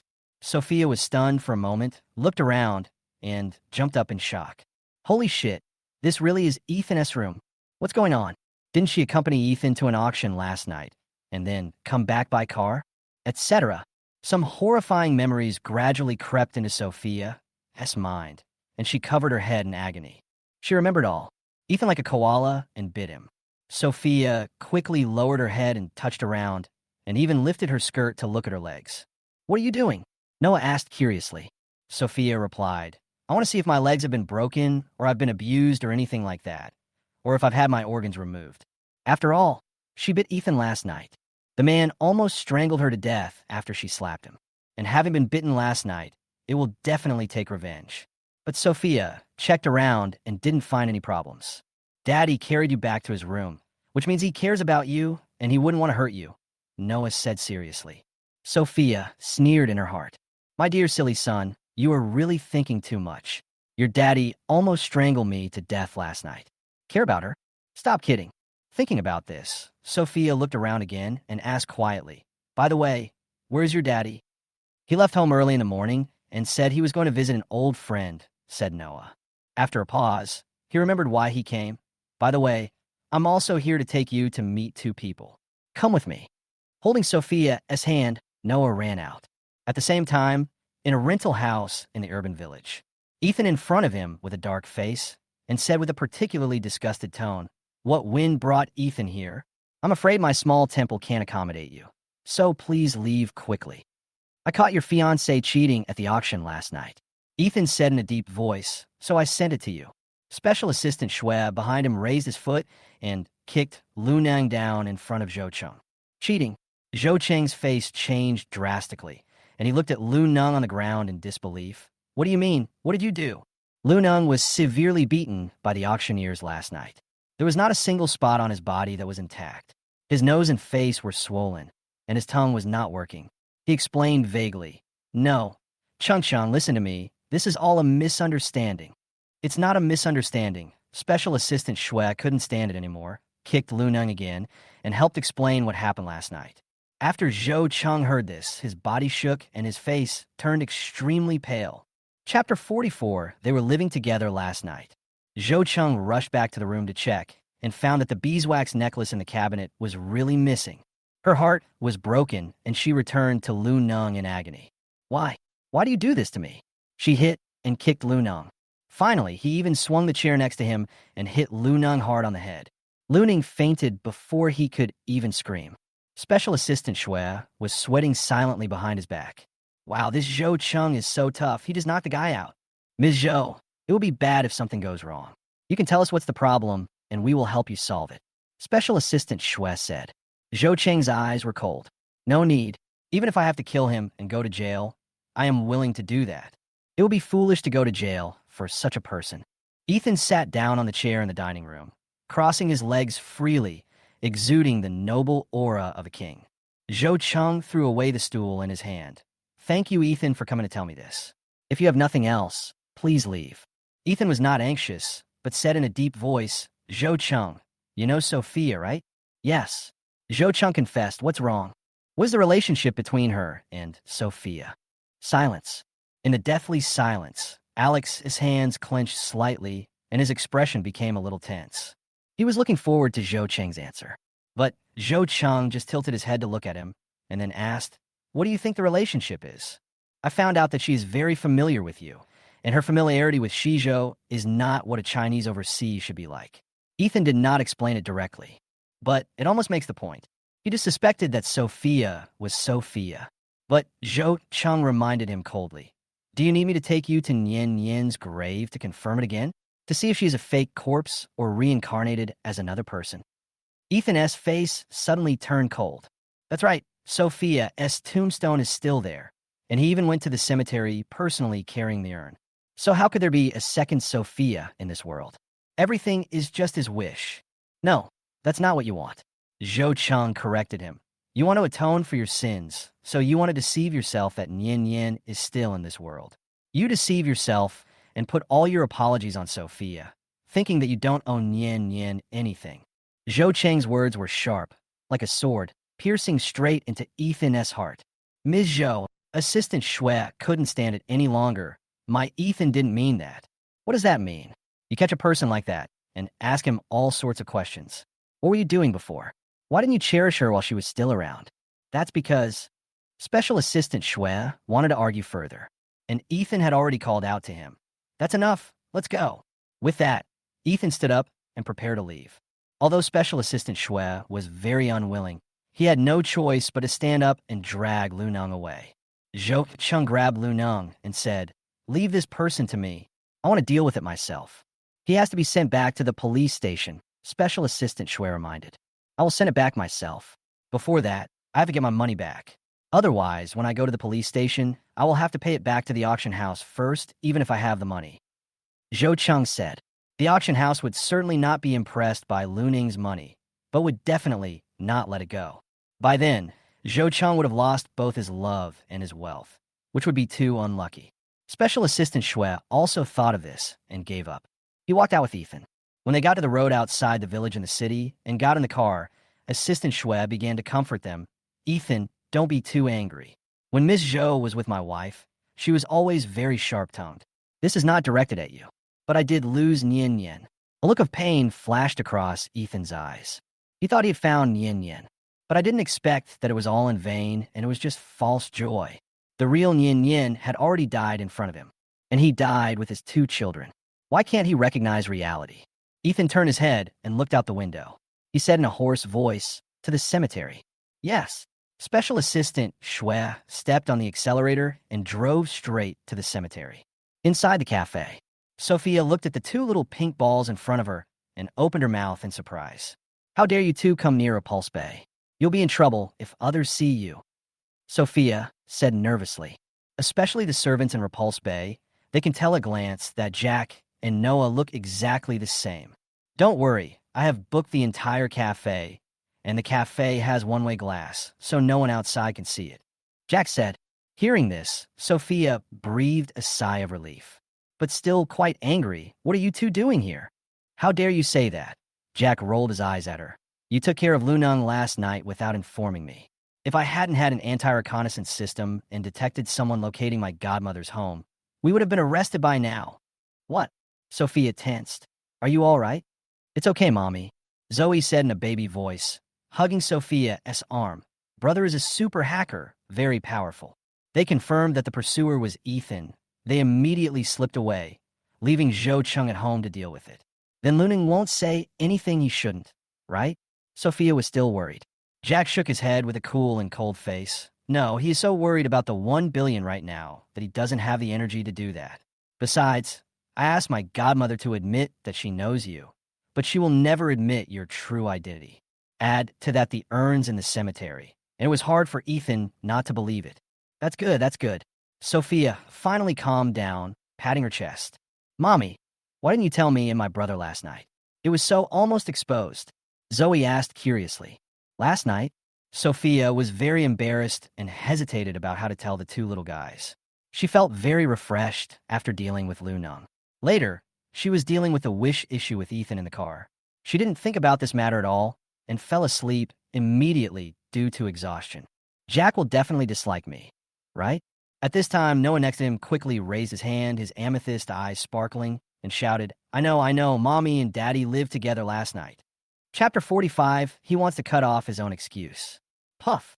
Sophia was drinking water to ease the embarrassment, but when she heard this, she spit it out. Her fair cheeks turned red, almost as if blood was dripping from them. What does living together mean?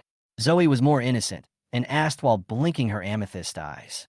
Jack explained with a dark face. We live in the same room and sleep in the same bed. Zoe suddenly realized. So are you and my brother living together as well?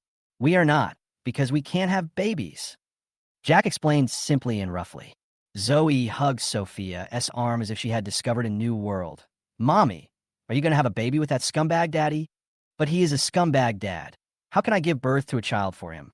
Seeing this, Noah got anxious. My dad is not a scumbag. He is a very good person, and I will keep an eye on him and prevent him from bullying Mommy again.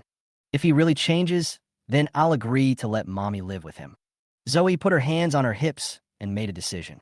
Sophia, next to her, didn't know whether to laugh or cry. Oh my goodness, so the little guy decided her lifelong affairs without her having to do with it? After taking a deep breath, Sophia said, You guys don't have to mind my business and you're not allowed to. She would sort out the issues between her and Ethan on her own.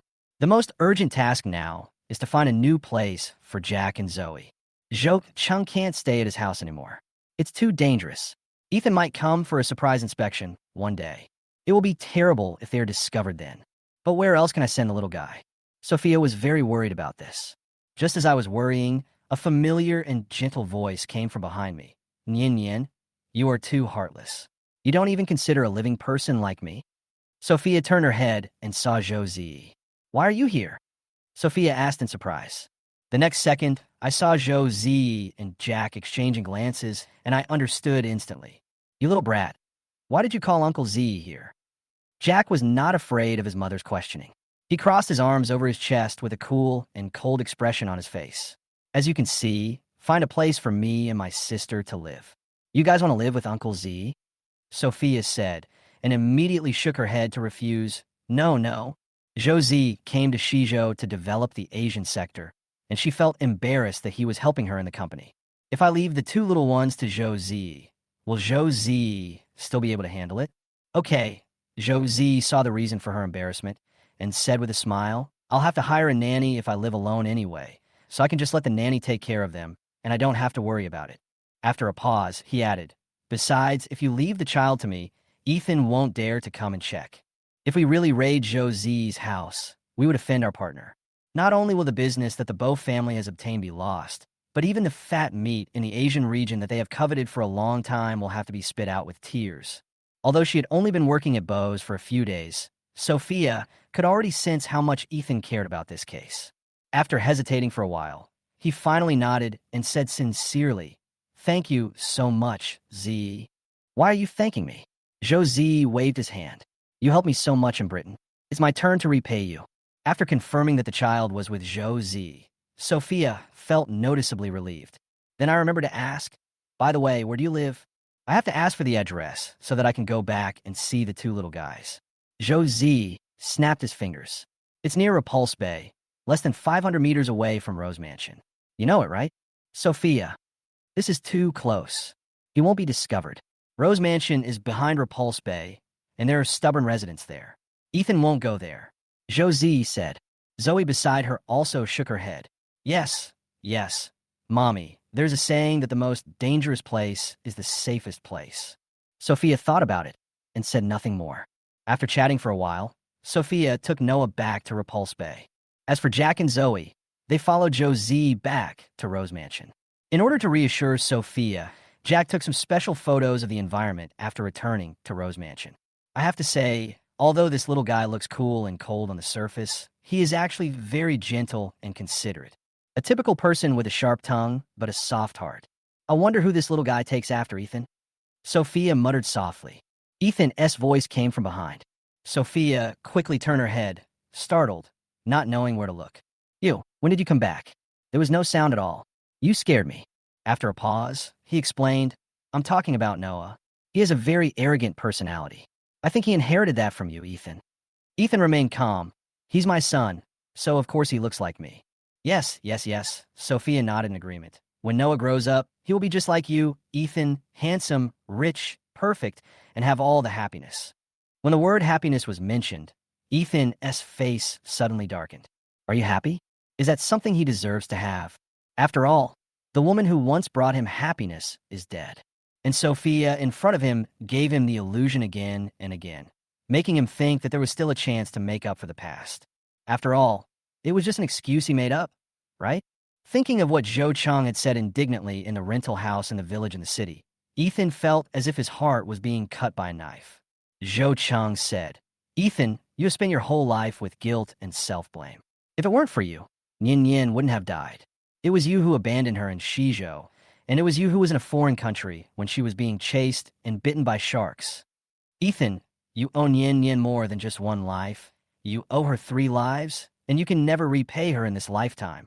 Ethan thought of this. A shadow flashed across his dark eyes, and he said in a deep voice, from now on, without my order, you are not allowed to step into the main hall, and you are not allowed to appear in my sight. Sophia. This bastard was fine. Why did he go crazy?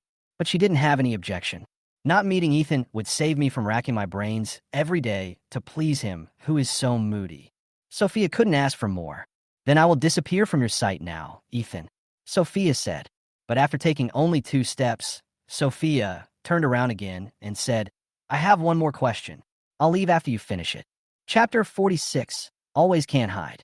Ethan couldn't help but flash a hint of annoyance at the corner of his eyes. Speak. I can avoid you at the old house, but what if I go to the company? Sophia asked, her long eyelashes trembling slightly. How can I avoid you then? Forget about anything else. Just say that when going to the company, she has to ride in the same car with Ethan. Drive yourself from now on. Ethan threw his car keys to Sophia without hesitation. Go half an hour earlier than me, and come back half an hour later than me. Oh, Sophia took the car keys and nodded. It was so strange. She originally thought this was a good thing, but after hearing Ethan draw such clear boundaries, she felt vaguely uncomfortable somewhere in her heart. In the next few days, Ethan kept his word and did not appear in front of Sophia again. Sophia was happy and relaxed. Apart from drawing, she did some simple work, and her life was quite happy. Until this morning, Noah ran into her room and anxiously pulled her out. Noah, what are you in such a hurry for? Sophia asked curiously. Noah's lips were pursed into a line, and his voice was sonorous and powerful. Sports meeting. Oh yes, Sophia forgot that she had agreed to accompany Noah to the sports meeting. Sophia was of course happy to be able to attend her own son's sports meet. But after taking 2 steps outside, she remembered something else. Wait, Noah, your dad probably doesn't want me to go, right? Or should we just forget it? But Ethan had clearly forbidden her from appearing within his sight. What's more, what about sports events that require close contact? He has to agree, Noah said stubbornly, because Zoe said that as long as Daddy treats Mommy well, she would agree to Mommy and Daddy living together and having another baby. Therefore, Noah needs to help his daddy and ask him to pamper his mommy as soon as possible. Without further ado, Noah dragged Sophia to the main hall. Ethan was sitting in the dining room, eating breakfast. He caught a glimpse of Sophia from the corner of his eye, and his Adam's apple suddenly rolled. "Who asked you to come here?" "It's me." Noah stood up, put his hands on his hips, and looked like a little adult. "I promised you that you would go to my sports meeting. Don't cheat. Butler Zhou and I will go with you," Ethan said in a flat tone. Butler Zhou next to him widened his eyes in shock. "No, he is so old. Ethan, please let him go." Noah was even more direct. He ran right up to Ethan, swung his arm, and hit his, but that was exposed through the gap in the stool hard. With a snap, the sound is crisp and loud. Everyone in the main hall was stunned. Sophia was also confused. Wow, he is worthy of being her son. He is so good when he does something naughty that he even dares to spank Ethan. At this moment, Ethan's face was livid, and he was almost gritting his teeth. "Noah, are you itching for trouble recently?" "You're a big liar." Noah said each word with great force. "You said you would go with Aunt Sophia, and now you're going back on your word. You big liar." As he spoke, Noah's eyes flashed with hatred. "If you don't keep your promise, then your trust in me will directly become zero." Ethan was shocked by the look. He had never noticed before that Noah was so stubborn and had a bad temper. It's exactly the same as when he was a kid. This is the only child that Nyin Yin left for him. Thinking of this, Ethan's heart softened a little. He glanced at Sophia beside him and opened his thin lips. "Go change into sportswear." This means agreeing to let Sophia go to the sports meet. Sophia quickly went back to change into her sportswear, then got in Ethan's car and went to the kindergarten together. Noah attends the most famous aristocratic kindergarten in Xizhou, and his parents are naturally either rich or noble. Because of today's sports meeting, all the parents came to participate. The entrance was filled with luxury cars, and there was no empty parking space to be seen at all. Sophia was already feeling awkward staying in the car, so seeing this, she quickly volunteered to get out and find a parking space. Little did she know that Ethan had an exclusive parking space and drove straight over after she got out of the car. "Why are you targeting Aunt Sophia?" Noah asked angrily upon seeing this. Ethan's face was calm. "I didn't target her." "You did," Noah said firmly. "You didn't allow her to enter the main gym, and you didn't let her participate in my sports meeting. And you threw her in the parking lot and made her look for a parking space like an idiot." Ethan's eyes flashed with complex emotions, and his thin lips were pursed into a pale line. "She is a servant of Repulse Bay. It is normal for her to do these things. You forced her to be a servant." Noah crossed his arms over his chest and said bluntly, "If you don't treat her better, you will definitely regret it." "Oh," Ethan sneered in his heart, wondering when he had ever regretted anything. But before he could say anything, he heard a noisy voice outside the car. "Oh my God, there was a woman in sportswear hit in the parking lot. It seems to be quite serious. Whose maid is that?" Ethan's pupils are shaking. "Sophia." He quickly unbuckled his seatbelt, said stay in the car, and strode toward the parking lot. Even he didn't notice that this walking was almost the same as running. When we arrived at the parking lot, there were already several circles of people surrounding the accident site. Ethan made his way through the crowd and walked to the center, but he didn't see anyone. There was only a shocking pool of blood on the ground. "Where are the people?" Ethan asked a random passerby. It just so happened that this passerby was one of Ethan's clients. He was so frightened that he still had to answer. "Ethan, don't get excited. The person died on the spot. The ambulance happened to be nearby and took him away directly." "Died on the spot? How is that possible?" "That maid was too careless. She was looking around everywhere and even lying on the ground to pick up something. So when I was reversing the car, I didn't see her and she ran over my head directly." The man gave a detailed description. Ethan's eyes were bloodshot. He threw him away and planned to go to a nearby hospital. I had just taken 2 steps when I heard a familiar voice behind me. "Ethan, why did you come here by yourself?" Voice could it be but Sophia's? Ethan turned his head and saw Sophia standing in a parking space not far away with her hands on her hips, jumping hard in an attempt to attract his attention. "Ethan, drive the car over here." Ethan stared at her with his dark eyes, and the pain in his heart instantly disappeared. Chapter 47. You want to stand up for her. From a distance, Sophia's petite figure appeared in Ethan's eyes. It was so small that it was blocked by the off-road vehicle next to it, and almost only its head was left. At this moment, she was jumping hard to attract his attention. Ethan pursed his lips and walked forward quickly. "Are you alone here?" Sophia asked. "Where's the car?" "You have to drive it over here." "No thanks," Ethan replied. "Then you won't stop the car?" Sophia's eyes widened. Ethan hummed. "There is a private parking lot. Sophia, why didn't you tell her earlier, leaving her looking for a parking space here? In response, Ethan put one hand in his pocket, his eyes cold. You were the one who insisted on going down.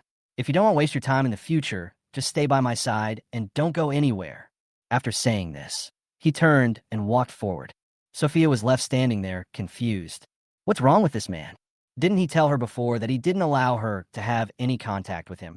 The kind that even if they lived under the same roof, they were not allowed to meet. Now you want to stay by his side? What are you standing there for? Hurry up and catch up. Ethan walked forward for a while, and when he found that Sophia had not caught up with him, he turned around and frowned, urging her to come. Sophia had no choice but to follow. He was running too fast, failed to brake, and crashed into Ethan's back. But Ethan didn't get angry. He just kept walking forward. Looking at his back, Sophia touched her nose, which was hurt from the collision, still a little confused. This man is really weird today. Is he possessed by evil spirits? Soon, the sports meet began. The first competition to start was the children's competition, skipping rope and running. Probably because of Sophia's presence, Noah performed particularly well and won first place in both competitions. After that, it's the three-legged race, which requires the cooperation of parents. Sophia and Ethan's legs were tied together. They had to walk forward 100 meters, get the ball, then turn back and pass the ball to Noah. Noah ran a circle and threw the ball into the basket. There are 10 minutes in total, and the family that scores the most goals wins. Sophia is confident about this. When she was abroad, she also participated in Jack and Zoe's kindergarten sports meeting. It was basically the same events, and she far surpassed other families. So this time, she can definitely help Noah get the first place. Just as I was thinking about it, the game began. What Sophia didn't expect was that she and Ethan had no chemistry at all. After taking just 2 steps, she was pulled and lost her balance, falling directly to the ground. The ground was covered with grass and was very soft, but my ankle was twisted because of the red rope tied around it, and the pain was excruciating. Mom, Aunt Sophia, are you okay? Noah was so nervous that he ran over to ask. Sophia quickly shook her head, gritted her teeth, and stood up. It's okay, let's continue. She couldn't let Noah down. Ethan, can we have a little bit of tacit understanding? I'll shout 1, 2, 1, and you step according to my number, said Sophia. Ethan hummed, a rare expression that didn't show impatience. Following Sophia's call, the two set off again. But because they fell once, they were already 1 ball behind the other families. Sophia was very anxious and shouted faster and faster, trying to catch up with the other families. Even though his voice was shaking with pain, he refused to stop. Sophia, Ethan paused, frowning. No more. Why? Sophia was very confused and looked at Ethan with a face full of cold sweat. This is the only one left. Hurry up. We still have a chance. Ethan's eyes fell on Sophia's ankles. Although she was wearing long pants, her red and swollen ankle was still exposed. Like pig's trotters. Does this woman no longer want her feet? It's just a competition. Is it that serious? Ethan felt a little annoyed and started to untie the red rope on his feet. Ethan, what are you doing? There's only 1 ball left. We have to let Noah be the first. Sophia was extremely anxious and was about to squat down to tie the rope. Seeing other families coming over to get the ball and preparing to go back, she was anxious and flustered. But before she could tie the red rope, she felt her body lighten. In full view of everyone, Ethan actually picked her up like a princess. Sophia's face instantly turned red. What? What are you doing? Shut up. Ethan gritted his teeth. His eyes swept across her face coldly. Hold the ball. Sophia quickly did as she was told.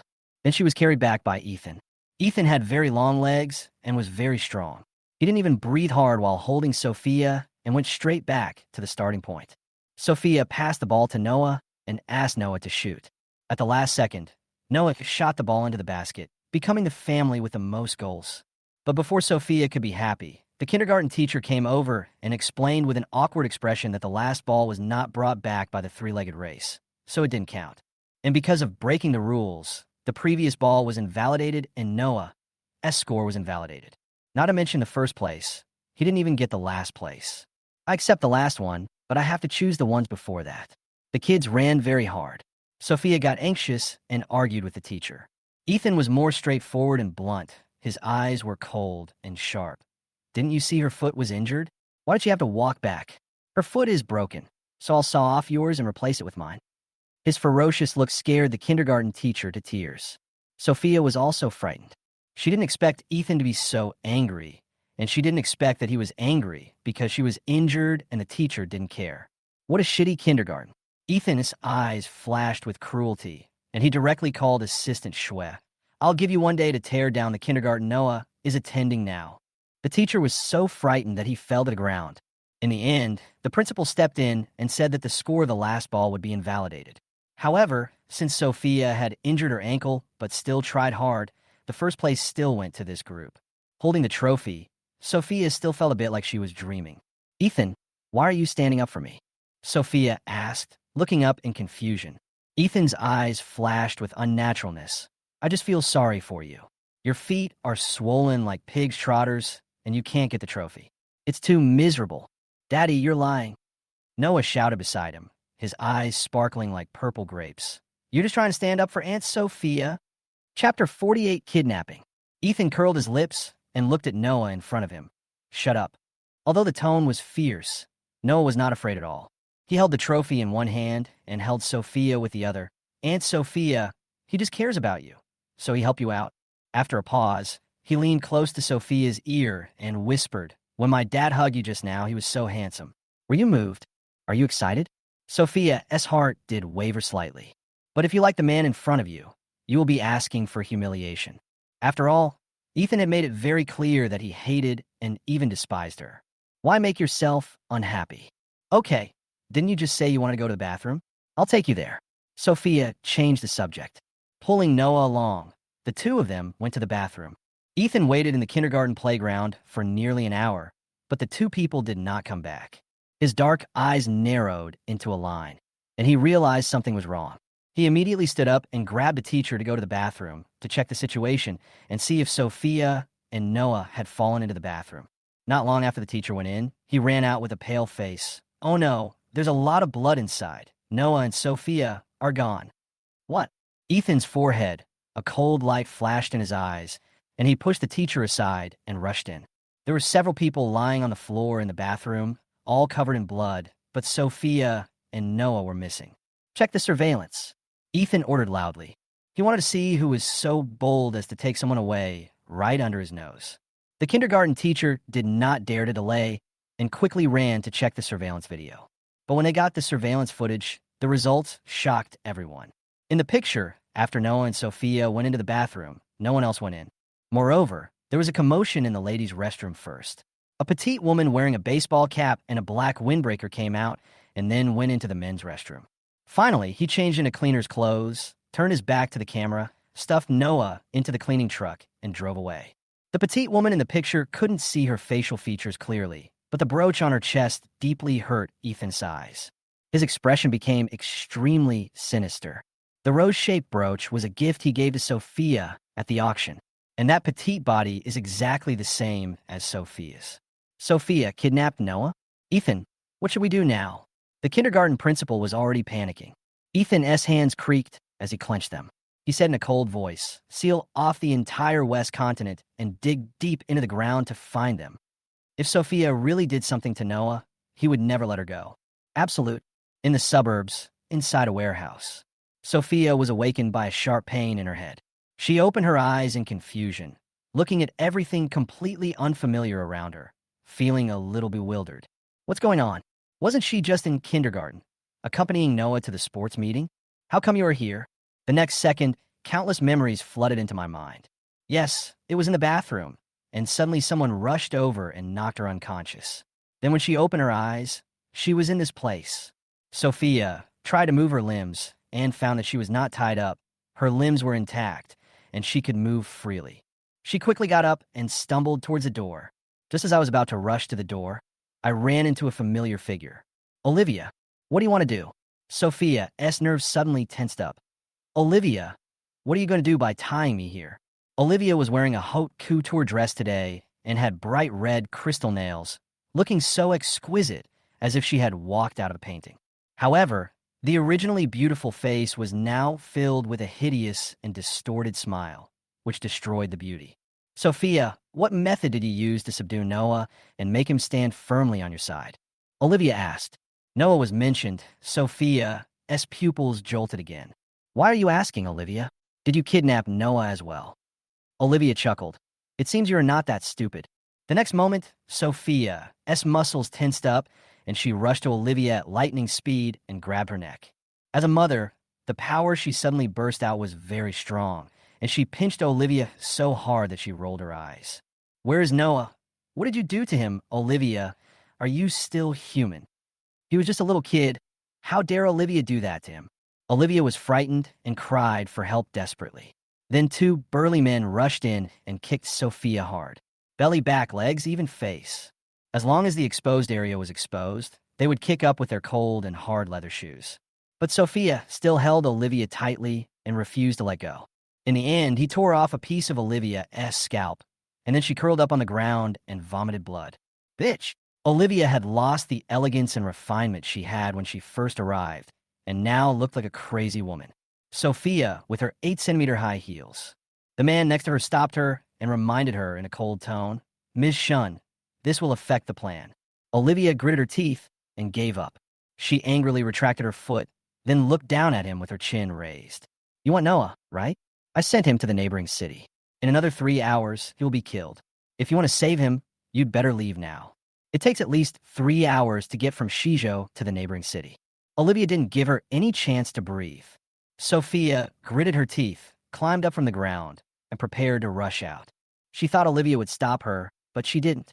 Olivia and the two men moved aside to make way for her to leave the warehouse. Something is indeed wrong.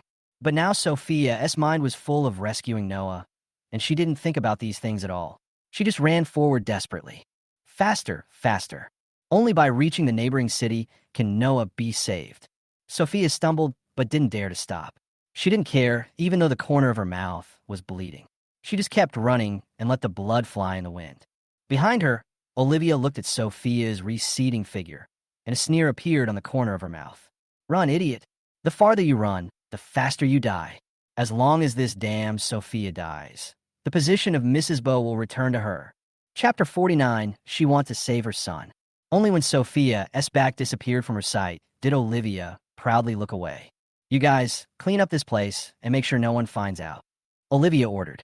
After a pause, his eyes fell on the thick cold storage door at the end of the warehouse. Especially the one inside.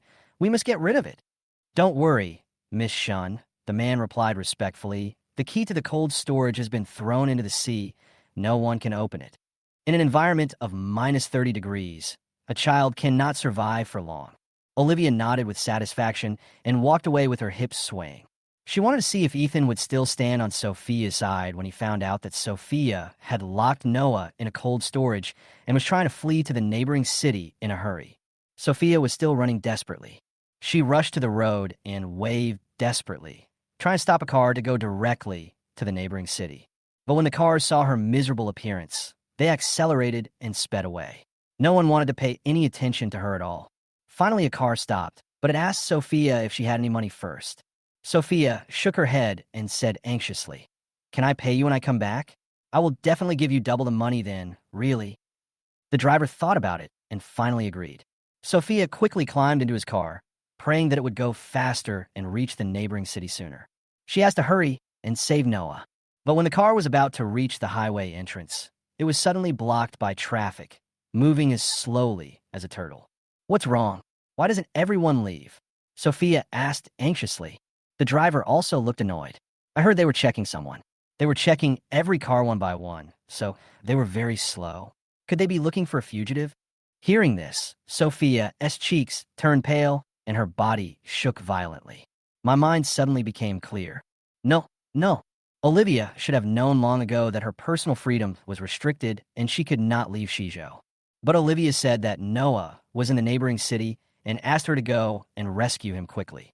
Isn't this a clear guarantee that she will be caught at the border of Xizhou? Olivia did this on purpose. But why did she do this? Do you want her to be caught? What about Noah? If you think about it more carefully, more and more loopholes will appear. How could Ethan allow Noah to be taken to the neighboring city? He would definitely blockade Xizhou as soon as possible. Just like now, checking all vehicles to make sure Noah was not taken away. This is all just Olivia's trap. She was lied to. Sophia immediately opened the car door, jumped out, turned around, and ran back. She wants to go to the warehouse and ask Olivia for clarification. But when she stumbled into the warehouse, Olivia was nowhere to be seen. The warehouse was empty, without any trace, as if nothing had happened here. Olivia, come out. What do you want to do? Where is Noah? Give Noah back to me, Sophia shouted anxiously. The next second, she heard a weak call from the end of the warehouse. Mommy, it's Noah. Sophia rushed over and banged on the cold storage door desperately. Noah, are you in there? Answer me, Noah. But there was no more movement inside, as if everything was just Sophia's hallucination. However, Sophia soon discovered the problem. If this warehouse had been abandoned long ago, why is the cold storage still open? There is definitely someone hiding in here. Hidden inside is her son, her Noah. Sophia used all her strength to bang on the door, inserting her fingernails into the gap, trying to pry it open. But even though his hands were covered in blood and his nails were peeled off, the heavy cold storage door remained motionless. The cold storage door, which was 1 meter thick and weighed about 3 tons, became the biggest obstacle preventing Sophia from entering. Open the door, let me in, I want to go in and save my son. Sophia screamed at the top of her lungs. But no one responded. Only the sea breeze came in through the warehouse door, whimpering and swirling overhead. There was sadness all around. Sophia fell to the ground in despair, covering her face and crying. Tears fell through fingers and dropped to the ground. As luck would have it, it crashed into the iron fence of the sewer. A glimmer of hope suddenly ignited in Sophia's heart. Yes, sewer. Even cold storage has sewers, which is to facilitate the smooth discharge of ice cubes after they are thawed. She could get into the cold storage through the sewer. Sophia did it right away. She quickly pried open the sewer in front of her and crawled down. There was no ladder leading down into the 5-meter-deep sewer, so Sophia fell down forcefully. She felt a sharp pain in her ankle and heard a crisp sound, as if a bone had been broken. Sophia broke out in a cold sweat from the pain, and her face turned pale. But she didn't dare to delay, and she endured the severe pain and crawled hard in the sewer. Every second of delay means Noah will suffer in the cold storage for 1 more second. There is even a risk to one's life. Sophia didn't dare to think any further. The sewer, which had not been used for many years, was full of dust and some chemicals that had long since dried up. They were extremely hard, with sharp edges protruding from the ground, which scratched Sophia's sweatpants and her skin. Wherever he crawled, he left behind a winding and shocking trail of blood. Finally, Sophia climbed to the bottom of the cold storage. Probably because the cold storage had just been put into operation, the sewer was not as cold as imagined, and the surrounding concrete walls were only covered with a layer of white frost. If you touch it, your hand will stick to the wall, and if you're not careful when tearing it off, the skin will be torn. Sophia raised her head and looked at the manhole cover above her head, which was about 5 meters high. Just now, she fell from such a high place. It only takes a second to fall down, but it is much more difficult to get back up. Without anything to support her, Sophia could only use her hands to support the wall and move up little by little. After finally climbing up about 1 meter, his hands suddenly lost strength, and he fell back to the ground. If she continues like this, she won't be able to get up even if she dies. Sophia lowered her head and glanced at her legs. The ankles of both feet were swollen like small hills and showed signs of deformation, probably due to fractures and dislocation.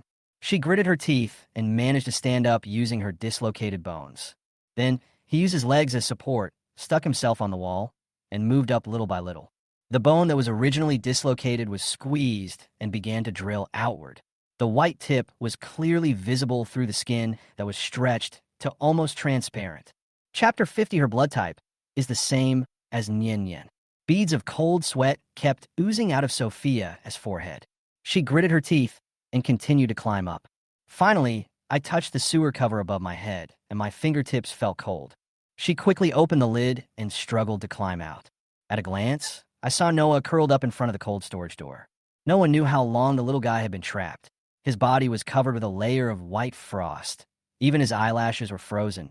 His whole body was blue and purple, and he was trembling almost imperceptibly. If it was a little later, I might have frozen to death. No. Sophia struggled to crawl to Noah, and then hugged him in her arms. I'm here to save you. Don't sleep, Noah. Hearing the familiar voice, Noah finally opened his eyes tremblingly and spoke very weakly. Mommy, I knew you would come and find me. Yes, Mommy is here to find you. Mommy is here to rescue you. Let's go out quickly, said Sophia. This cold storage can only be opened from the outside, and there is not even a handle inside. So if you want to leave here, you must return the same way you came. Sophia worked hard to move Noah to the side of the sewer and told him, when Mommy calls you, just jump down, okay? Yeah. Noah nodded hard. Sophia then looked down at the 5-meter deep sewer. If the first time she fell was because she didn't know the depth and therefore was so resolute and carefree, then this time, she fell to save her son. Without hesitation, Sophia curled herself up into a ball, protecting her internal organs, and fell straight down. There was a loud bang, and she fell to the bottom of the sewer. Every collision between the hard concrete floor and the body was fatally painful. Sophia felt as if all the bones in her body were broken. When she opened her mouth, bright red blood gushed out from the corners of her mouth. She quickly raised her hand to wipe it off, pretending nothing had happened. Noah, hurry up, jump down. Noah, frozen stiff, struggled to move to the mouth of the well, feeling a little scared. It's okay, just trust Mommy. Mommy will definitely protect you, okay? Sophia comforted. Noah hesitated then and jumped down. Sophia used herself as a cushion and caught Noah steadily. But what followed was even more intense pain. She almost fainted. No, she couldn't faint. She still had to drag Noah out of the sewer at the warehouse. It's a pity that ideas are beautiful, but reality is cruel. Sophia's legs were severely fractured and deformed, and she could no longer force herself to climb out of the sewer. She could only do her best and gave Noah all the clothes she could take off, then hugged him tightly and warmed him up with her body temperature. The cold touch, coupled with the severe pain all over her body, made Sophia as consciousness begin to blur. Half asleep and half awake, she seemed to have returned to 6 years ago, floating in the sea, with Ethan standing on a boat not far away. She desperately called for help, but Ethan did nothing, raised his gun, and shot her in the shoulder. The blood gushed out, dyeing the surrounding sea water red and attracting bloodthirsty sharks. She swam hard and shouted for help from a passing fishing boat, hoping to get rescued. Save me and my child." Sophia began to speak nonsense. At this moment, a surprised voice came from above. "Here, Ethan, we found them." Sophia seemed to have had a very long nightmare. She could not remember the content clearly, but in the dream she was thrown off the cliff again and again, so her whole body was in great pain. She was immersed in this nightmare, covered in cold sweat, and couldn't wake up. In front of the bed, Ethan frowned and looked at the little woman on the bed, feeling extremely complicated. "How would you describe the situation when you first found Sophia? Embarrassing, bloody, or terrifying?" The white bones that had pierced through the skin and were exposed made the people who went to rescue them feel a little weak in the knees. But this woman seemed to feel nothing and just hugged Noah tightly. Noah's so important to her. Just as I was thinking about it, David walked in. "Why isn't she awake yet?" Ethan immediately asked unhappily. David put one hand in his pocket and said, "It's impossible to get her back to health quickly by just putting on a cast and using physical methods. You don't know how to use medicine?" Ethan frowned even more. "Is this still the #1 doctor in Xizhou? Does he still need to urge us?" David felt aggrieved. "Of course I will use medicine, but her current condition is very special. I can't use medicine rashly." "Why?" Ethan demanded. David replied, "She has special Rh-negative blood. If she takes the medicine now, it may cause heavy bleeding. Xizhou's blood bags are insufficient. I have to transfer blood bags from other places before I can start taking the medicine." Before this, Sophia could only hold on. "What kind of blood is she?" Ethan's pupils suddenly shook. David repeated it again. He also asked Ethan, "What's wrong? Is there something wrong with this blood type?" "Nian Yin also has this blood type," Ethan replied. David was stunned for a moment. "There should be a lot of people with this blood type, and Nian Yin is already dead, isn't she? But she does have the same blood type as Nian Yin. Even when I found her, she was still unconsciously telling Noah, 'Don't be afraid. Mommy is here.'" Ethan replied. This time David also remained silent. Could it be that this is really Nian Yin? But isn't Nian Yin dead? She also knows Zhou Cheng, Nian Yin's former best friend.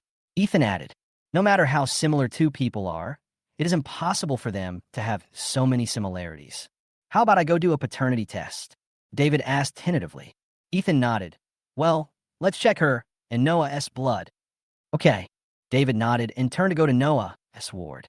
At this moment, Noah has woken up and is lying on the bed receiving an 4. He was just cold to begin with, but after Sophia kept rubbing his body, he warmed up so it was no big deal. He lay in bed, waiting for the infusion to finish so he could go see Sophia. At this time, David came in with a syringe in his hand and said he wanted to draw blood from Noah. I'm fine. Why do I need to have my blood drawn? Noah is very averse to syringes. David explained. You want Aunt Sophia to be your mommy, right? I'll do a paternity test for you. Maybe she really is your mommy. Hearing this, Noah's pupils suddenly contracted. Do you want to do a paternity test for him and his mommy? No, absolutely not. Chapter 51, It's All Olivia's Fault.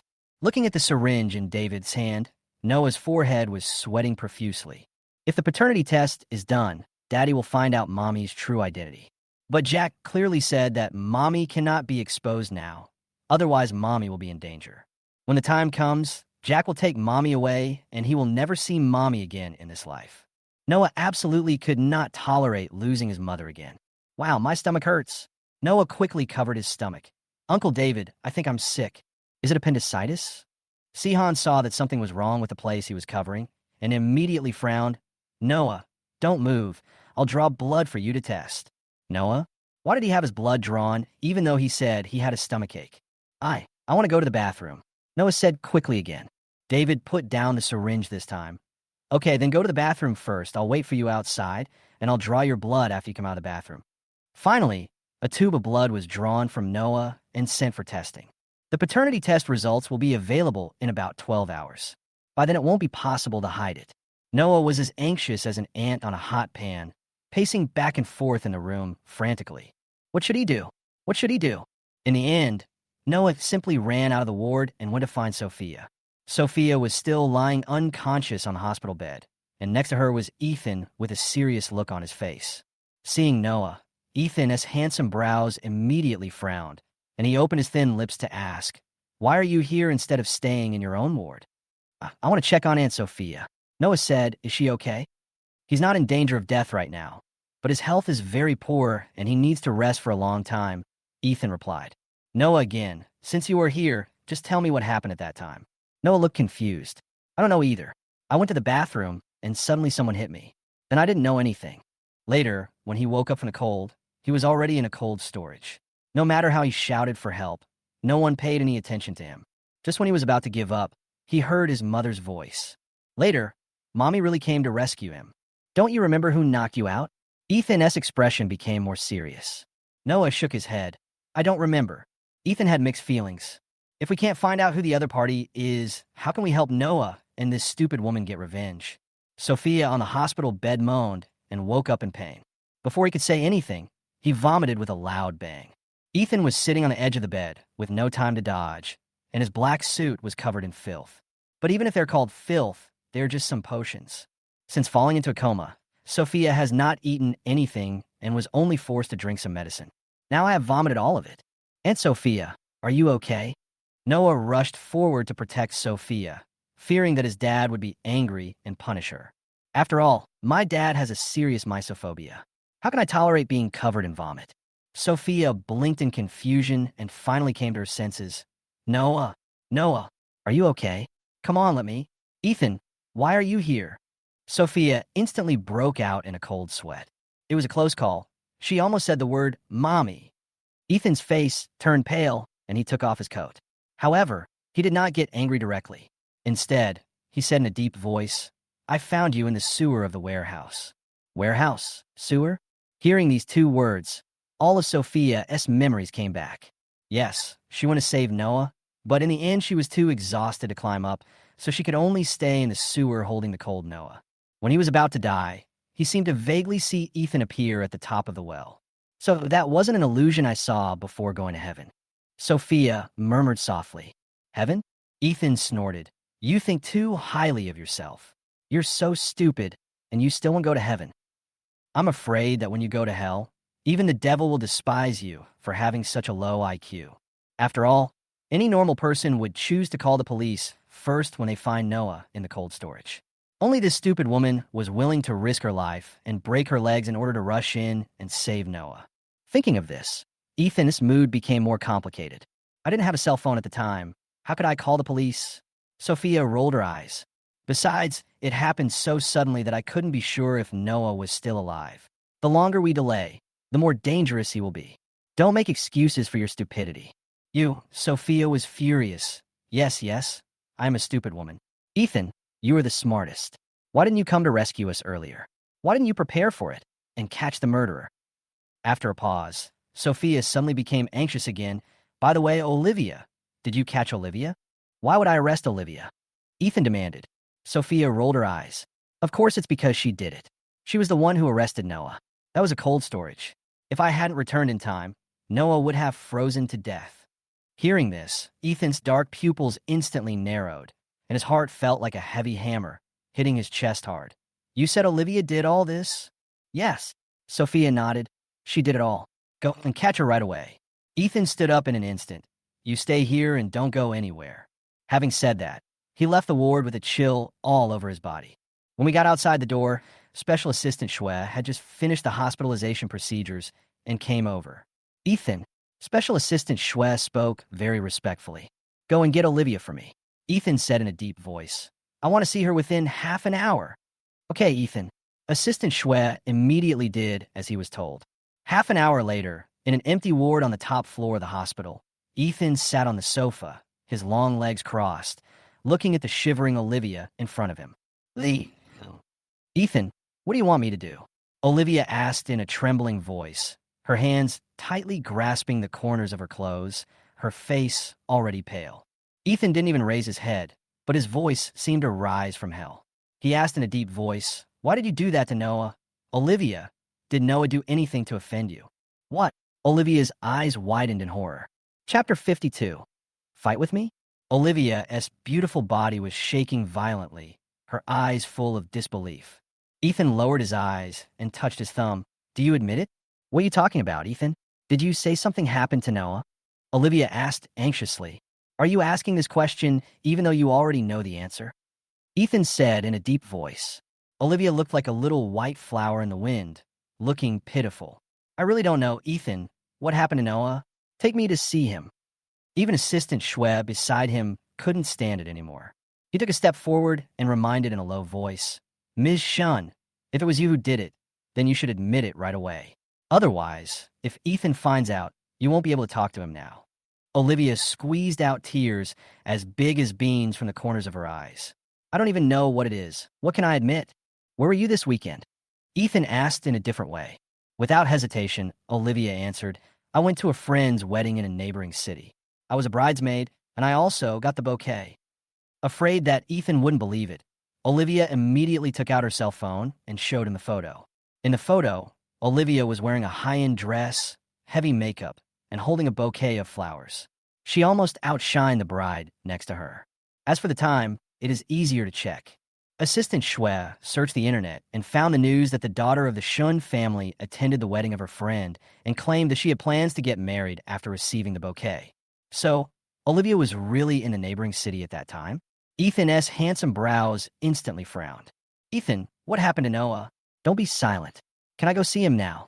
Olivia asked anxiously. He even reached out and tried to wrap his arm around Ethan's. Ethan avoided it without leaving a trace. His voice was dull and calm. It's nothing serious. You can go back first. Olivia looked unwilling, but she still walked out obediently. Then I'll leave first, and I'll come back to see Noah later. Kindness.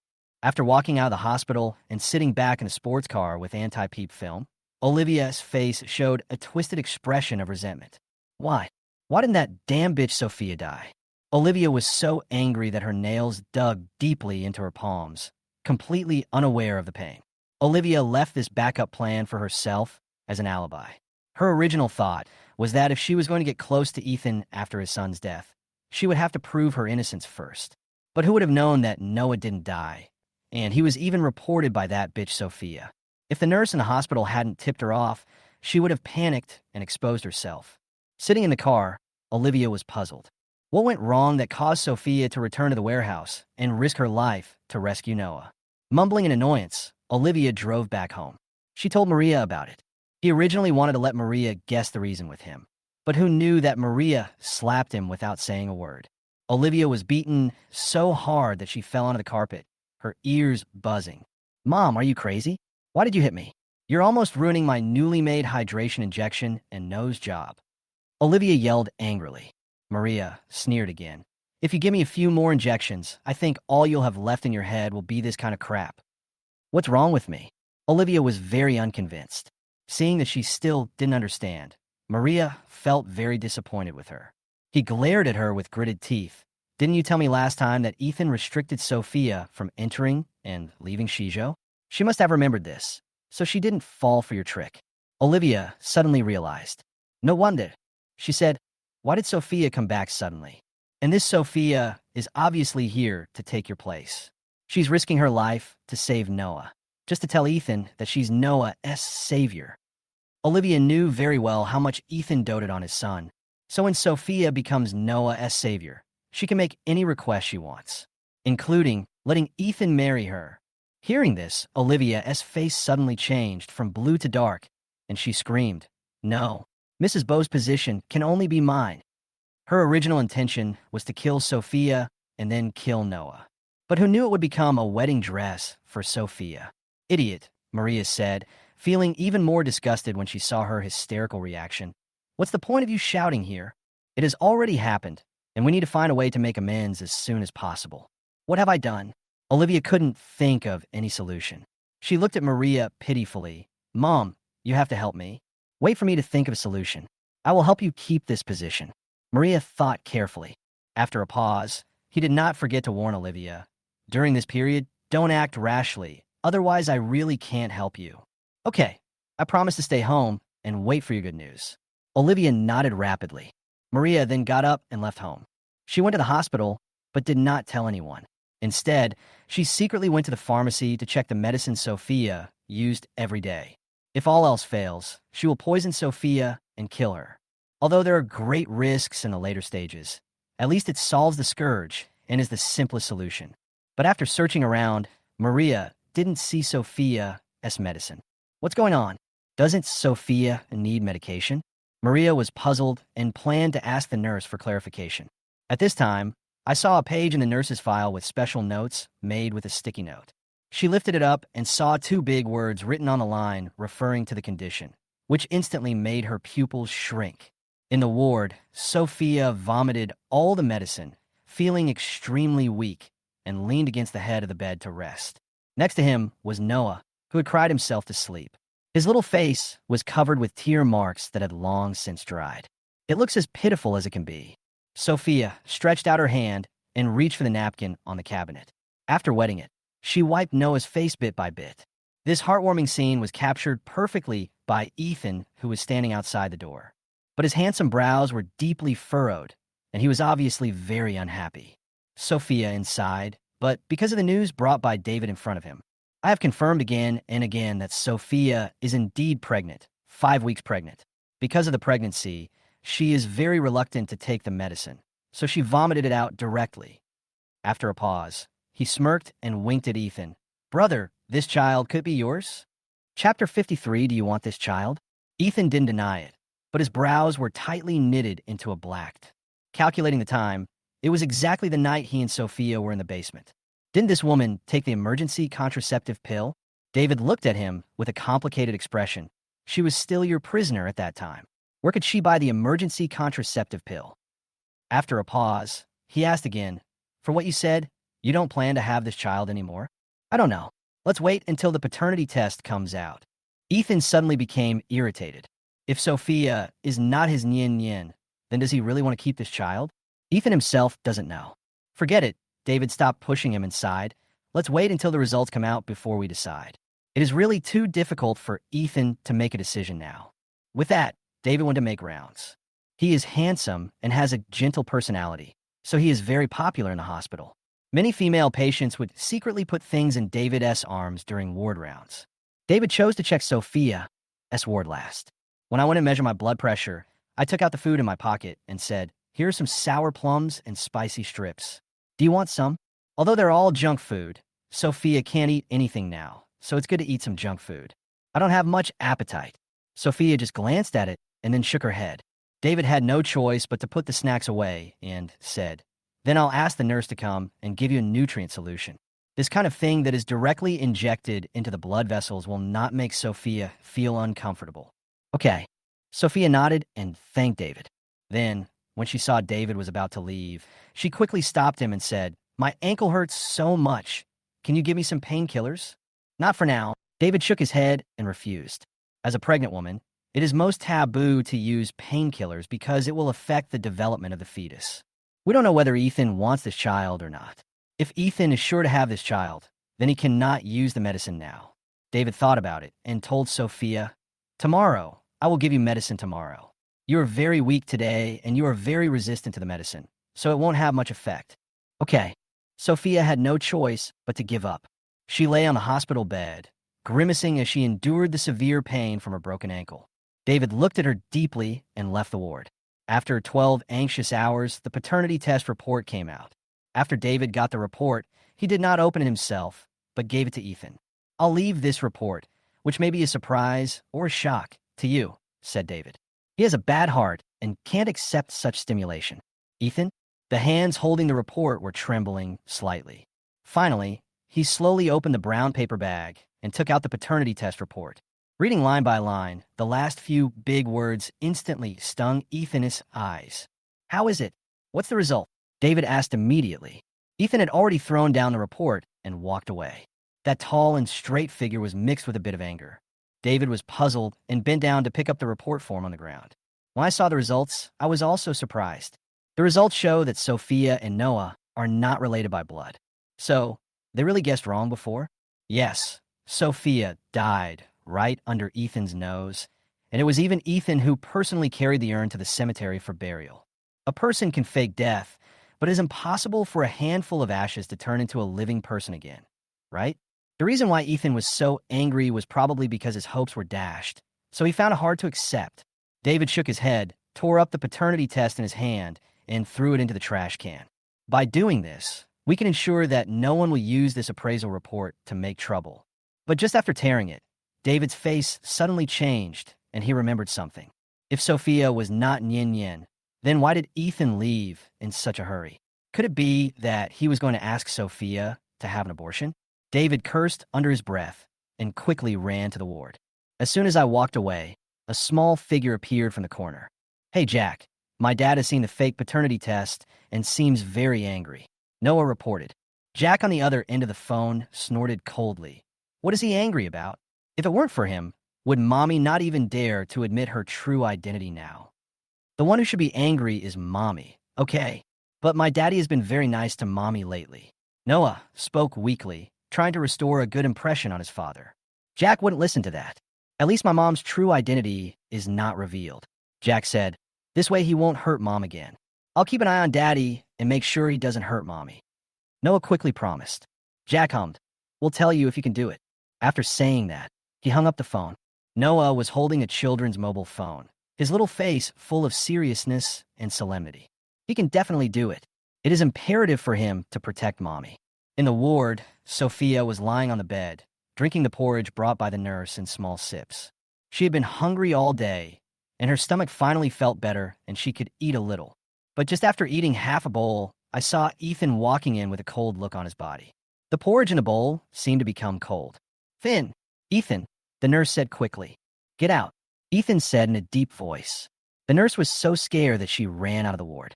Sophia's legs were in plaster, and she couldn't move at all, so she could only stare at Ethan and swallow nervously. What are you doing?" Ethan stared at Sophia in front of him with his dark eyes. His voice was hoarse and deep, and every word, even the punctuation marks, carried a chilling chill. "Sophia, is Noah your child?" "No," Sophia denied without thinking. The reaction was so quick that there was no time to think at all.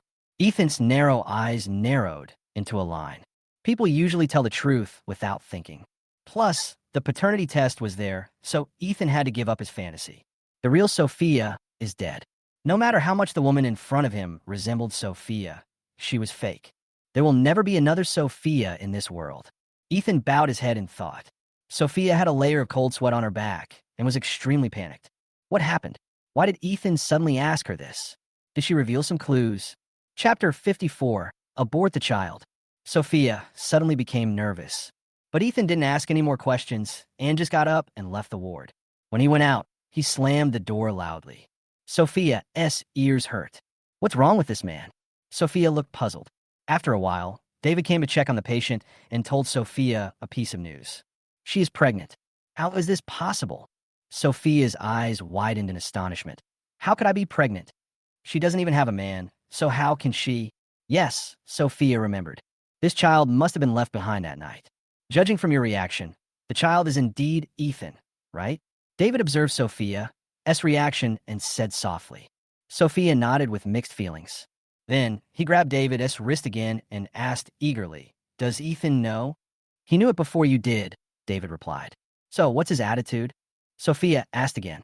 David was silent. He was not sure what his second brother was thinking, so he could not tell Sophia. Seeing David hesitant to speak, Sophia's heart sank instantly. She suddenly remembered that Ethan had just come to question her if she was Noah's mother. But she denied it. Maybe her pregnancy reminded Ethan of her past self, the one he threw into the sea and almost fed to sharks. Then the baby in her belly must be the same as it was back then. Ethan doesn't want it. Noah was safe because of the old man's protection. Where is she now? She is just a strange woman, and she is not qualified to give birth to this child. Ms. Sophia, David spoke amid her hesitation and fear. I don't really recommend you keep the baby. You need a lot of medication now, so it will definitely have an impact on the baby. If you're lucky, the baby will naturally stop growing at 3 months due to deformity. But what if you are unlucky and the child is born tenaciously, but becomes deformed due to the drugs or carries some congenital disease? What if you want to know? Rather than letting him live in pain in the world for decades, it would be better not to let him be born in the first place. David was sincerely advising Sophia. Sophia heard these words. Her heart suddenly tightened again. David had made up a reason to persuade her not to take the medicine yesterday. As a result, today she said that it would be good for her to abort the child. This change in attitude depends on Ethan, right? Yesterday, Ethan wanted to keep the child, but today he changed his mind. As Ethan's good brother, David's attitude also fluctuates. Thinking of this, Sophia's almond-shaped eyes suddenly became a little colder. She looked at David as if he were an enemy. No, I want to keep this baby. Why should someone else decide whether her child should stay or go? Ms. Sophia, David also sensed her hostility and felt a little puzzled. I really only do this for your own good. Sophia turned her back and ignored David. Liars, bad guys, and bastards like Ethan. David opened his mouth, but said nothing. He turned and left the ward. The nurse is waiting outside. It's better not to use medicine for now. If it doesn't work, use ice to relieve the pain. Also double the amount of nutrient solution. This will be good for her recovery. David instructed. The nurse nodded immediately. Okay, Dr. C. David put one hand in his pocket and left. Ethan smoking on the rooftop. The strong wind made the corners of Ethan's clothes rustle. He smoked against the wind, and the bluish-white smoke scattered everywhere, but that little bit of scarlet stayed firmly between his fingers. What is even more terrifying than this scarlet color is Ethan's black eyes. At this moment, it was filled with frost, which made people shudder. Stop smoking. David walked over, took Ethan's cigarette, and crushed it with his foot. You also know that secondhand smoke is not good for pregnant women, right? Hearing the word pregnant woman, Ethan's brows furrowed even deeper. Anxiety surged violently in his heart. That child is not the one I want, Ethan said in a low voice. David shrugged, but he came anyway, and from what I can see from Sophia's attitude, she really wants to have this baby. No, Ethan refused directly. You should arrange an abortion for her tomorrow, no, today. He couldn't accept having a child with a woman other than Yin Yin. But you touched her, and she gave birth to this child. Brother, you're half responsible for this child. You brought him into this world, so why don't you take responsibility? David tried to reason with Ethan. After a pause, he added, and you like Sophia too, don't you? How could I possibly like her? Ethan sneered. She's such a liar. If you weren't the least bit moved, why were you so nervous when you brought her to the hospital that day? David asked. He paused, his eyes returning to Ethan's arm. Underneath his suit, Ethan's arms were actually wrapped in gauze. That was left by the friction on the pipe wall when he jumped into the sewer and forcibly brought Sophia to the surface. When Ethan arrived at the hospital, David was really scared by the blood on his arms.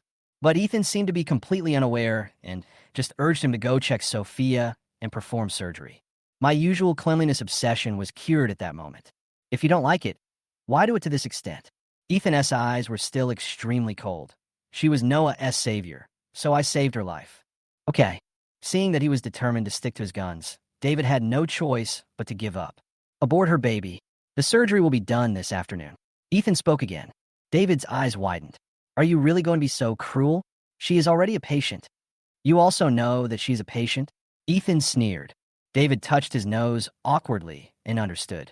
Second brother, so you also want to keep this child, but because Sophia needs medication, you plan to have her aborted, right? No. Ethan denied categorically. I simply hate this child. She is not allowed to give birth to my child. After saying this, Ethan turned around and left. David was left standing on the rooftop, looking at the cigarette butts all over the floor. After a long while, he finally grinned and said softly, Liar, if you hate it so much, why bother to smoke so much? The last time I smoked so much was 6 years ago, outside the operating room where Sophia gave birth. Chapter 55, When You Are Well, Come and Kill Me. Sophia became extremely nervous when she found out she was pregnant. She put her hand on her belly and didn't allow anyone to get close. Even the nurses were not allowed to approach him. The nurse didn't know whether to laugh or cry. I'm giving you a nutrient solution. Then let me see it first. Sophia stretched out her hand towards her. The nurse then showed the nutrient solution to Sophia. After making sure everything was okay, Sophia handed her hand to the nurse. Sorry, I'm a little nervous now. The nurse inserted the needle deftly. It's understandable. Many pregnant women are very nervous in the early stages of pregnancy, especially someone like you who is injured. You'll be even more nervous. Yeah. Sophia nodded. I hope he can be born safely. Inside is her child. She would never allow anyone to hurt him. But as he was speaking, Ethan, full of hostility, walked into the ward with several doctors following him. That scene immediately frightened Sophia. Ethan defensively. What do you want to do? Ethan ignored her and told the doctors, send him directly to the operating room. What? Sent to the operating room? Sophia was not stupid. After hearing this, she could guess what Ethan was going to do with just her toes. He wants to abort her child. The doctors in white coats moved quickly toward Sophia. Don't come over here. Sophia screamed in pain. I don't want an abortion. This child is mine, Ethan. You have no right to abort him. Sophia was so excited that the infusion needle that had just been fixed on the back of her hand fell out. Bright red blood beads emerged from the back of her hand, flew out as she moved, and landed on the back of Ethan's hand. A tiny drop of warm water, so dazzling. Ethan couldn't help but frown, his annoyance growing even greater, and urged, Why don't you hurry up? Yes. The doctor hurried forward and held Sophia's arm. Just hold down your arms. After all, Sophia's legs were in plaster, and she couldn't move at all. It was easy to control her. Sophia was taken to the operating room amid her sharp screams of pain. The dazzling surgical light came on, bright red, just like the drop of blood on the back of Ethan's hand. For some reason, Ethan felt that the drop of blood on the back of his hand seemed to have life, boiling and burning his hand. The abortion operation takes a very short time. In less than half an hour, Sophia was pushed out. It was as if along with that child, Sophia's vitality was also strangled. She lay on the hospital bed with a pale face, her face already covered with traces of tears. Ethan's heart choked again when he saw this. Why is this happening? He clearly didn't want this child, but why did he feel so sad when he saw the child being aborted? Second brother. David learned the news at this time and rushed over quickly. Sophia's extremely pale face, his heart skipped a beat, and he knew it was too late. The child is gone. Arrange the best doctors and medicines for her. Ethan said this and turned away. Watching Ethan walk away, David sighed and looked down at Sophia. After hesitating for a moment, he said, Ms. Sophia, this is actually good for you. Your legs are seriously injured now. If you don't take medicine, it will be difficult to recover. That's why my second brother asked you to abort the baby. Sophia seemed not to hear his voice and just stared blankly at the pale, incandescent light above her head. Even though her cheeks were paler than an incandescent light. David sighed again and asked the nurse to push Sophia back to the ward first. After returning to the ward, Sophia covered herself with a quilt as if she were a dead body. In fact, she is now almost like a dead body. She didn't talk to anyone and had no expression on her face. She just lay there straight. One look at her was enough to tell that she must have suffered a huge mental blow. And because the blow was so great, Sophia refused to be contacted by anyone. She began to engage in self-harming behaviors. Whenever someone approaches her, she will try her best to escape and avoid them. Even if your legs are covered in thick plaster, You must try your best to crawl onto the ground. David was worried that something might happen to her, so he gave up and stopped letting anyone touch her. But this also means that there is no way to give Sophia medication. Her injuries have not healed yet, and she had a miscarriage, so she needs to take medicine to recover. David had no choice but to call Ethan. The voice on the phone was bitter. Second brother, it seems you really hurt her. If you continue like this, she will definitely die. Ethan is currently processing documents in Beau's office. Hearing this, the Parker pen in his hand paused, and an ink spot appeared on the document, spreading out and looking very abrupt. Subconsciously, Ethan recalled the drop of blood that was splashed on the back of his hand that day. It seems to be very similar to this ink spot. Damn, what the hell is he thinking? Got it. Ethan collected his thoughts and said in a deep voice. Then the call was hung up. Hearing the busy tone on the phone, David was dumbfounded. What does it mean to know? After all, Sophia is Noah's savior. Even if she accidentally got pregnant with his child and made him angry, he can't just leave her in the hospital to die. Not to mention, this kid is half Ethan. David really didn't understand what Ethan was thinking. Ethan showed up at the hospital in the afternoon. At that time, David was holding a bowl of white porridge, standing at the end of the bed and giving earnest advice. Miss Sophia, please eat something. You haven't eaten for 2 days since the surgery. You have to consider your health. Sophia lay quietly, without making a sound, as if she were dead. Ethan frowned deeply. I haven't seen her for just 2 days, and this woman seems to have lost a lot of weight. She looks almost unrecognizable. What does she want to do? Ethan walked forward with his long legs, took the bowl of porridge from David, and walked over to Sophia. Open your mouth, he ordered. Sophia saw him. She trembled all over, her eyes turned red with hatred. Get out! Get out of here, you murderer! I killed your child, and you want me to pay with my life, right? Ethan asked in a deep voice. Sophia agreed without hesitation. Yes, I want you to die and go to hell. Then get well soon. When you are healthy, come and kill me. Ethan said. Chapter 56, Are you crazy? After hearing this, Sophia was stunned. David next to him was equally surprised. Second brother, are you crazy? Open your mouth. Ethan urged again, not sounding joking at all. Sophia hesitated for a moment and reached out to Ethan. I can eat it myself. Even if she wanted to kill Ethan after eating, she would not let Ethan feed her. Ethan didn't force it. He handed the bowl to Sophia and just stared at her. It took Sophia more than half an hour to finish a bowl of porridge. Then he slowly breathed a sigh of relief and looked at Ethan. Are you satisfied with this? Ethan said nothing and left. Sophia and David were left looking at each other, really confused as to what was going on. Dr. C, I need a rest. Sophia ordered him to leave. Oh, I'll be right out then. David nodded obediently and walked out. When he reached the door of the ward, he turned back and asked tentatively, are you really going to kill my second brother then?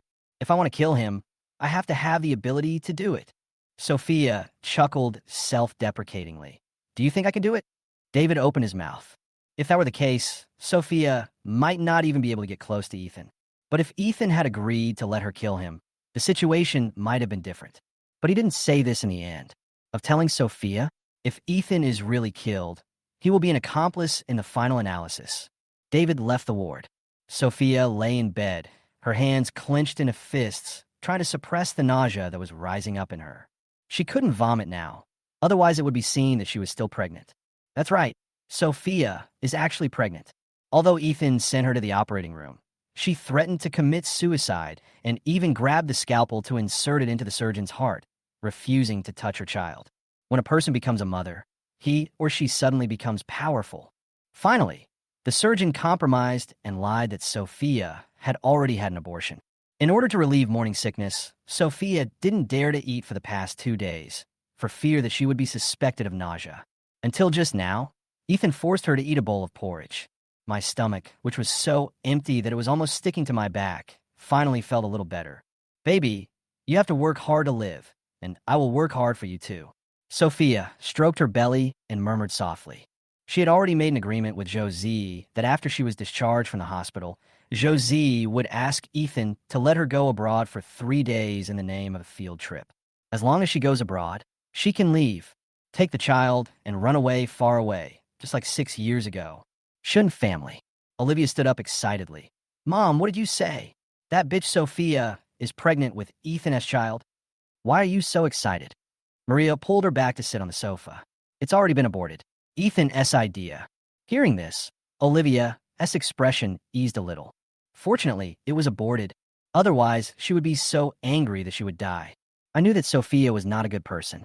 She even dared to seduce Ethan to bed and even got him pregnant. She really wanted to be Mrs. Bow. Not only that, Maria couldn't help but sneer as she recalled the medical records she saw in the hospital. She might even come back for revenge. What? Olivia was puzzled. Mom, what are you talking about? Who is she taking revenge on? Sophia before, causing her to almost be charged with murdering Noah. I saw her blood type, it was panda blood, and then I heard the nurse say that Ethan took Noah's and her blood for a paternity test. Clang. It was like a wake-up call. Olivia turned pale and was shaking violently. She is Sophia? That's impossible. Sophia is dead. The paternity test also said that the blood relationship does not match. Maria narrowed her eyes. But I don't think this matter is that simple. In the following days, Sophia ate actively and cooperated with the treatment. However, she just held the medicine given by the doctor in her mouth. As soon as the people left, she spit it out immediately, wrapped it in a tissue, and threw it away. Although the recovery will be slower, it is at least moving in a good direction. A month later, Sophia was able to be discharged from the hospital. However, her legs were injured and she could not walk normally, so she had to use a wheelchair. David pushed her to go through the discharge procedures and sent her to the hospital entrance. Then I'll get busy first. You wait here. Special Assistant Xue will come to pick you up. David put one hand in his pocket and said in a deep voice. Sophia nodded. Okay. Looking at the bustling crowd in front of the hospital, Sophia was still a little dazed. She was almost suffocating in the hospital. Soon, a familiar Maybach stopped in front of her. But the person who got out of the car was not Assistant Xue, but Ethan. He was wearing a khaki windbreaker today, paired with dark brown casual pants. When he walked, the corners of his clothes fluttered up and down, and his posture was upright and handsome. It instantly attracted the attention of others around. But when Sophia saw it, she only felt deep resistance and defensiveness. Especially since she was pregnant with a baby, she felt inexplicably wary of Ethan. Ethan saw Sophia, who was already as alert as a hedgehog. Every invisible thorn on this woman's body was aimed at him. He pursed his thin lips in annoyance, walked up to Sophia, and helped her push the wheelchair. Just let Assistant Xue come. Sophia turned her wheelchair backwards awkwardly, avoiding Ethan's hand. The next second, Ethan pulled her and the wheelchair back and approached the car through the barrier passage. At the same time, he said in a deep voice, Assistant Xue is very busy today. He has a very important case to discuss and has no time to deal with your little matter. Sophia responded bluntly. Since it's just a small matter, Special Assistant Xue doesn't have time to take care of me. Ethan, you are of noble status, so you shouldn't waste your time on me. Ethan seemed not to hear and continued to push forward. Soon, the wheelchair arrived in front of the car. There is still some height difference between the car door and the wheelchair. Sophia hasn't taken any medicine during this period, and her recovery is not as good as expected, and her arms are completely weak. She tried several times but failed to get into the car. She was so anxious that a thin layer of sweat appeared on her forehead. Ethan stood by and watched her struggling. When she was really out of strength, he reached out and picked her up as a princess. Then he gently placed her on the back seat. The two were too close, and when Sophia stood up, her panicked face brushed against Ethan's thin lips. The obviously cool temperature made her shiver, and panic was revealed in her clear almond-shaped eyes. Chapter 57, Then You Two Should Be Together. Sophia's heart was beating like a drum, and she was panicking. But Ethan acted as if nothing had happened, straightened up, walked around to the driver's seat, and started the car. He drove and took Sophia back to Repulse Bay. Butler Xizhou came to the door to greet him personally. Sophia, does your leg still hurt? I don't dare to go to the hospital to see you, for fear of crying. Sophia smiled brightly. I'm fine, Uncle Xizhou, I just can't walk yet. If you don't want to leave, then don't leave. You can sit in a wheelchair and let others push you wherever you want to go. I've already told everyone else, especially Tina, who will take special care of you. Butler Xizhou said. As soon as she finished speaking, Tina ran to Sophia and said, Sophia, let me push you back to your room to rest. Okay. Sophia nodded. Because of the inconvenience in mobility now, Sophia and Tina's rooms were moved from the second floor to the first floor. Not only is the room twice as big as before, it also contains a lot more things. It even has its own small refrigerator filled with high-end supplements, such as instant bird's nest. Not to mention the bedding. It's made of high-grade silk. Sophia looked around, stunned. Are you sure we didn't stay in the wrong room? Tina nodded vigorously. Of course I'm not living in the wrong place. These are all specially prepared by Ethan for you. I'm just taking advantage of it. Was it arranged by Ethan? Sophia's mind was a little dazed.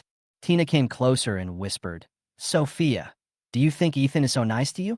The other servants are so envious of you. I don't think so, Sophia said decisively and coldly. Sophia doesn't care about this little bit of material compensation, and she knew very well in her heart that Ethan did all this just to atone for his sins. Because Ethan killed her child himself. He killed a little life, but he wanted to use these things to dispel the resentment in her heart. What nice thought. Sophia thought about it and touched her belly secretly. Fortunately, she didn't really abort the child. Otherwise, she would have gone crazy seeing the things Ethan prepared, right? Now, she directly opened the refrigerator, took out a bottle of instant bird's nest, and gave it to Tina. I won't eat it, Tina said embarrassedly. This is what Ethan prepared especially for you. How can I eat it? Since it's given to me, I can do whatever I want with it. Sophia said, eat it, and he will bring new ones when you're done. Tina still refused to eat it, blushing and asking, can I save it and eat it with my mother when I go back home on the weekend? You eat it first, and then get a new one for Annie on the weekend. Seeing that she was hesitating, Sophia opened the lid directly.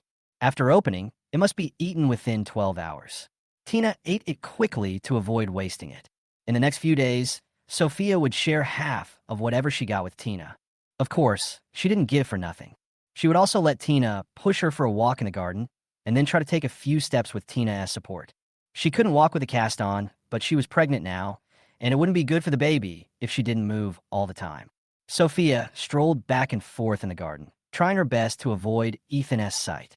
However, he could hide from Ethan, but not from Noah. Noah was originally sent to the old house, but he sneaked back today. With red eyes, he looked up at Sophia. Uncle Shwe said that Daddy aborted your child. Yeah. Sophia was worried that Noah would let the cat out of the bag, so she had to admit it against her will. Noah burst into tears. The baby is gone. Daddy did it. Daddy is a murderer. It's okay, Noah. Sophia quickly went to wipe Noah's tears. Don't cry. It must be painful, right? Noah continued to cry and reached out to touch Sophia's belly. It must be painful for the baby too, right? This. Sophia really didn't know how to answer. Noah cried until his voice was hoarse, and then he clenched his fists. I don't want Daddy to be with you anymore. Daddy doesn't deserve to be with Mommy. I'm going to find someone who's good to you, Noah vowed. Before Sophia could react, Noah ran away. Sophia wanted to chase him, but she couldn't run fast in her wheelchair, so she could only watch him run away. This child, wouldn't he do anything out of line? Sophia hesitated for a long time, but still gritted her teeth and decided to find Ethan to remind him. Sophia reached the entrance of the main building. She was stumped by the stairs. The step was only 20 centimeters high, but became an insurmountable chasm in front of her. Sophia was unable to rely on her own strength and went straight up in her wheelchair. Helplessly, she could only stand up, put the wheelchair on the steps, and then sit on it herself. As a result, when I placed the wheelchair, I didn't notice that the rear wheels were actually hanging in the air. As soon as people sit on it, they fall backwards. Sophia was caught off guard, lost her balance, and screamed in fear. But the expected pain did not occur. Someone supported her from behind. Miss Sophia, are you okay? David's voice sounded concerned. Mom, Aunt Sophia, are you okay? Noah also ran over. Sophia was wheeled to the living room, still a little shocked. Thank you, Dr. C. If it weren't for you, I might have broken my bones a second time. Yeah, Uncle C is very quick and capable, and he's an extremely good doctor, said Noah. Song Runyan agreed. Yes, Dr. C is indeed amazing. Not only is he extremely accomplished in medical skills, but he is also a very good and gentle man in life. Noah jumped up and down beside him, introducing excitedly. Not only that, Uncle C is also very rich. His family owns a hospital, and they also have the largest medical industry in Xizhou. He is also the only son. Sophia listened absent-mindedly, nodding occasionally. In fact, she had known what Noah said for more than 20 years. After all, she and David are childhood sweethearts. Even before she married Ethan, she and David were best friends. She knew exactly how good David was. While she was just trying to deal with it, she suddenly heard Noah ask her, Aunt Sophia, what do you think of Uncle C? Very good, a good man. Sophia commented very sincerely. Noah nodded and breathed a sigh of relief. You like it too? That's great. Then you can be with Uncle C. Chapter 58, Are You Itching for Trouble? Cough, cough. Sophia choked on her saliva, and her cheeks turned red. David next to him was also at a loss for words. Noah, don't talk nonsense. I'm not talking nonsense. Noah's fair little face was tense, and his expression was serious. I'm serious. Uncle C, you should be with Aunt Sophia. Although that expression was full of reluctance and unwillingness. But Noah thought this was the best way. I originally wanted Aunt Sophia and Daddy to be together, but he's such a jerk, and he hurt Aunt Sophia, so he doesn't deserve it, Noah said. You can't just introduce it casually. David said. Noah was as anxious as an ant on a hot pot. I didn't introduce you casually. I thought about it for a long time. The most important thing is if you don't find another daddy for Mommy, she might go abroad to find one, right? What'll he do if he goes abroad? Noah doesn't want to be left alone in Xizhou, so even if he has to change his daddy, he wants to leave his mommy here. Thinking of this, Noah stepped forward again and shook Sophia's arm vigorously. Aunt Sophia, Uncle C is very good. You should stay with him. Noah. A cold and harsh voice came from the entrance. The three people in the living room turned their heads and looked over. At the entrance, Ethan's face was gloomy and livid, looking so scary that he almost wanted to eat someone's flesh. He walked into the living room with his long legs, his voice full of frost. What are you doing? Noah stiffened his neck and said, I'm trying to bring Aunt Sophia and Uncle C together. Who told you to do this? Ethan growled angrily. Myself. Noah's stubborn temper also came up. Aunt Sophia deserves better. You are past. Oh, Ethan sneered and turned to look at Sophia in the wheelchair. Did you ask him to do this? I already said it was my own fault. It has nothing to do with Aunt Sophia. Noah ran over and opened his arms to protect Sophia. Sophia, put away your little thoughts. Are you worthy of being with David? Ethan's hands clenched into fists. What does this woman mean? Now that she can't seduce him, she turns around and looks for David. Hearing this, Sophia also became angry. Is she as bad as Ethan said? I'm a free person and can date whomever I want. Ethan, you have no right to interfere. Sophia retorted coldly. Ethan's eyes narrowed into a line. So, you really plan to be with David? Does this have anything to do with you? Why do I need to report to you?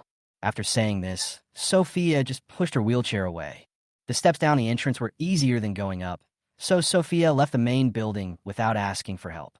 The two adults and one child were left in the living room staring at each other, with the air filled with tension. Sophia again. Noah said in a very disappointed tone, Daddy, you're going too far. Having said that, he ran away. Brother, I didn't do anything. David spread his hands, looking innocent. Noah asked me to come here. I didn't know he wanted to bring me and Sophia together. The word matchmaking was like a heavy hammer, hitting Ethan's heart hard. He became increasingly unhappy. You'd better not be interested in such a scheming woman. Ethan warned. David nodded in agreement. Let's go. Ethan started to chase people away. David, who had just arrived at Repulse Bay for less than 10 minutes and hadn't even sat down yet, was kicked out. Standing outside the iron gate, David raised his bony hand, touched the tip of his nose, and couldn't help laughing. Is it because he dislikes Sophia's scheming, or is it because his second brother is jealous? TSK. David shook his head. At the same time, he also clearly realized that it would be difficult for Ethan to be with Sophia. After all, there's a life between them. Sophia will definitely take action against Ethan after her injuries heal.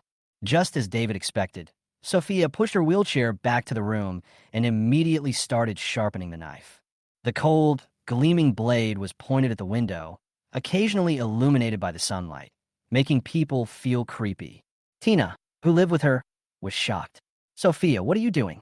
Get your butcher knife ready and kill that bastard when the time comes. Sophia gritted her teeth. You want to kill someone?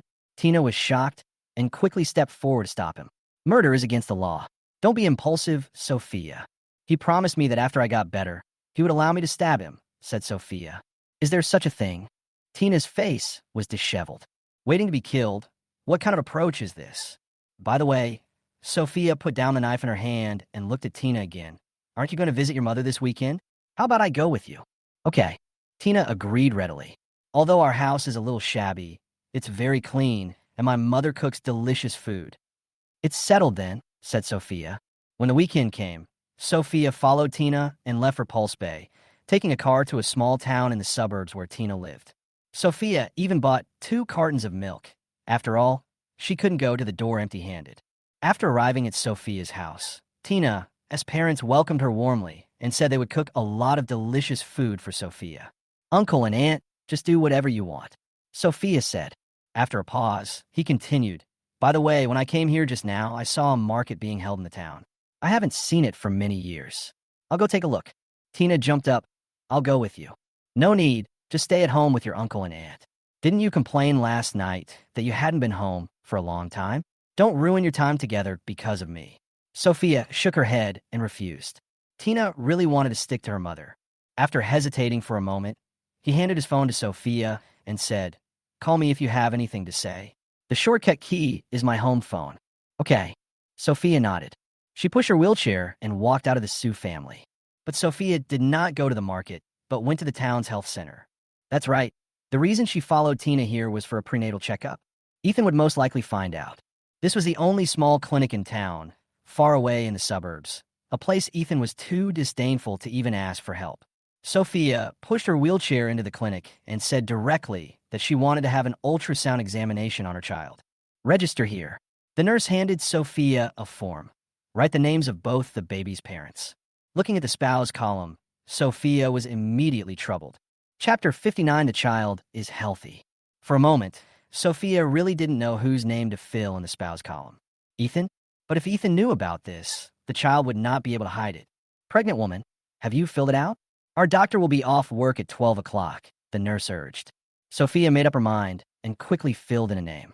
The nurse checked the chart and found nothing wrong, so she took her to the ultrasound room. Lying on the hospital bed, she lifted her clothes to reveal her still flat belly.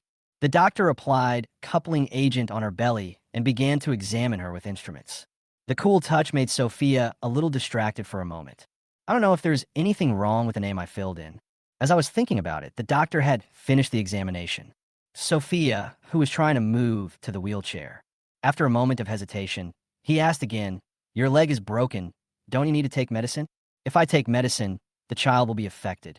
Sophia replied in a firm tone, so I don't plan to take medicine. I'll just hold on and it will pass. The human body has the ability to heal itself, and taking medicine only helps speed up the healing process and reduce pain. Sophia can handle both. You are such a great mother. The doctor couldn't help but sigh when he heard this. He then prescribed some pregnancy supplements for Sophia and told her to eat 3 meals a day on time. The pharmacy is on the first floor. You could just go there to get your medicine, said the doctor. Okay, thank you, doctor. Sophia nodded and pushed her wheelchair out of the ultrasound room. After waiting on the first floor, I didn't get the medicine and went straight back to Tina's house. It's not that Sophia has no money, nor is she afraid that others will find out after she takes it home to eat. But Sophia can't let the child grow too big now. Otherwise, it would be too easy for Ethan to find out. Thank you for your hard work, baby. I will ensure that you are healthy. It's just that you will be a little younger. Mommy promises that I will leave Xizhou before you are 6 months old. The time when a child really starts to grow is after 6 months. At that time, as long as she doubles the amount of food she eats, the baby will be able to grow back to the standard weight before birth. Sophia, what did you buy at the market? Seeing Sophia coming back, Tina immediately came up to her and asked. Sophia pretended to be regretful. I saw a lot of beautiful things, but I forgot to bring my wallet. It's okay. I'll go with you after lunch. The market will be open until 4 in the afternoon, and there will be discounts if we go after 3. Tina believed it and bared her white fangs, looking particularly playful. Sophia hummed, okay. Soon, lunch began. Sue's father and mother specially prepared a lot of delicious food for Sophia, all of which were Xizhou specialties, and they even stewed small intestine and mung bean soup. Because Tina called them last night and told them that Sophia loves this soup the most. Eat whatever you like. Don't be polite. If it's not to your taste, tell me, and I'll make it again for you next time you come. Sue's mother greeted warmly. Sophia nodded, picked up a piece of braised pork ribs with her chopsticks, and started eating. But she only ate a piece of braised pork ribs. She symbolically touched the rest of the food, drank a bowl of soup, and then said she was full. Tina next to her, she is already eating her 3rd bowl of rice. Sophia, you can't do this. You're so thin and you're injured. You must eat more, said Tina. Sophia looked at Sue's father and mother's hopeful eyes and felt a little embarrassed for a moment. I had no choice but to bite the bullet and eat another half bowl of rice. She is now in the early stages of pregnancy.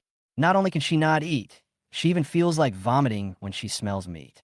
God knows how hard it was for her to endure facing this table of meat dishes. Fortunately, I went out for some fresh air after dinner and felt less uncomfortable. Sophia, you're the first friend I made in Repulse Bay. I like you very much. This is a gift for you, Tina said and handed Sophia a bracelet. It's not an expensive bracelet, just an ordinary silver bracelet, but because of Tina's thoughtfulness, it seems particularly precious. Sophia accepted it and put it on immediately. Does it look good? It looks really good. Tina nodded heavily. This way we are sisters, and from now on your business will be my business. Can I come to your house for meals often? Sophia asked. She will have to have prenatal checkups later, so she has to come to Tina's house often. With Tina is a must. And now Tina has taken the initiative to extend an olive branch of friendship, which Sophia couldn't ask for more. Of course, I will take you with me every time I go home from now on. Tina agreed without hesitation. The two smiled at each other, feeling the gentle breeze, and were in a good mood. Sophia and Tina didn't return to Repulse Bay until it was almost dark. Before she lay down to rest, someone came and asked Sophia to go to the study, saying that Ethan was looking for her. Now, Sophia frowned in confusion. Is there something urgent? Since being discharged from the hospital, Ethan has never met her again. Even when they saw each other in Repulse Bay, he turned away immediately from a distance. What happened today? Why are you looking for her suddenly? I don't know either. Anyway, Ethan said that you should go to see him as soon as you get back, said the servant. Hearing this, Sophia's heart suddenly skipped a beat and began beating like thunder. Ethan already knew that she had gone for a prenatal checkup today. Hurry up and go over there. Ethan has been waiting for almost an hour. The servant urged impatiently. Sophia had no choice but to bite the bullet and push her wheelchair towards the main hall. Arriving at the main building, she took the elevator to the study on the second floor. It was just a matter of raising her hand and knocking on the door, but Sophia just didn't dare. Who knows what will happen after knocking on this door? If it really is because of the child, then this time, the child will definitely not be saved. Sophia thought about slipping away when she thought about it. If she had known this, she would not have returned to Repulse Bay tonight. She would have found a corner in Xizhou to hide, wait until she gave birth to the baby 10 months later, and then take the other 3 children and run away. While I was making random plans, the study door in front of me opened from the inside. Ethan was handsome in a black suit, his handsome brows furrowed, looking down at her, his voice low and indifferent. What are you doing standing at the door? Don't you know how to get in? Chapter 60, The Wish You Gave, is useless. Sophia's breathing gradually became heavier, then gradually calmed down. If you have anything to say, just tell me at the door. I'm very tired today, and I need to rest. Standing at the door, if Ethan really got angry, she could run faster. But Ethan seemed to see through her thoughts. He went around behind her and pushed the wheelchair inside. Now, even if Sophia didn't want to go in, she was pushed in. The curtains were drawn in the study, making it extremely dark. Only the orange-yellow desk lamp on the table cast a faint light, illuminating Ethan's handsome face, making it flicker and difficult to see clearly. Ethan, what do you want from me? Sophia asked, her whole body tense and stuttering. Ethan took something out of the drawer and handed it to her. Sophia subconsciously dodged and closed her eyes, looking terrified. Her already thin body curled up in a wheelchair like a quail. Not to mention the frightened look, which made Ethan's pupils shrink. Is he so scary in this woman's eyes? An indescribable irritation suddenly surged into my heart. It's Noah's sports meet trophy. The teacher gave you one today. For the first time, Ethan opened his thin lips and explained. Sports trophy? Sophia then tentatively looked up and saw that Ethan was holding a small glass trophy. She said, "Oh," awkwardly and reached out to take the trophy. There were gold-plated words on it, saying first place in the family cooperation competition. Family? You mean her, Ethan and Noah? It's true. If Ethan didn't hate her at his core, they would have been a very loving family. Sophia's clear eyes faded, and she tightly grasped the trophy in her hand. If there is nothing else, I will leave first. Wait, Ethan called her. Sophia responded by lowering her hands from the wheelchair and turned to look at him. Ethan, anything else? That kid. Ethan tried to make it clear. But right after the beginning, Sophia's emotions were extremely excited. Her nerves were tense, and her eyes were bloodshot. Didn't you abort the child? What else do you want? She was like a hedgehog on high alert. At this moment, she raised all her spikes and pointed them at Ethan. As long as Ethan dares to get close, she will stab him until he bleeds.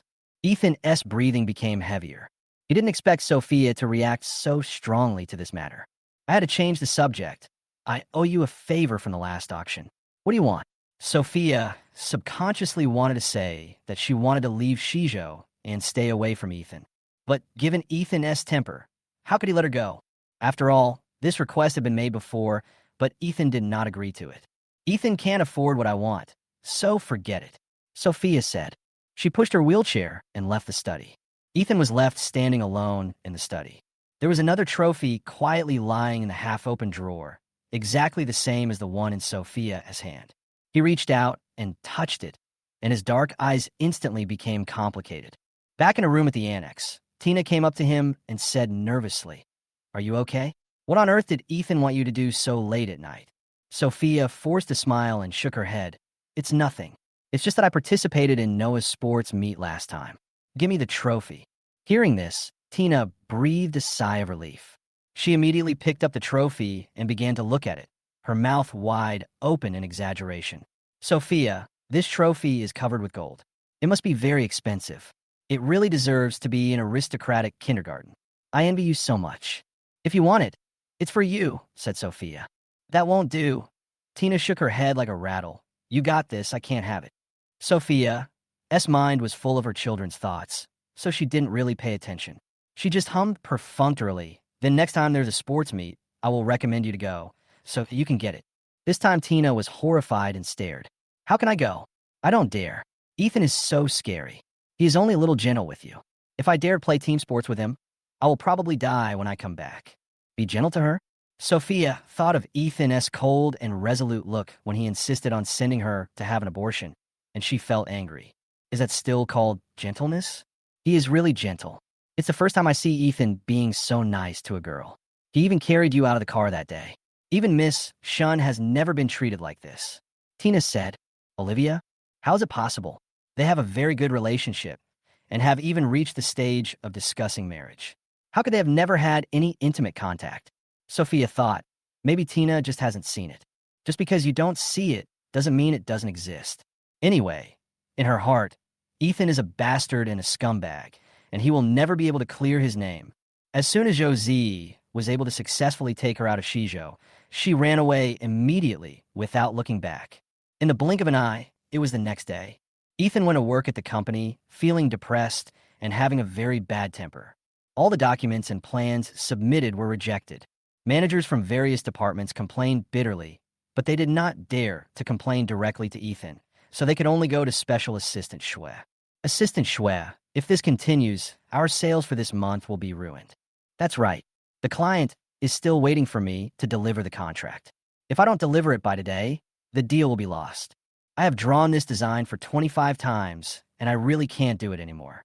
Listening to everyone's complaints, Special Assistant Xue couldn't help but frown. "Okay, I'll go and persuade Ethan, but it may not work." "Don't put too much hope in me," said Assistant Xue. He walked into the president's office. Ethan just finished reading the business plan at hand and threw it on the ground. "What is written?" "Ask the marketing department to take it back and rewrite it." "Ethan, David said he would treat you to a drink tonight so that you can finish your company's business earlier." Assistant Xue lied without blushing. "I'm sorry, David. In Ethan's current situation, it is obvious that what he needs is a drink to relieve his sorrow. If I don't drag you out as a cover, Ethan will definitely not agree." Sure enough, when Ethan heard that David was treating him to a drink, his expression softened a little. "You take care of the rest of the work. I'll be there now," Ethan said, stood up, and walked out with his long legs. Chapter 61, You Don't Deserve It. At the night bar, David had received a call from Assistant Xue in advance, so he was ready to treat Ethan to a drink. But looking at the empty bottles scattered in front of me, I couldn't help but stare in amazement and vaguely felt a little sad. Special Assistant Xue only said that the second brother came to drink to drown his sorrows. but he didn't say that he would drink so much. His finest whiskey, premium tequila, and collection of Remy Martin. Wow, millions were wasted just like that. Brother, take it easy. Even if my wine is free, you should at least take care of your own health. Seeing that Ethan was about to reach out for Roman candy again, David quickly stopped him. Ethan was already drunk. He raised his dark eyes and glanced coldly at David. Then he took out a gold-stamped black card from his pocket and said, "How much is it? I'll give it to you." David immediately reached out and took it. This is not about money. It's mainly because your body can't take it. You don't want to be hospitalized for gastric perforation. By the way, what's the password for this card? No password. Ethan enunciated clearly. David snapped his fingers and asked the waiter to bring the POS machine over, and he swiped 2 million quickly. Then he respectfully handed the black card back to Ethan and said, "Brother, drinking alone is useless. If you have anything to say, you can tell me. Maybe I can give you some advice." "She hates me," Ethan said in a deep voice. "She? Who?" David was stunned for several seconds before he realized who this she Ethan was talking about. "Because you aborted her child, it's normal for her to hate you," David said. "If I don't abort the baby, she won't be able to take medicine and recover quickly. I'm helping her." Ethan's voice gradually became higher. He was so angry that he poured another sip of wine into his mouth. The spicy liquid was like a knife, cutting his throat and making his eyes blurry. "Actually, you can recover without medication. It just takes a little longer," David said. After a pause, he shrugged and said, "Of course I know you were doing this for her own good, but you just didn't consider her feelings. In her eyes, the child is definitely more important than her injury." David raised his hand and patted Ethan on the shoulder. "If you really regret it, make it up to her." Ethan raised his eyes. "How can I make it up to her? Have another child with her?" "David." He took several deep breaths before he managed to find his voice again. "You can't be so beastly. Although she had a miscarriage, it was still a short confinement period. Her body is very weak. Besides, she is still injured. If he could do such a thing, then Ethan is such a wretch." Hearing this, Ethan frowned. "You were the one who asked me to compensate her. It's not necessarily necessary to give a child to be compensated. You have other methods. There are thousands of ways to coax a girl." David persuaded. "So what to do?" Ethan still didn't understand. David reminded her, "You could buy her things. No girl can resist shopping." Buying something? A complex expression flashed across Ethan's deep eyes. Immediately, he made a phone call. "Assistant Xue, please help me with something." Late at night, 12 o'clock. Sophia had just gone to the bathroom to quietly finish her morning sickness and felt a bitter taste in her mouth. She took some hawthorn and chewed it, then lay back on the bed to rest. At this time, Assistant Xue knocked on the door outside and said in a low voice, "Ms. Sophia, are you asleep?" Sophia hesitated for a moment, but ran to open the door. "What do you want so late?" Sophia asked. Assistant Xue pushed Sophia out directly. "Ethan asked me to take you somewhere." "Where are you going?" "You'll know when you get there." Special Assistant Xue kept it a secret. In confusion, Sophia was taken to the mall. The shopping mall, which should have been closed long ago, is now brightly lit and looks very busy. But this was all an illusion. Apart from the yawning shop assistants, Sophia didn't see any customers. "What is going on?" "Miss Sophia, Ethan is waiting for you on the second floor. I'll push you over to the elevator," Assistant Xue said. Sophia was pushed to the second floor. From a distance, I saw Ethan standing at the door of a high-end luxury store. Sophia pushed her wheelchair over and said, "Ethan, what are you doing?" "Come in with me," Ethan said in a deep voice, striding forward with his long legs and walking straight into the store. Sophia had no choice but to follow him in. When they got to the store, Ethan didn't waste any words and directly said to the clerk, "Take one piece of clothing in her size and also the new accessories. Pack them all up." "Ethan, are you crazy?" Sophia was stunned. "You stayed up late at night just to bring me here to shop?" And judging from the appearance, it was specially prepared for her. But Ethan never asked her if she wanted it. "Also, what do you want to do by buying these things for her? If you want anything else, you can tell me." Ethan was still drunk and dazed. He looked at the little woman in the wheelchair with his Adam's apple rolling. "Whatever you want, I can buy for you tonight." "Why did you buy something for me?" Sophia asked with a burning gaze. Ethan frowned in annoyance. "I bought something for you. Just accept it. Why are you asking so many questions?" "I don't want it." Sophia refused without hesitation and turned to look at the teller. "I don't want any of the things you just mentioned. No need to pack them up." "You don't like these?" Ethan's dark eyes were filled with complex emotions. Then whatever you want, as long as it's not outrageous, I can satisfy you. After hearing this, Sophia understood. So she didn't ask Ethan how to repay the favor today. So Ethan brought her here to buy things, intending to use money to pay it back? How ridiculous. Does he really think money is omnipotent? I don't want anything, Sophia said firmly. Don't go to all the trouble to buy me things. You can't possibly pay me back for what you owe me. Ethan's drunkenness was instantly defeated, and Sophia continued. Also, I won't take your things. Your hands are dirty, so the things you take out are equally dirty. Ethan's face at a visible speed. His hands are dirty? Indeed, because he had killed a little life with his own hands. The bag was already covered in blood. Sophia, that child. Ethan began in a hoarse voice. Sophia quickly covered her ears. Don't mention that child. Ethan, you don't deserve it. Chapter 62, what happened to him? Ethan's face turned from blue to black, and finally he just walked away. Sophia was left standing there in a daze, her emotions still churning violently. Ms. Sophia, Schwete, who was guarding the elevator entrance, ran over, his face full of grief. Why did you quarrel with Ethan again? He specially booked the entire mall for you tonight, just to apologize to you. Does he think that buying something can pay for that kid's life? Sophia laughed. It's not that easy. If she hadn't threatened to commit suicide, the child would have really been gone. She risked her life to get this child, but Ethan thought he could just write it off with a little something. Why?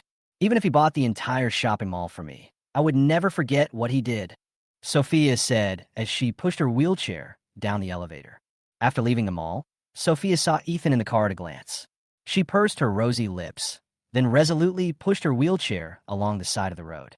Miss Sophia, where are you going? Get in the car quickly. I'll take you back to Repulse Bay. Special Assistant Xue followed out and saw this scene and immediately shouted. Sophia didn't even turn her head and continued to turn the wheelchair. I can go back by myself. I don't like the air in your car. Ethan, who was sitting in the car, breathing fresh air, looked grim. This is pointing fingers at Huai and scolding, saying, don't be too obvious. Wow. Ethan opened the door and got out, striding towards Sophia. Sophia was frightened and sped up. Although the wheelchair is made of wheels and can be considered a means of transportation, it is still no match for Ethan's long legs. Sophia was caught before she had even run 100 meters. Ethan quickly picked her up from the wheelchair and carried her to the car. Ethan, what are you doing? Let me go. I don't want to ride in the same car with you. Let me go. Sophia was so scared that she struggled desperately. Ethan pursed his lips tightly, as if he hadn't heard anything, and continued walking forward with Sophia in his arms. When we got in the car, we put Sophia in and closed the door. Then he turned around and ordered the dumbfounded assistant Xue, saying in a hoarse voice, send her back to Repulse Bay. What are you going to do, Ethan? Assistant Xue asked, or I'll ask David to pick you up now. Ethan raised his hand and pinched his nose. He's drunk and can't drive. Don't worry about me. I can just walk back. What? Assistant Xue really suspected that there was something wrong with his ears. Walk back. My Ethan is kidding. It takes at least 4 hours to walk from the mall to Repulse Bay, and by the time we get there, it's already daybreak. Ethan, how about I just... Assistant Xue was still giving advice. Ethan was already getting impatient. Don't you understand what I'm saying? Or do you want to go to Africa to meet clients? Assistant Xue suddenly became timid. He quickly took Sophia back to Repulse Bay. Sophia's mood was wavering as she watched the scenery receding outside the car window. Her mind was also in a mess, thinking about Ethan's appearance in the rearview mirror when she left just now. It is still as tall and straight as before, but seems a little more lonely and pitiful. Somewhere in my heart, I couldn't help but feel a dull pain. Sophia subconsciously covered her chest. She took a deep breath and forced herself to put these messy thoughts out of her mind. Ethan deserves this. Besides, he was so heartless and wanted to abort her child. So what was wrong with letting him walk back to Repulse Bay alone? It couldn't possibly be more painful than when she was forced into the operating room for the abortion, right? Sophia forced herself not to think about that and stared out the window in a daze. The car soon arrived at Repulse Bay. Assistant Xue dropped Sophia off. He rushed back to pick up Ethan. Sophia saw this scene and laughed at herself in her heart. See, she knew Ethan couldn't really come back. He was just pretending. After walking for a distance, Assistant Xue would naturally come and pick him up. She was the only one who foolishly felt heartbroken for so long. Sophia felt really stupid. Ethan lies so easily. Lying on the bed, she secretly clenched her fists and vowed never to believe a word Ethan said again. Absolute. But that night, Sophia tossed and turned and couldn't sleep well. She almost unconsciously paid attention to the movements in the garden outside, but she never heard the sound of the car returning. Could it be that Ethan didn't return to Repulse Bay and went somewhere else? Sophia thought about it, turned over, forced herself not to think about those messy things, closed her eyes, and fell asleep. Finally, Sophia woke up at 7 o'clock in the morning. Tina was asked to go to a nearby supermarket to buy fresh milk, so Sophia decided to go with her and breathe some fresh air, which would be good for the fetus. The two chatted and laughed as they walked out of the Repulse Bay. As soon as she turned the corner, Tina saw a hazy figure in the morning mist and was very surprised. Sophia, does that person look a bit like Ethan? Looking in the direction of Tina's finger, Sophia was suddenly frightened. What do you mean a bit similar? That's obviously Ethan. He was still wearing the black suit he wore last night, and he walked unsteadily, looking like he was about to collapse. Sophia couldn't help but frown her pretty Maria eyebrows. Ethan come back last night? Why are you still on the road? Could it be that he really had been walking towards Repulse Bay last night? Before he could figure out what was going on, a figure not far away shook and then fell to the ground with a bang. Sophia subconsciously turned her wheelchair and rushed towards a man. Tina also ran over. When I got closer, I saw it was indeed Ethan. But at this moment, Ethan's face was as pale as paper, and his handsome features were squeezed together in pain. Tina reached out to push Ethan, but as soon as she touched his arm, she bounced back. It's so hot. Sophia reached out and touched Ethan's forehead, and it was indeed extremely hot, at least 40 degrees. Go back to Repulse Bay and call for help quickly, said Sophia. Tina quickly ran back. Sophia leaned out of the wheelchair and tried hard to pick up Ethan. Ethan was covered in morning mist and looked a little wet. It was obvious that he had been walking for a long time in the early morning. Plus his hot skin, it was hot and sticky, making people feel very uncomfortable. Ethan, wake up. Sophia tried to wake him up. I don't know if it was a coincidence or if it really worked, but Ethan actually slowly opened his eyes. Sophia's appearance was reflected in the blurred vision caused by the burning. Sophia, why did you come to me? Don't you hate me? Chapter 63. If you want to die, you must die in my hands.